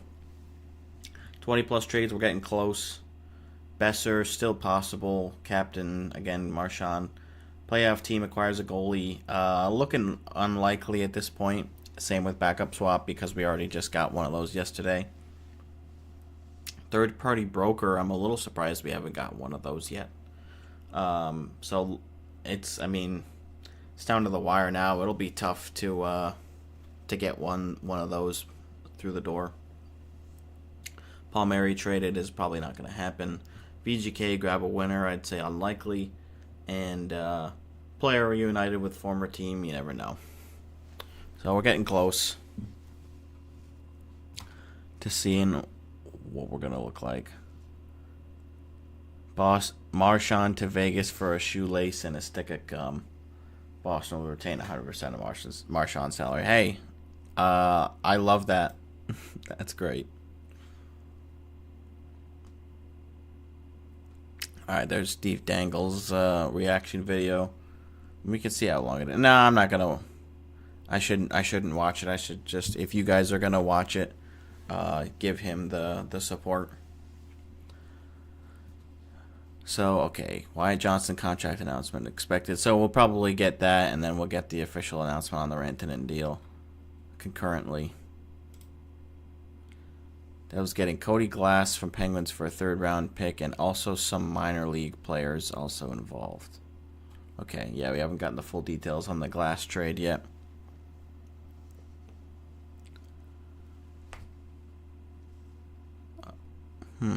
I mean, yeah, I as Vegas fans, I think we know that Cody Glass did not really pan out as a really solid forward, but he has some offensive upside. It's just not a ton there. He's bounced around a little bit. It didn't work out in Nashville. Didn't pan out completely in Pittsburgh. We can take a look at his stats too.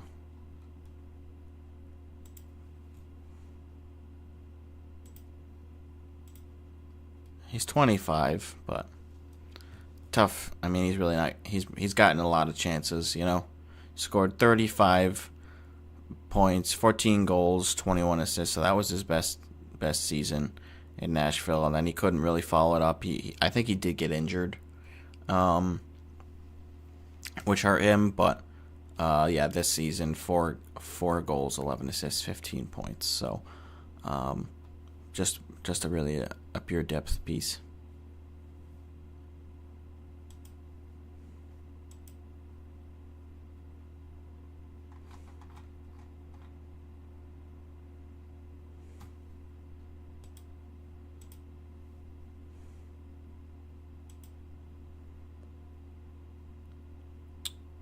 Was he in Buffalo? I thought, well, wait, I was just on him. I don't think he was in Buffalo. No, you must be thinking of Krebs. Because he was part of the deal that sent, starts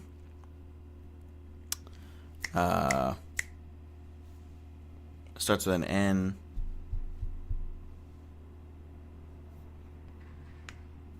The player that was dealing with the concussions that wasn't really able to succeed in the NHL. Second overall pick. No. I thought it was Noah something. Is he still on the VGK? Yeah. I can't believe. Oh, Nolan Patrick. The Nolan Patrick trade. He was part of the Nolan Patrick trade. I could have just showed you the trade tree, I guess, right there. Yeah, Krebs. I was wondering if we still had Nolan Patrick on our books. I don't think we do. I think his contract got terminated, or like he didn't get re-signed. Maybe he's like a free agent or something, but I think he had to kind of retire. I knew it was no something. I can't believe I was stuck on Noah for so long, though. And he wasn't really gone for that long. Okay, Vakanainen, 2 by 1.55 for him? Really? I mean, okay, I guess.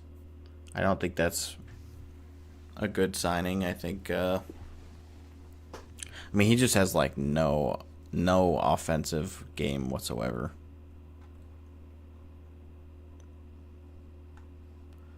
Canes assigned Riley Stillman to the Wolves. We'll see if that has any impact on what they can do. I don't know who Will Zellers is.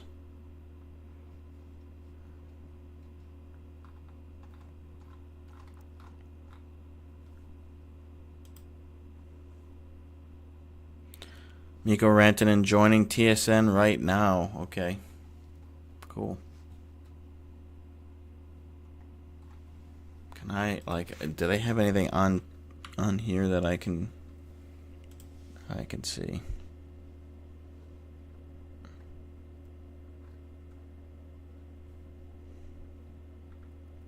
Or maybe TSN Hockey.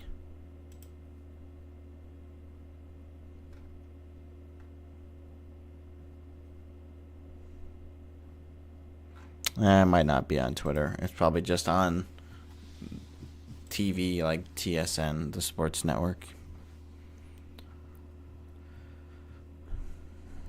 I don't think I can, because I think it's blocked for USA.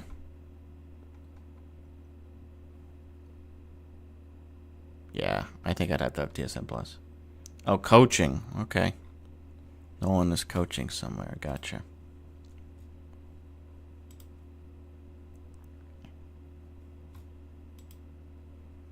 Get to know Josh Norris. 20 goals this season, tied for second on Senators. 53.8% on the faceoff dot. That will probably be sorely missed. Leads Sabres centers. Average goals per game since 2020-2021. 0.39. 49th or 48th in the NHL. I mean, that's not too great, but okay. So, I mean, 35 goals in 2021-22. So, there you go. Little stats for the Sabres fans that are left to get excited for. Alright, I'm going to move this. I'm going to move some stuff around, get reorganized here. So we're less than half an hour away, folks. 25 minutes here. Middlestat, Zellers, second back to Boston. Yeah, this guy got it like way before everybody. I saw. That's how Dean heard about the news. So wow, good on Anthony DeMarco.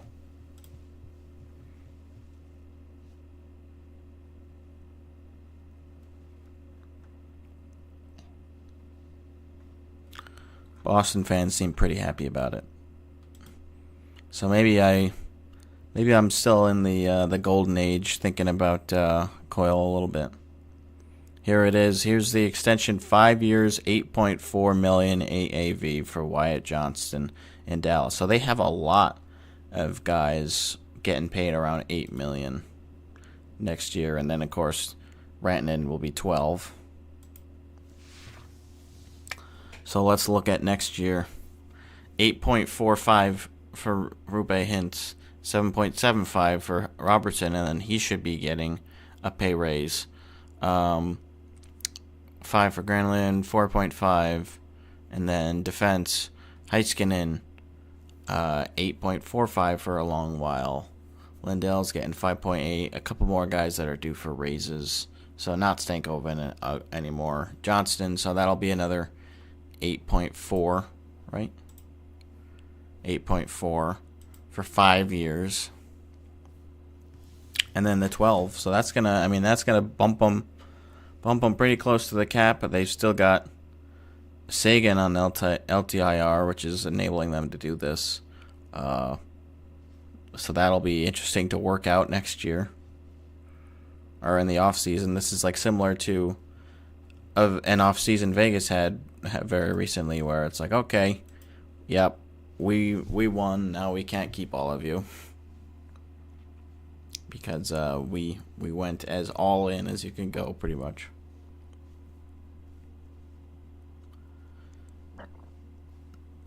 I wouldn't. Well, I guess you already crossed off overpay, but I don't think that's an overpay for Wyatt Johnston. I think that's fine. It's just it'll be difficult to navigate for the whole team going forward.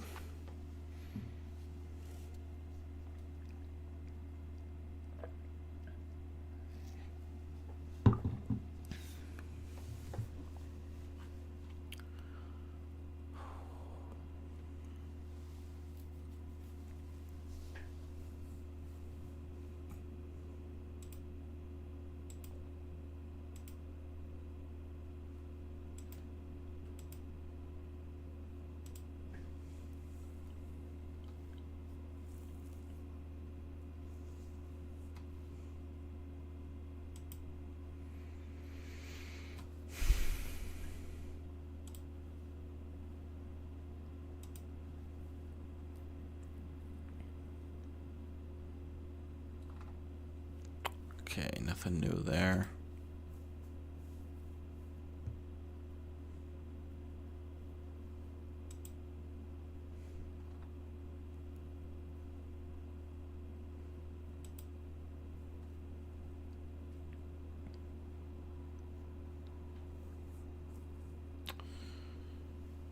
What game am I gonna want to watch tonight?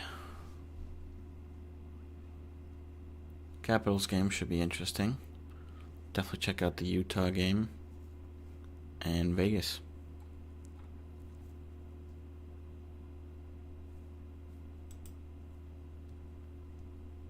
Hello, anything going on?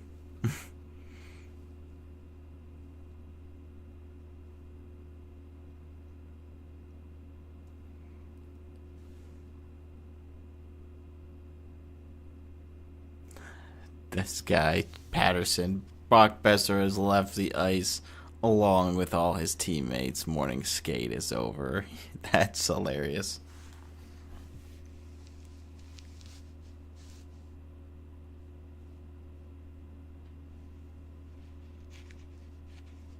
This is also pretty ruthless. Long talk with Bill Guerin during the frickin' Four Nations face-off tournament.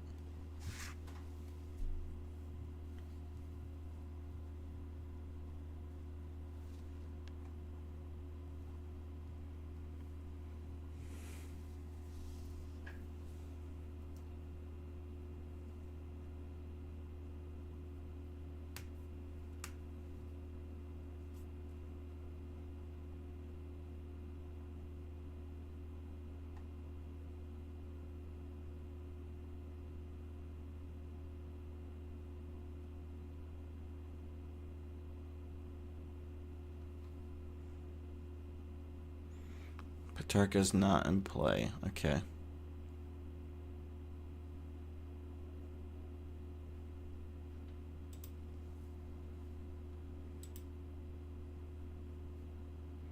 Ten posts. Here we go.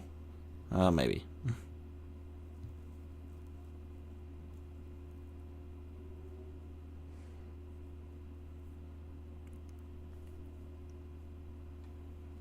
Oh, here we go. Okay, first question, why not Carolina? You get traded there, you're definitely caught off guard by it, and you have a few weeks to adjust to the team. By all accounts, they made a contract offer. Why did you decide at this point in time you weren't going to sign with them? Well, I think at the time, obviously I had to look at all the options because there was no deal when the trade happened. So I was kind of in a situation where I had to really think about my life for a long period of time, not only on ice but also off the ice, and obviously really good team in Carolina. As we've seen in last couple of years, they've been close to the Stanley Cup, but I think just the fit in Dallas, and I'm thinking about it a lot with my my camp and myself and Susanna and everything. So just the fit, I feel like everywhere. I think that was what the decision was. There we go. And the insight on why he wasn't gonna stick in Carolina. So way to go, Biz.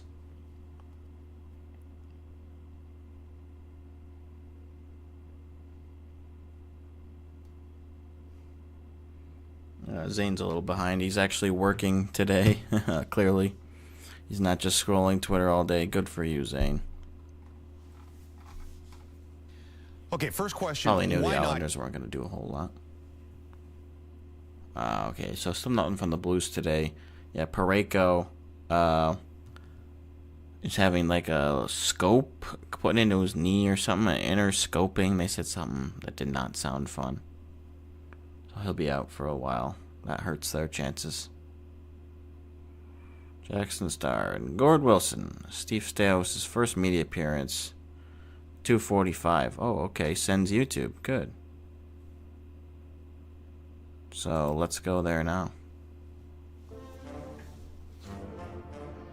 We'll get this soon.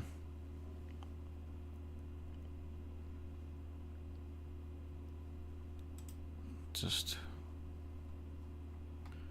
Carolina. Make sure we're not missing anything else. Doing the best we can here to make sure we're on top of the news as it develops, but we can only get so much.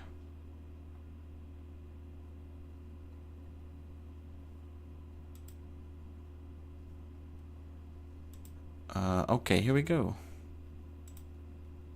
National Hockey League, and there has certainly been an awful lot of excitement here at Canadian Tire Center. Absolutely. Going to be a great show. Going to talk about it. We'll get right into some of the big news of the day. Of course, for the Ottawa Senators, they bring in Dylan Cousins and Dennis Gilbert, as well as a 2026 second-round pick for Josh Norris and Jacob Bernard-Docker. A big trade for the Sens right off the hop today. Yeah, without question. Senators back on the practice ice at the Sensplex this morning, and just after 11 o'clock, it started to filter out that this was a move in the works, and shortly after that confirmed that one of the longest tenured core members of this team, and Josh Norris, is on his way out. Jacob Bernard-Docker as well, a high first-round pick for the Senators. A shake-up at the core, and we shall see what happens because the Senators are getting some quality players in return. Absolutely. You highlight some of the quality players in return. We'll start with Cousins. 11 goals, that is 20 assists, 31 total points in 61 games played, I'll say, on the season. Breakout season back in 22-23 where he had 31 goals and 37 assists, 68 total points. A solid young player for the Ottawa Senators that they get back in return for Norris and JVD. The workhorse from Whitehorse, right? Yeah, Dylan Cousins for sure. And there are the numbers that we speak of. And yeah, there's no question he's got a ton of promise. He's 24 years of age. He was a 7th overall pick. I want to hear in his from draft year. Staios. I love the fact really that he's a former 30-goal scorer. Not crazy about the fact that he only has What we're going to do is we're going to just kind of keep this over here, and when we get anything on Staios, I will throw it back up.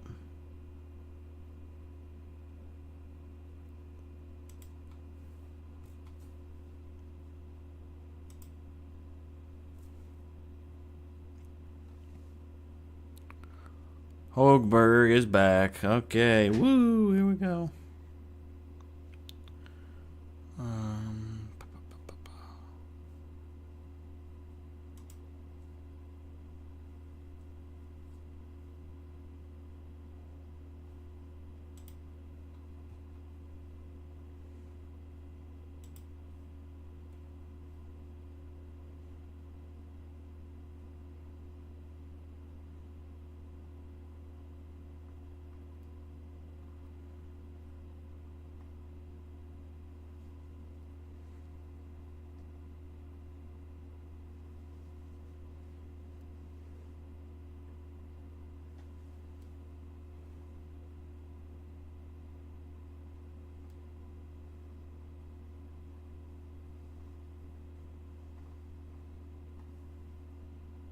Alright, this stuff's all pretty old.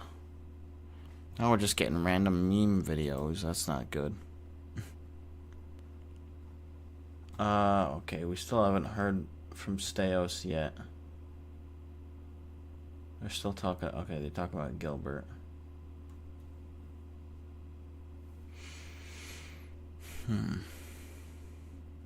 Wow, we are 12 minutes away from the deadline.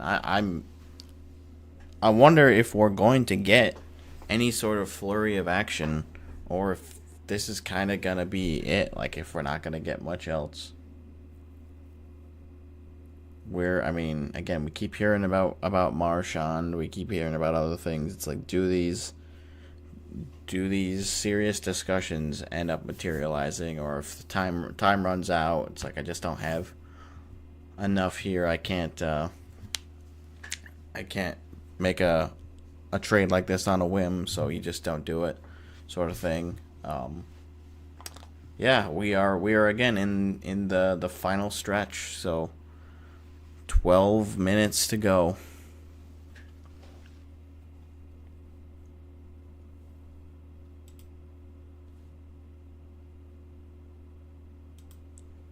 Nothing new here. Alright, I think we can close that. We haven't really been using that one. This one, no different here. We still haven't gotten the full details for the Cody Glass trade, I don't believe. Yeah.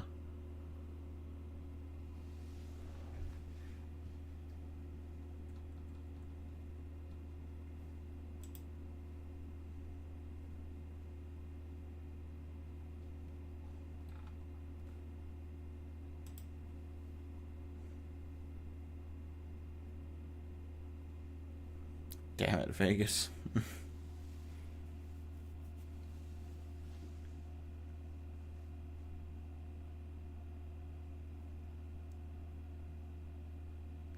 When it is... Oh, you know what? I bet Staios is gonna... So you must not be done yet. So they're not gonna have him on until after the deadline.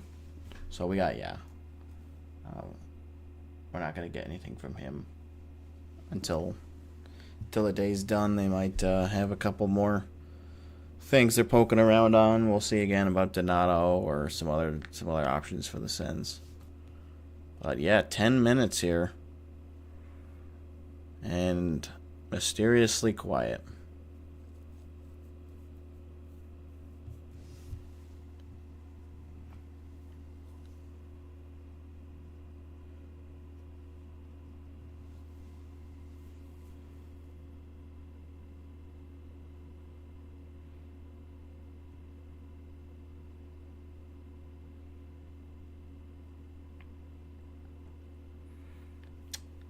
Peugeot, Palmieri, Mayfield, Lee all practicing. So okay, sounds like the Islanders are done today. Can't say I'm too surprised.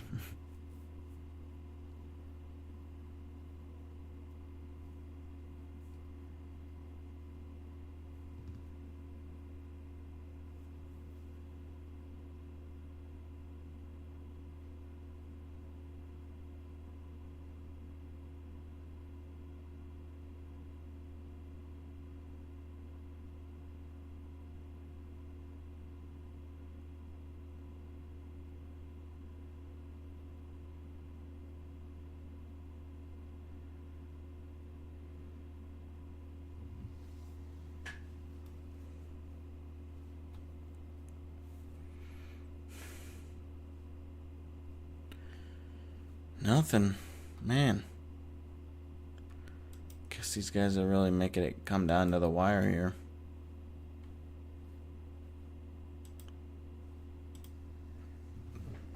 So let's see how many we're at for today.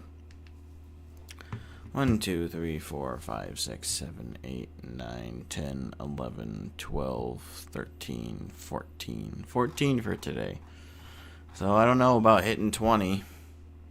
We'll see. Sometimes we get a huge flurry right at the very end, but I don't know. Might not happen this go round.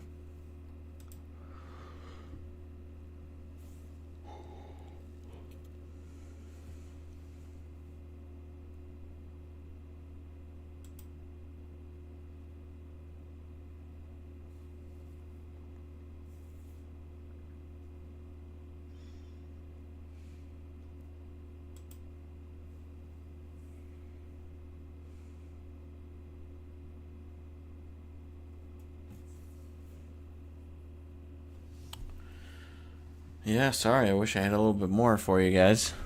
But, I don't know. We're just really playing the waiting game here. We've had a good day so far. I guess we could take a quick recap of who we've lost on our trade target. So, gone, gone, gone. Still in play again. Still in play, gone. Likely not being moved at this point. Staying really. I still don't know about Donato. Moved, extended. JJ staying. Nothing on these guys. Nothing. Cunning's gone. Nothing. Gone. Nothing. Staying. Nothing. Gone. Nothing yet. Gone. Nothing. And that's pretty much it. So a lot of the big ones are gone. Raquel and Marchand are kind of the biggest pieces left out there. Come on, finally. Signed goaltender Gabriel Carrier to a 1-year, 2-way deal. Great. And just some random thing about Tocchet. Okay. Wow. We got 6 minutes left, folks. 8 of the top 10 are off the board. Yeah, so the fourth period's trade target list had 8 of the top 10 gone. This one has 1, 2, 3, 4. 4 out of the top 10 gone.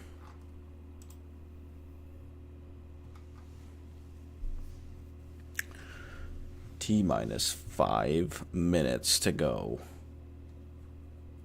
before the rosters are pretty much set in stone and we see the final push for the playoffs and then the playoffs themselves. Oh, you love this time of year. So excited we're getting to go to a bunch of games. Next week. Double check Reddit. Let's check Boston Bruins.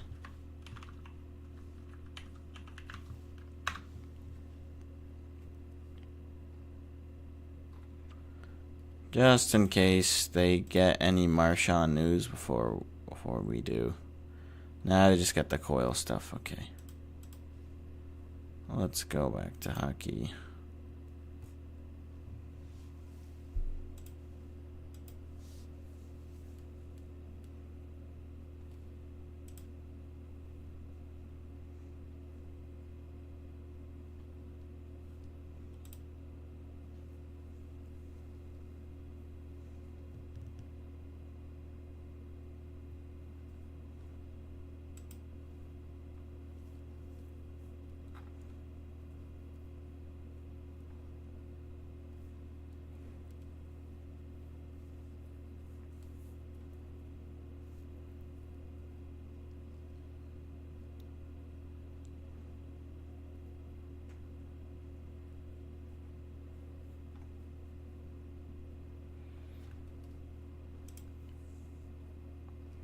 Ring, ring. Oh.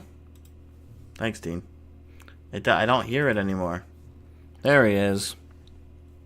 Saw you perusing the Bruins subreddit there. I'm like, might as well. If Dean got some inside news about Coyle beforehand, I might as well check to see if they have anything. If a Marchand deal breaks first over there. Bruins insider breaks it. Yeah. Yeah, Anthony DeMarco or whatever that guy's name was. Yeah. Good for him. He didn't have the other pick going the other way on there.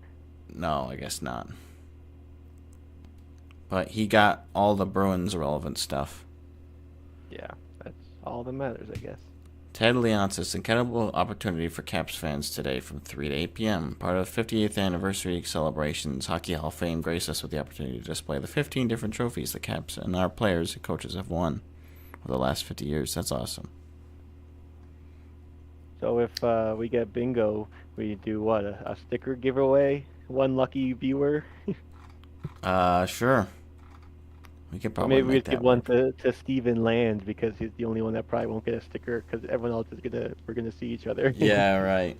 Yeah, I mean, I could certainly give one to Steven. He was more than deserving of one, I think. Yeah. So, wow, we're 2 minutes away. I can't believe it. I feel like, we would have gotten at least a little bit more flurry of activity at the last go around here. I mean, sometimes we do see stuff that comes in afterwards, so we need that at this point, basically, or a Marchand trade in order to get a bingo. Or another captain.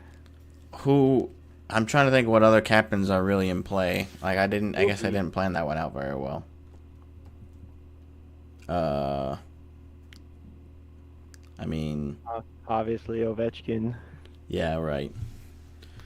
McDavid or Crosby. Matthews, yeah. Radko Gudas, honestly. That's fair. Gudas or Dahlin. Who? Dahlin. No. I was kind of I thought about it for like half a second and I'm like, no. Nick Foligno. Teams seem to love that guy. Yeah, the Chicago Blackhawks like him. I think they're gonna keep him. Boone Jenner. Oh gosh, you couldn't trade Boone. What about the Preds getting rid of Yossi? Just sell everyone. God, no. Saros, just tear it apart. That would be terrible. Well, we're 1 minute out here. Oh, Scott Lawton tweeted something. Does he have a bunch of friends that are on the Leafs or something? I don't know. I don't know what this is. This is from February 28th. Oh, Mrazek got traded? Interesting. 3 o'clock. My computer says 3 o'clock, so that's it. I mean, now... No more trades. It's over. Yep, they're chopped off. We'll see again if they made it, if there's anything that made it to the registry that that will be announced in a little bit. But other How long after the deadline was the Hurdle one announced? Do you remember? I don't remember exactly. I feel like it was like up to an hour. Yeah, I don't know if if it it would would have hear been it that on long. Twitter before it's actually confirmed. Right. Yeah, like we just got the details now about the Cunnin trade. So it's Luke Cunnin to Columbus for a 2025 fourth round pick, originally belonging to St. Louis. So there you go, a fourth rounder. I mean, that's a little high, but it's okay, I guess. I think because of the Wyatt Johnson deal. What about the Wyatt Johnson deal? What do you think about it? Oh, I think it's a fair price for him. I think so too. It's just gonna make things tough. And also 5 years, it can get paid even more in when the cap increases. Donato staying with... Yeah, exactly. Donato will remain with the Blackhawks to the deadline. All right. That's too bad for Owen. Will Zellers is 5'11", 170. 37 goals in 40 games with the USHL this season. 2024 third-round pick. Will play at North Dakota next year. Okay. Yeah, I hadn't heard of him. I didn't know if you knew anything about him. Nope. But now that's what I know about him. Jacob Lauko tweeted the gif of the old man's name in The Simpsons. Sorry Yeah. People who are old, but the one where he walks in, puts his hat on the rack, and then just turns around and walks back. I love it. Welcome back, Lauko. Grandpa. No Besser extension. Okay. Yeah, Frank Cervelli's Twitter open, David Pagnotta's and Friedman's, and Connor Ryan, who's the Bruins guy. So. I mean, yeah, I have them all on here, so I would think that they would be showing up, but last minute possibility, hearing Marchand could be traded to Florida. That's what I was hearing originally. Oh man, that sounds like a nightmare for Boston fans. Mm-hmm. Habs keeping Armia and Savard, they're done. No extension for Besser. Canucks are done. So that's too bad. That would have been fun. Blackhawks keeping Ryan Donato and Maroon. Okay, these are all old. All right. 30 posts. Here we go. Oh, Steve Dangle says, I'm going to become the Joker. To Marchand going to Florida. Who said that? Steve Dangle. Oh. He's like, dear God, no. Say it ain't so. Patrick Laine flew, not participating in today's practice. Oof.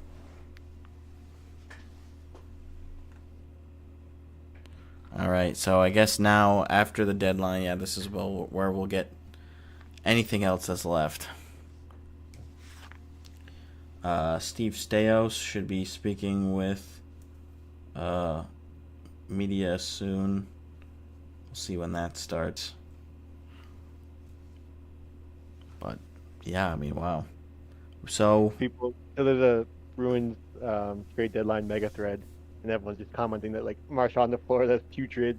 If he goes to Florida, Sweeney's dead to me. He basically is already. Fire, Sweeney. Like this would kill me. I think I'd be done with hockey for a bit. Oh man,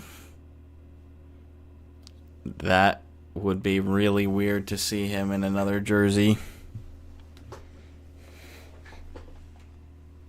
Wait. Oh, this guy said, "Oh no, Elliot Friedman just said Marchand to Florida for Sam Bennett," and someone's like, "No way, they sent Bennett back." Could you imagine? No, like, you know what? Here you go. One rat for another. Even though I think Bennett has outperformed Marchand in the playoffs lately. And he's probably younger, right? Younger, definitely more of a pest. 28, yeah. I mean, 1 for 1, that'd be a steal. That's not gonna happen. Yeah, right. This guy says, "I will actually not be a Bruins fan anymore." Like, that's it. Jersey just arrived. So stoked. Josh Norris. Oof. Yeah, and literally 1 minute after the deadline, too, Elliot had to post that. Yeah, I know. It's like, okay, woo, we're done. Wait. I know. Let me see. Still pending call, but told Marchand is going to Florida from Pierre LeBrun. Oh my gosh. So, I mean... Hey, maybe it's a rental. Maybe they don't sign him. They rent him and then we take him back. Yeah, I mean... You can play with Nico Sturm. Could happen. Right. Yeah, you guys could sign Nico too. Maybe they'll send back Nico in the trade. Oh, there you go. That would be fun. Yeah. It would not be nearly the same type of player, but... You could get AJ Greer back. Yeah, why not? Nosek. Oh, Nosek, yeah. Bruins legend. Yeah. Vegas legend. You had beat old man. I don't know what that means. Well, I guess what I talked about would be first in the prospect. So I don't know. Let's see. Florida Panthers prospects. I know nothing about non-Bruins prospects. Yeah. They're in the trade call queue. Here we go. I don't know what this number Johnson says system too. is on elite prospects, players in the system. Oh, okay. Julian I McKenzie see. tweeted, "I've been told the Senators aren't done for the day just yet." Ooh. Okay, so this is big.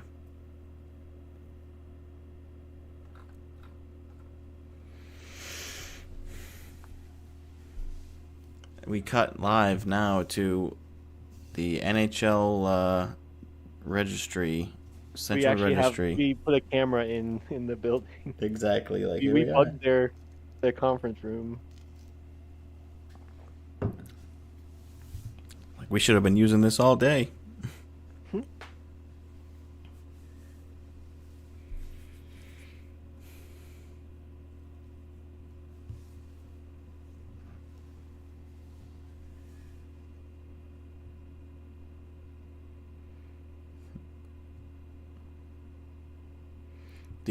Do you think Owen was being serious about his comment on your? I don't think so. I don't think so either.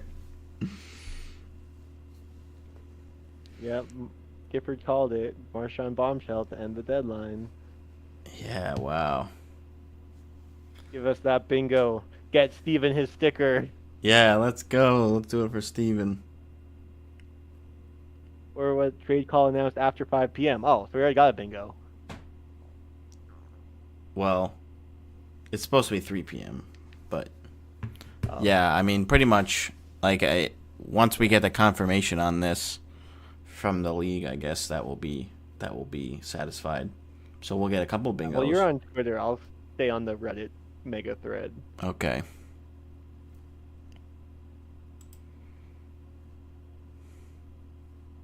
Florida doesn't have a first-round pick until 2027. Elliot, Marchand to Florida, it's happening. So, oh, Steve, Canes are done. Florida of all teams. I know, like really staying in the Atlantic. I mean, Florida's not as bad as Toronto, I guess. Yeah, I guess not. I'm gonna puke and cry.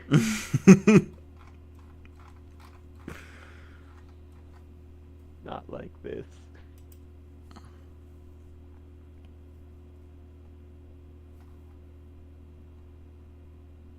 Should I text Zach? Yeah, I'd be interested if he's heard yet. The Leafs are getting Brandon Carlo. No. Chris Johnson. No. Oh no. We'll take Matthews. Fine, if we have to, we'll take him. Holy Yeah, shit. Carlo, this is huge. Oh no, that's like the one. So this is awful. This is just like the whole Boston identity is just gone. Coyle, Marchand, What about Carlo. Geeky? We gotta get rid of Geeky. Geeky, yeah, that's the one we should be selling. Who's a legit contender in the East besides Florida? Well, we're not gonna get someone old. Carolina. Right? I mean, you could Like, say we're not Washington, but probably not. We're not gonna get like Pacioretty back. They're well, are they going to get another defenseman, or do you think they're going to get a? Yeah. I would think so. Jake McCabe. Jake McCabe, that wouldn't be too bad. Hopefully not like Riley or something. Yeah. I don't think they would trade Riley. Philip Myers, Benoit, OEL. Ooh. So bad. It all doesn't sound great as far as defensemen. Maybe a prospect then. Like if they got like Easton Cowan or Fraser Minton, I think you guys would be happy. I don't know if they would trade Cowan. I feel like they're still high on him. They probably wouldn't, but Bruins have eyes on that first overall draft pick. Oh, jeez. I think that's a bit much. They're not going to weakest draft in like a decade. They're not going to tank this hard. He's just saying because they're selling all their big pieces. Well, I don't know. Does cap wages show picks? Yeah, they do. It's basically cap friendly. Ooh. Oh, there's confetti saying the deadline passed. That's fun. So Steve's going through it right now. From Marshawn going to Florida and now at least getting Carlo. So they're gonna have a pretty good. Yeah, so we have our own first rounder. Yeah, this year. So you think they're trying to take their 2026 first rounder? Then they wouldn't have one for a while. Because they just traded the other one for Lawton today. Oh, you're saying we would get the 2026 Toronto one? Yeah. Maybe. For the Carlo trade. Or I don't know what the Marshawn trade looks like either. This is all unraveling quickly. Well, kind of slowly, but also quickly. But what about Geeky? Yeah, that's the piece that should have went to Toronto or anyone. I just go on Twitter and search Geeky. See what comes up.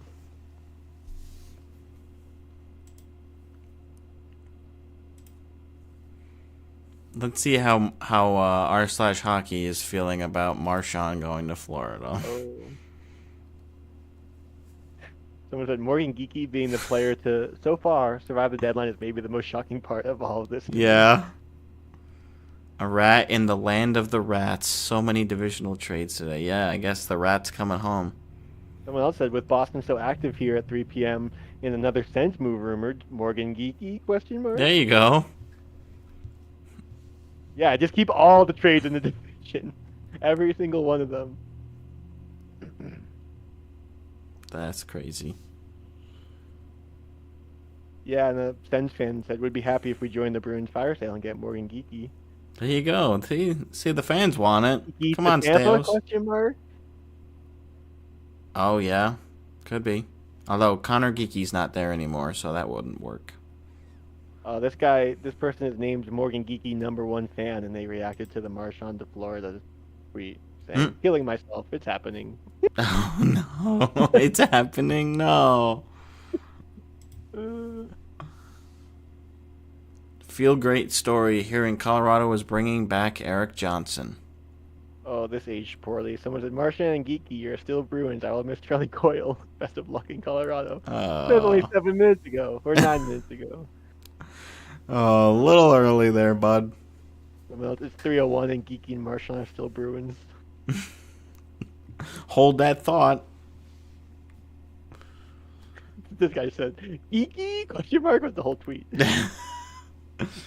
Like, come on, what are you doing? Oh, this is a scary day.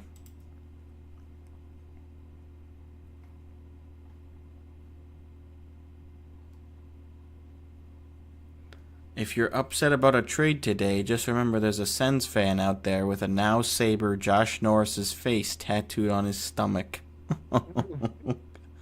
Zetterlund to Sens? Oh. Fabian Zetterlund on the San Jose Sharks? One post. Not it. Where are we seeing this one, Gifford? Ottawa Senators subreddit, perhaps? On Instagram? I don't know. I don't have everything. Need more monitors. Garriosh. Okay. I don't know how to find him. I don't have him as one of my people I'm following.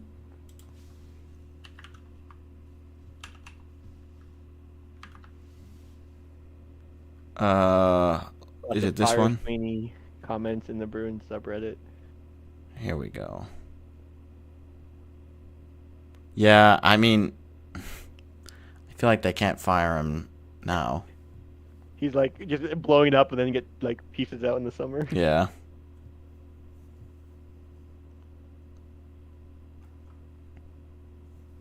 Okay, so this is just a Sens guy. Looks like. Yeah, Senators since day one. I know a Sens guy. Me too. Guy. But he doesn't have the in. He's at school right now. Someone just wrote Connor Timmins to Boston. That's just some random dude commenting on this Reddit thing, but I could see it. Yeah, I mean, that could be the defensive piece going the other way. Which he's not as tantalizing as some of the other options, I guess, but... Yeah, I don't know much about his game either. I mean, he's been playing on your third line, third pair. Yeah. He has a little bit of offensive upside.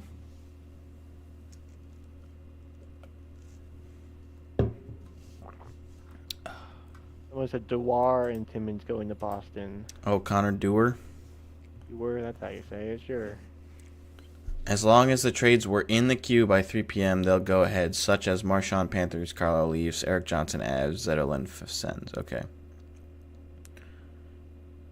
So. Eric Johnson back to the Avs? Yep. I actually don't remember where he was. Was he in Philly? I don't remember. Oh, let's take a gander. Well, nope, not the guitarist and vocalist. Oh, Cap Wages is dead. Oh, never mind, it's back. Oh, okay. There's the confetti. Wouldn't be surprised. Weber to Chicago. Shea Weber? Or is there another Weber? Because he's like retired and his contract is like on Utah, I think. Yannick Weber, probably. Yeah, that's probably it.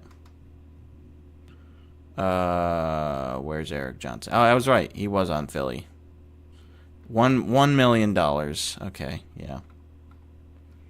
So Avs getting him back for another run. They're like, you know what? We just added some big name players. Let's go ahead and bring in Johnson one more time. Like we better be getting back more than, what do you say, Dewar is how you say his name? Wait, Gifford said yes from Utah. So they're just taking the dead contract, or is Yannick Weber on Utah too? It's on the Preds, I think. Okay. Yeah. Wait, I don't even see Weber. Oh yeah, there's Weber. IR. Wait, Yannick Weber hasn't played since 2021? What? Yeah, I feel like I don't hear that name too often. Where'd you see that? I don't know where you're getting these, Gifford. He's got his sources. Apparently he does. Utah. Oh, there it is. Frank Salvalli just reposted it. Utah has traded Shea Weber to Chicago. Wait, holy crap. This is actually a big trade. Victor Soderstrom, Aku Ratu, Shea Weber to Utah, 2026 6th round pick. Oh, okay. So not that. So Soderstrom. Interesting. That's a weird one. They're just like, you know what? Yeah, we don't want to have this on our LTIR anymore. So here you go. Connor Timmins to Boston. Who? Hall of Famer Shea Weber on the move. That's funny. So they get a 5th round pick. Deal is to clear out $7.8 million of cap space for next year. Yeah.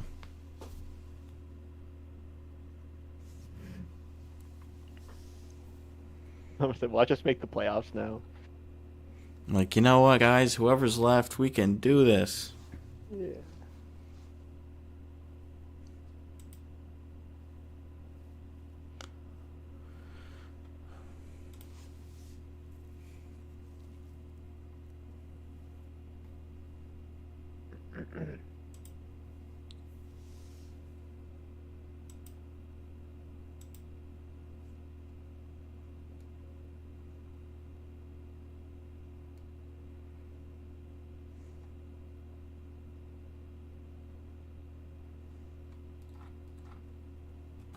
Minton's name has also been talked about in the trade.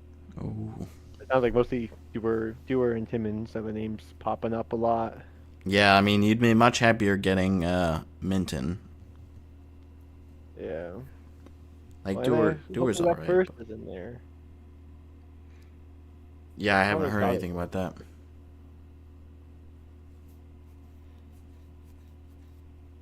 Alright, what's going on with the Marchand trade? I'll probably give it till 3:30 and then call it. Yeah. Looks like it's time to put together an updated hockey news list for the topics document you're talking about. Also, I think it's time to cross off the trade calls and the captain and all that stuff. I think it's time.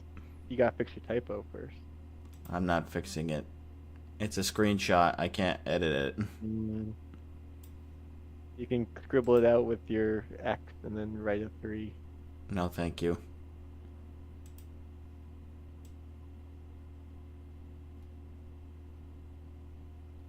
What's the return on the Marchand? Yeah, that's a big part of it.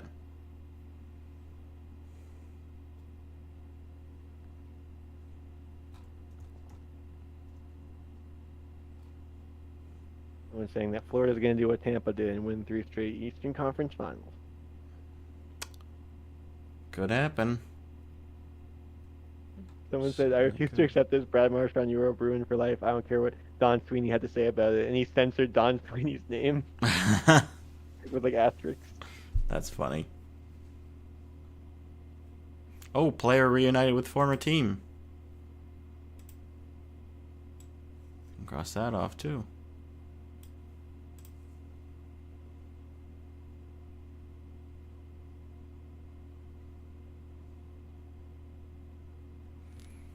We'll see. I don't know if we might not quite make it to 20 trades. We'll see.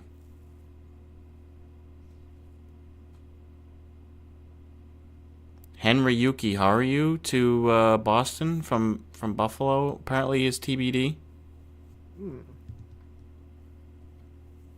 We gotta do something with this Sweeney fella. Yuki Haru to Boston for your X account. Oh. An updated hockey newsletter. Yeah, I guess. I mean, I don't have as many different sources as you do, apparently. Although there was one that, like, as soon as I refreshed, I saw it. But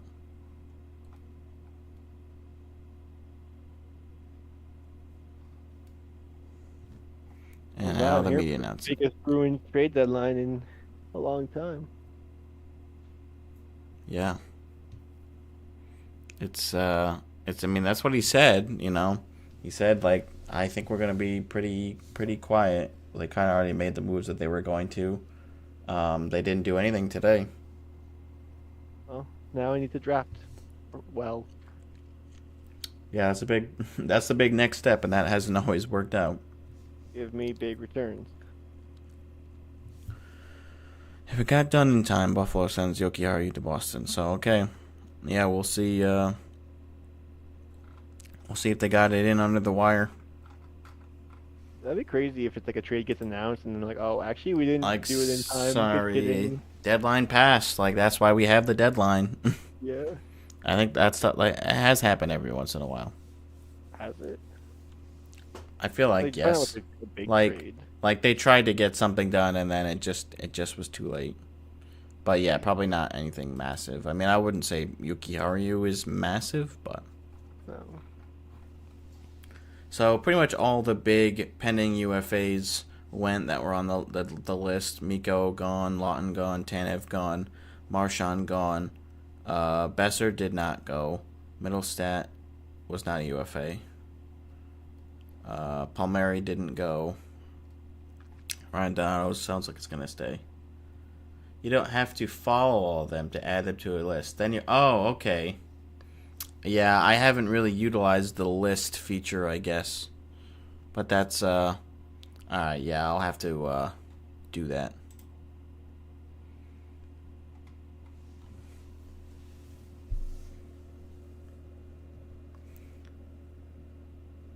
I've put together a list for each of my teams and then one for each league's newsbreakers. Oh, there you go. Did you already talk about the return for the Weber one? I briefly mentioned it, but I don't know much about the players. Yeah, Victor Soderstrom, Akurati. Like I've heard of I think I've heard of Soderstrom.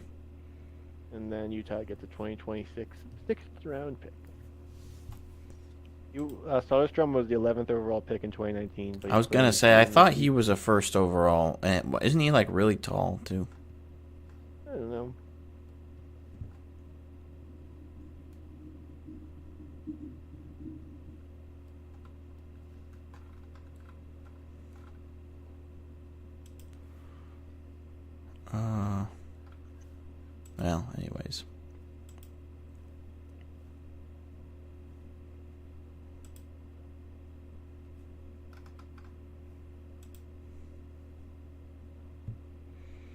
Oh, I saw the first Photoshop, the first Photoshop of Marchand in a Panthers jersey, and I don't care for it. I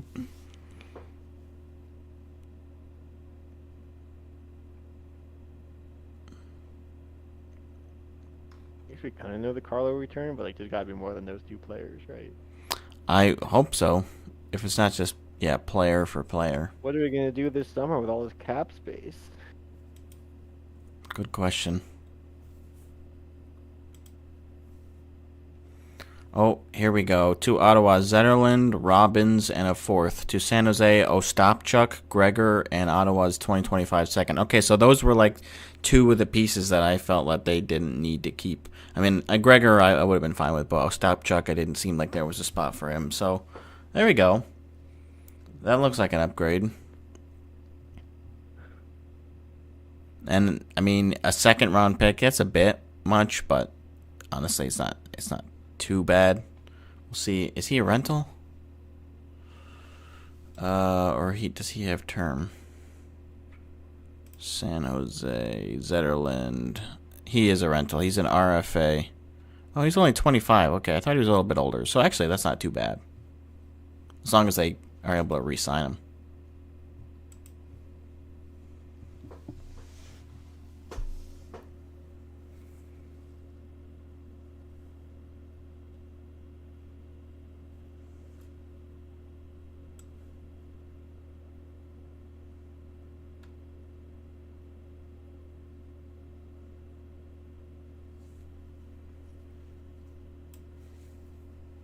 I think I might call it here then.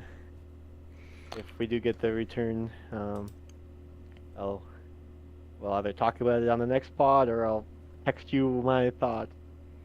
Okay, yeah. I mean, I don't know how long it's gonna take for all this stuff to come in, so we'll see how long I'm even still on for. Maybe another half hour or so, because I would like to do some other stuff today. But yeah, good. Good to have you on, Dean. We'll hopefully get the news about the Marchand and the Carlo trades and all that, and the Yuki Hario trade too. And yeah, we'll see if there's anything else that came in. But that's it. That's pretty much the day for today. Pretty much know everything, so not too shabby. We'll see what the total count is. Maybe we'll be able to cross 20 plus trades off of our list too. And that'll probably be it for bingo. All right. Thanks, Dean. I will talk to you later. All righty. Have a good day. You too. See ya.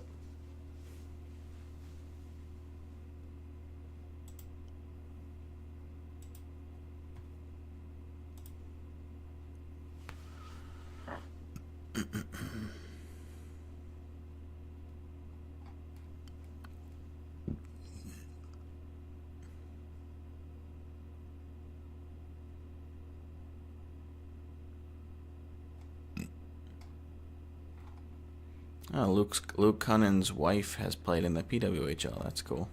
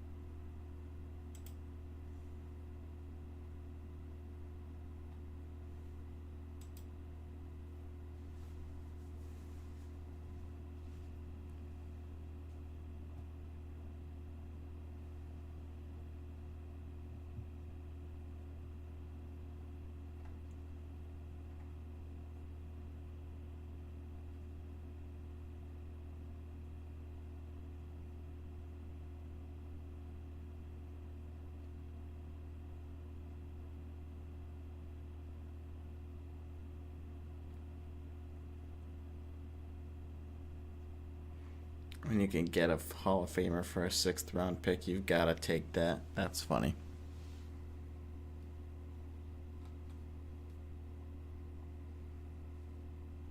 Hockey club legend.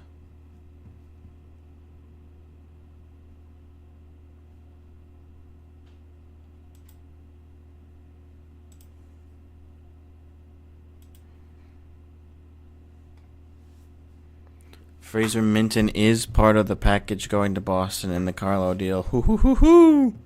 That's good. All right, that's at least something.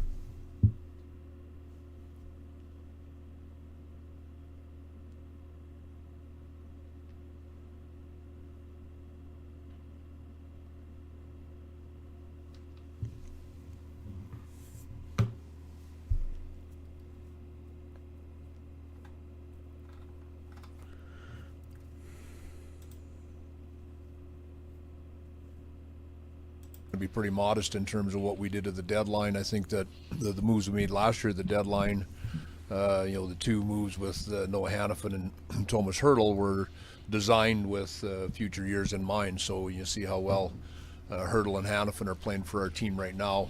That was the rationale behind the trades last year, that it was also going to benefit this year's team.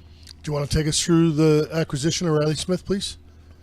Well, we the process is you scout all year to know the players, so our pro staff are responsible for most of that, and we identify a players of interest list of forwards that we would be interested of all positions, but our focus was on forwards, and Riley was one of those guys, and we he's had a really good year in New York. He was playing right wing on their top line for most of the year. We Dean said now we're talking. Played against them. We had the opportunity to watch their next game against Boston to get another look at him. But I think he, really, I don't think last year was as easy for him. I think this year he played quite well in New York. They acquired JT Miller, not that long ago, which moved Mika Zibanejad to the wing in New York, and that's why I think a player like Riley was available. So, we talked with Chris Drury about it for a period of time. We, evaluated the forwards that were available to us, and he was the guy that we wanted. So that's why we moved on it, and yesterday just felt like it was the time to do it. We had talks all week and decided that Riley was our guy. So I guess I'm interested in your phone call with Riley when you eventually were able to have the trade call done and be able to phone him and say welcome back. Yeah, he was thrilled, and so are we. And he left the Stanley Cup champion shortly after we won the cup, so that was not easy for anybody. Yeah, was a definitely. complete pro about it. Nothing else when it coming happened. from And, Vegas. I mean, again, his I'm heart is fine here. with. He's I'd imagine thrilled you to are be too. back. I think that you guys are aware his house is still here. He still has his home. He had renters in it that just by chance moved out a couple of weeks ago, and then I said to him, renters just moved out. That's awesome. Coincidentally, number 19 is available as part of the process of how it all went. So pretty fun. Yeah, it's a really good fit. He's just like stepping right back in from a couple of years ago. Like, yep. Brandon Tanev, there we go. Doug Armstrong on making no moves. We were in contact with some teams on some hockey trades. At the end of the day, we ended up moving forward with the team that is playing excellent hockey right now. There you go. Confirmed deal. Fabian Zetterlund, Tristan Robbins in a 4th round for Ostapchuk, Gregor, and a 2nd. So, yep, there's the confirmation there from Garriock. So, yeah, we're just kind of waiting on the rest of the details of what we already know.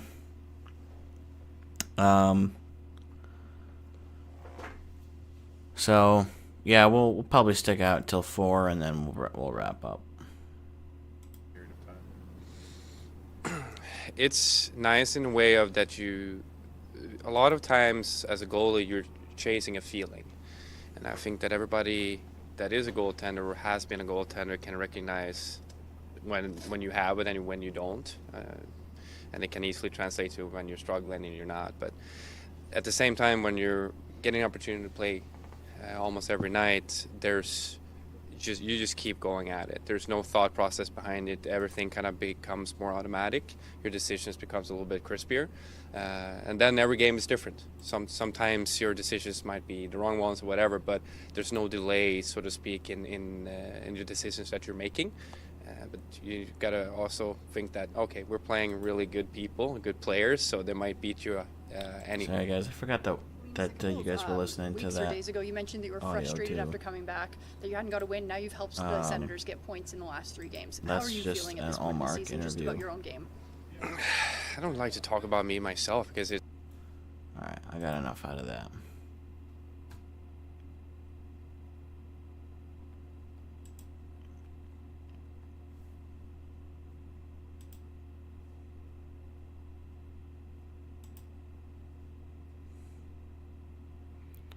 Kill stayed put. Okay, yep. Flames didn't do anything either.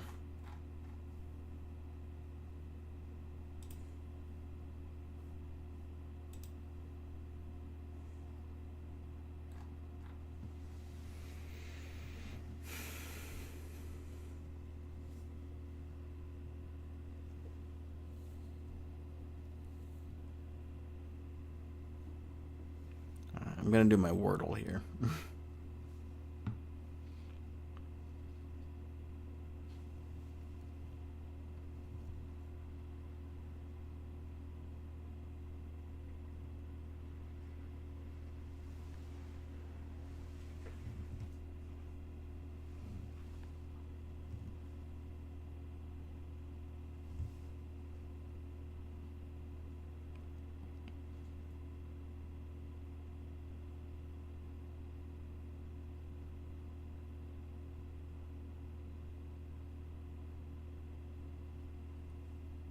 I got a 2 today. That's pretty good.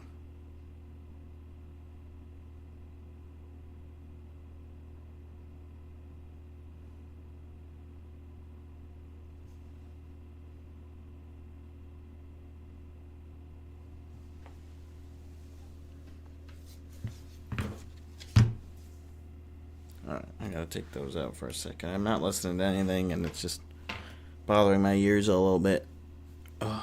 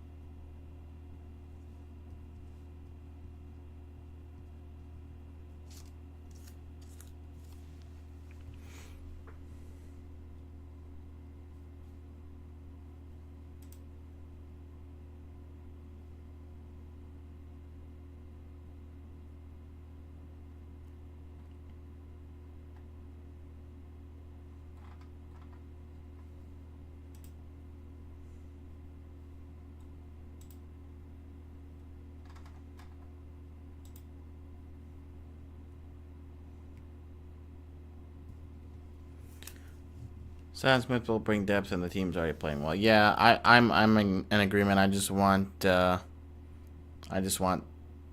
everyone to get back healthy, and we can see what the team looks like with what we have right now.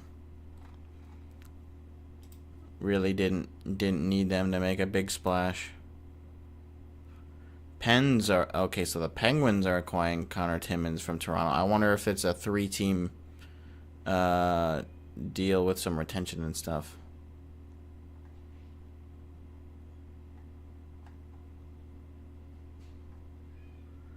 Just concerned with how they'd fare against Dallas, Colorado, Winnipeg, and Florida in the playoffs. Well, I mean, you know, they've beaten those teams. They've literally beaten all 4 of those teams in the playoffs before, so it's not the same teams, of course, but I think they can do it.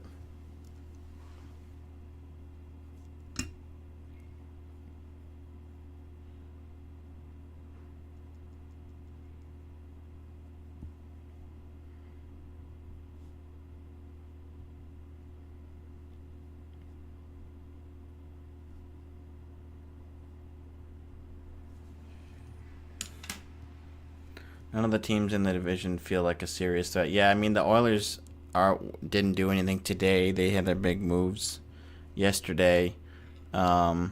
Vancouver sold. Calgary didn't do anything. LA just got Kuzmenko, and that's it. So yeah, I'm not really concerned about the division. It should be the Central that we're worried about,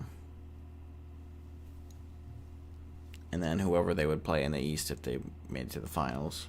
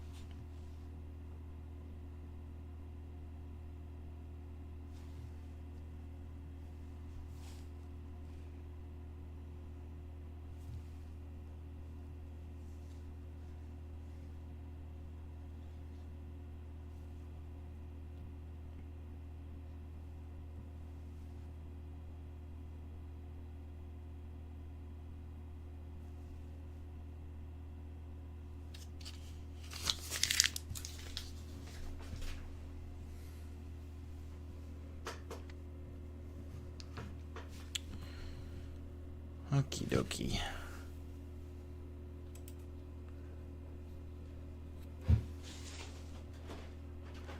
If I told you what I was offered for Brock Besser, I think you would have to run out of here because you would not believe me. Hey, bestie. Hi, Gooby. We're pretty much wrapping up here. The deadline was at 3:30. Or at 3 rather, but we're getting some like last minute details about some trades coming in now. I think I'm just gonna end at 4. We'll see whatever comes in whenever it gets in. Who knows how long these things take, but right. Pretty good day. Had some folks stop by. Dean was on for a little bit on voice call, and so nothing happened with Vegas today, but we weren't really expecting anything. So yeah, just wrapping up. Cool. I did pull the chicken out. I saw. So. I don't mind. I also have no sour cream. Oh. I didn't really want either of the meals we had on the menu, which is the problem. I thought about pulling both meats just to cover our bases, but I was like, well, let's just do that.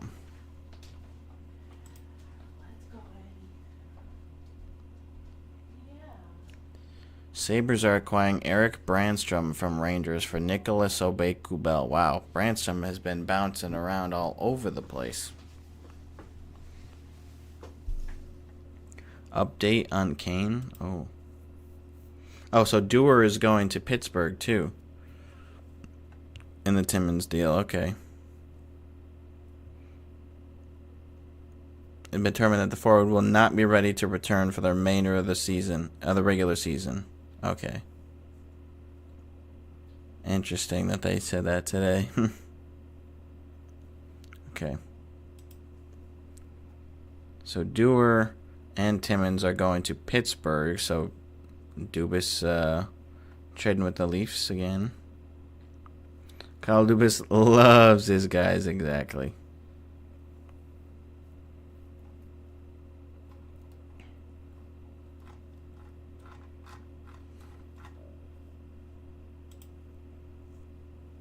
Still piecing together details. Okay, Carlo. So yeah, it is a 3-team deal. And then, yes, got to be some retention.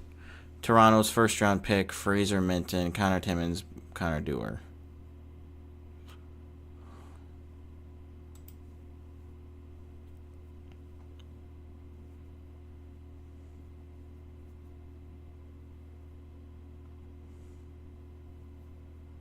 Minton and a draft pick. Okay. So, I think we'll probably be able to do the third-party broker bingo square. And that one's probably going to be the last one. 20 trades also is the only one really left in Eric Brandstrom. Is he a defenseman? Or no, he's a forward, right? I think he is.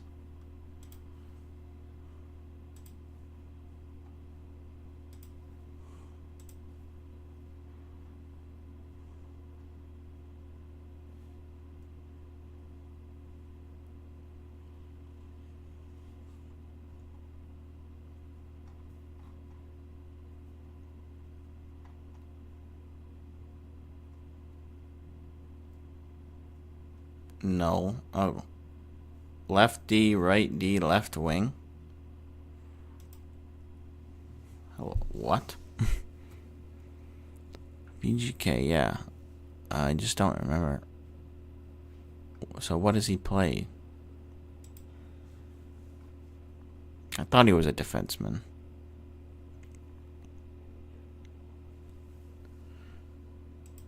Oh, but I guess there was no late round pick in there, was there? Because that's a 1-for-1, so never mind. Doesn't matter anyways. Eric Johnson for Giovanni Smith. Oh, okay.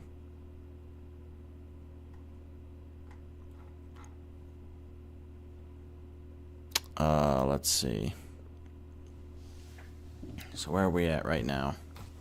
1, 2, 3, 4, 5, 6, 7, 8, 9, 10, 11, 12, 13, 14, 15, 16, 17, 18, 19, 20, 21. All right, we did it. 20 trades today at least. 21 trades. Cool.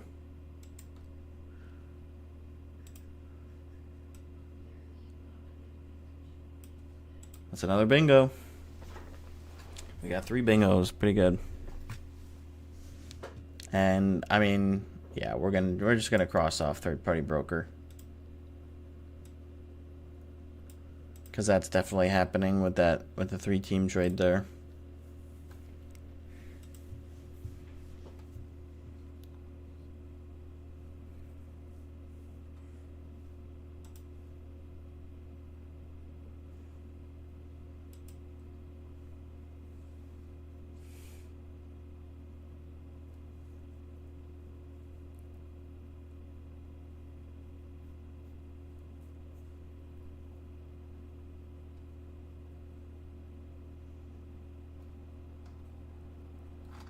Oh, Reddit's taking a break.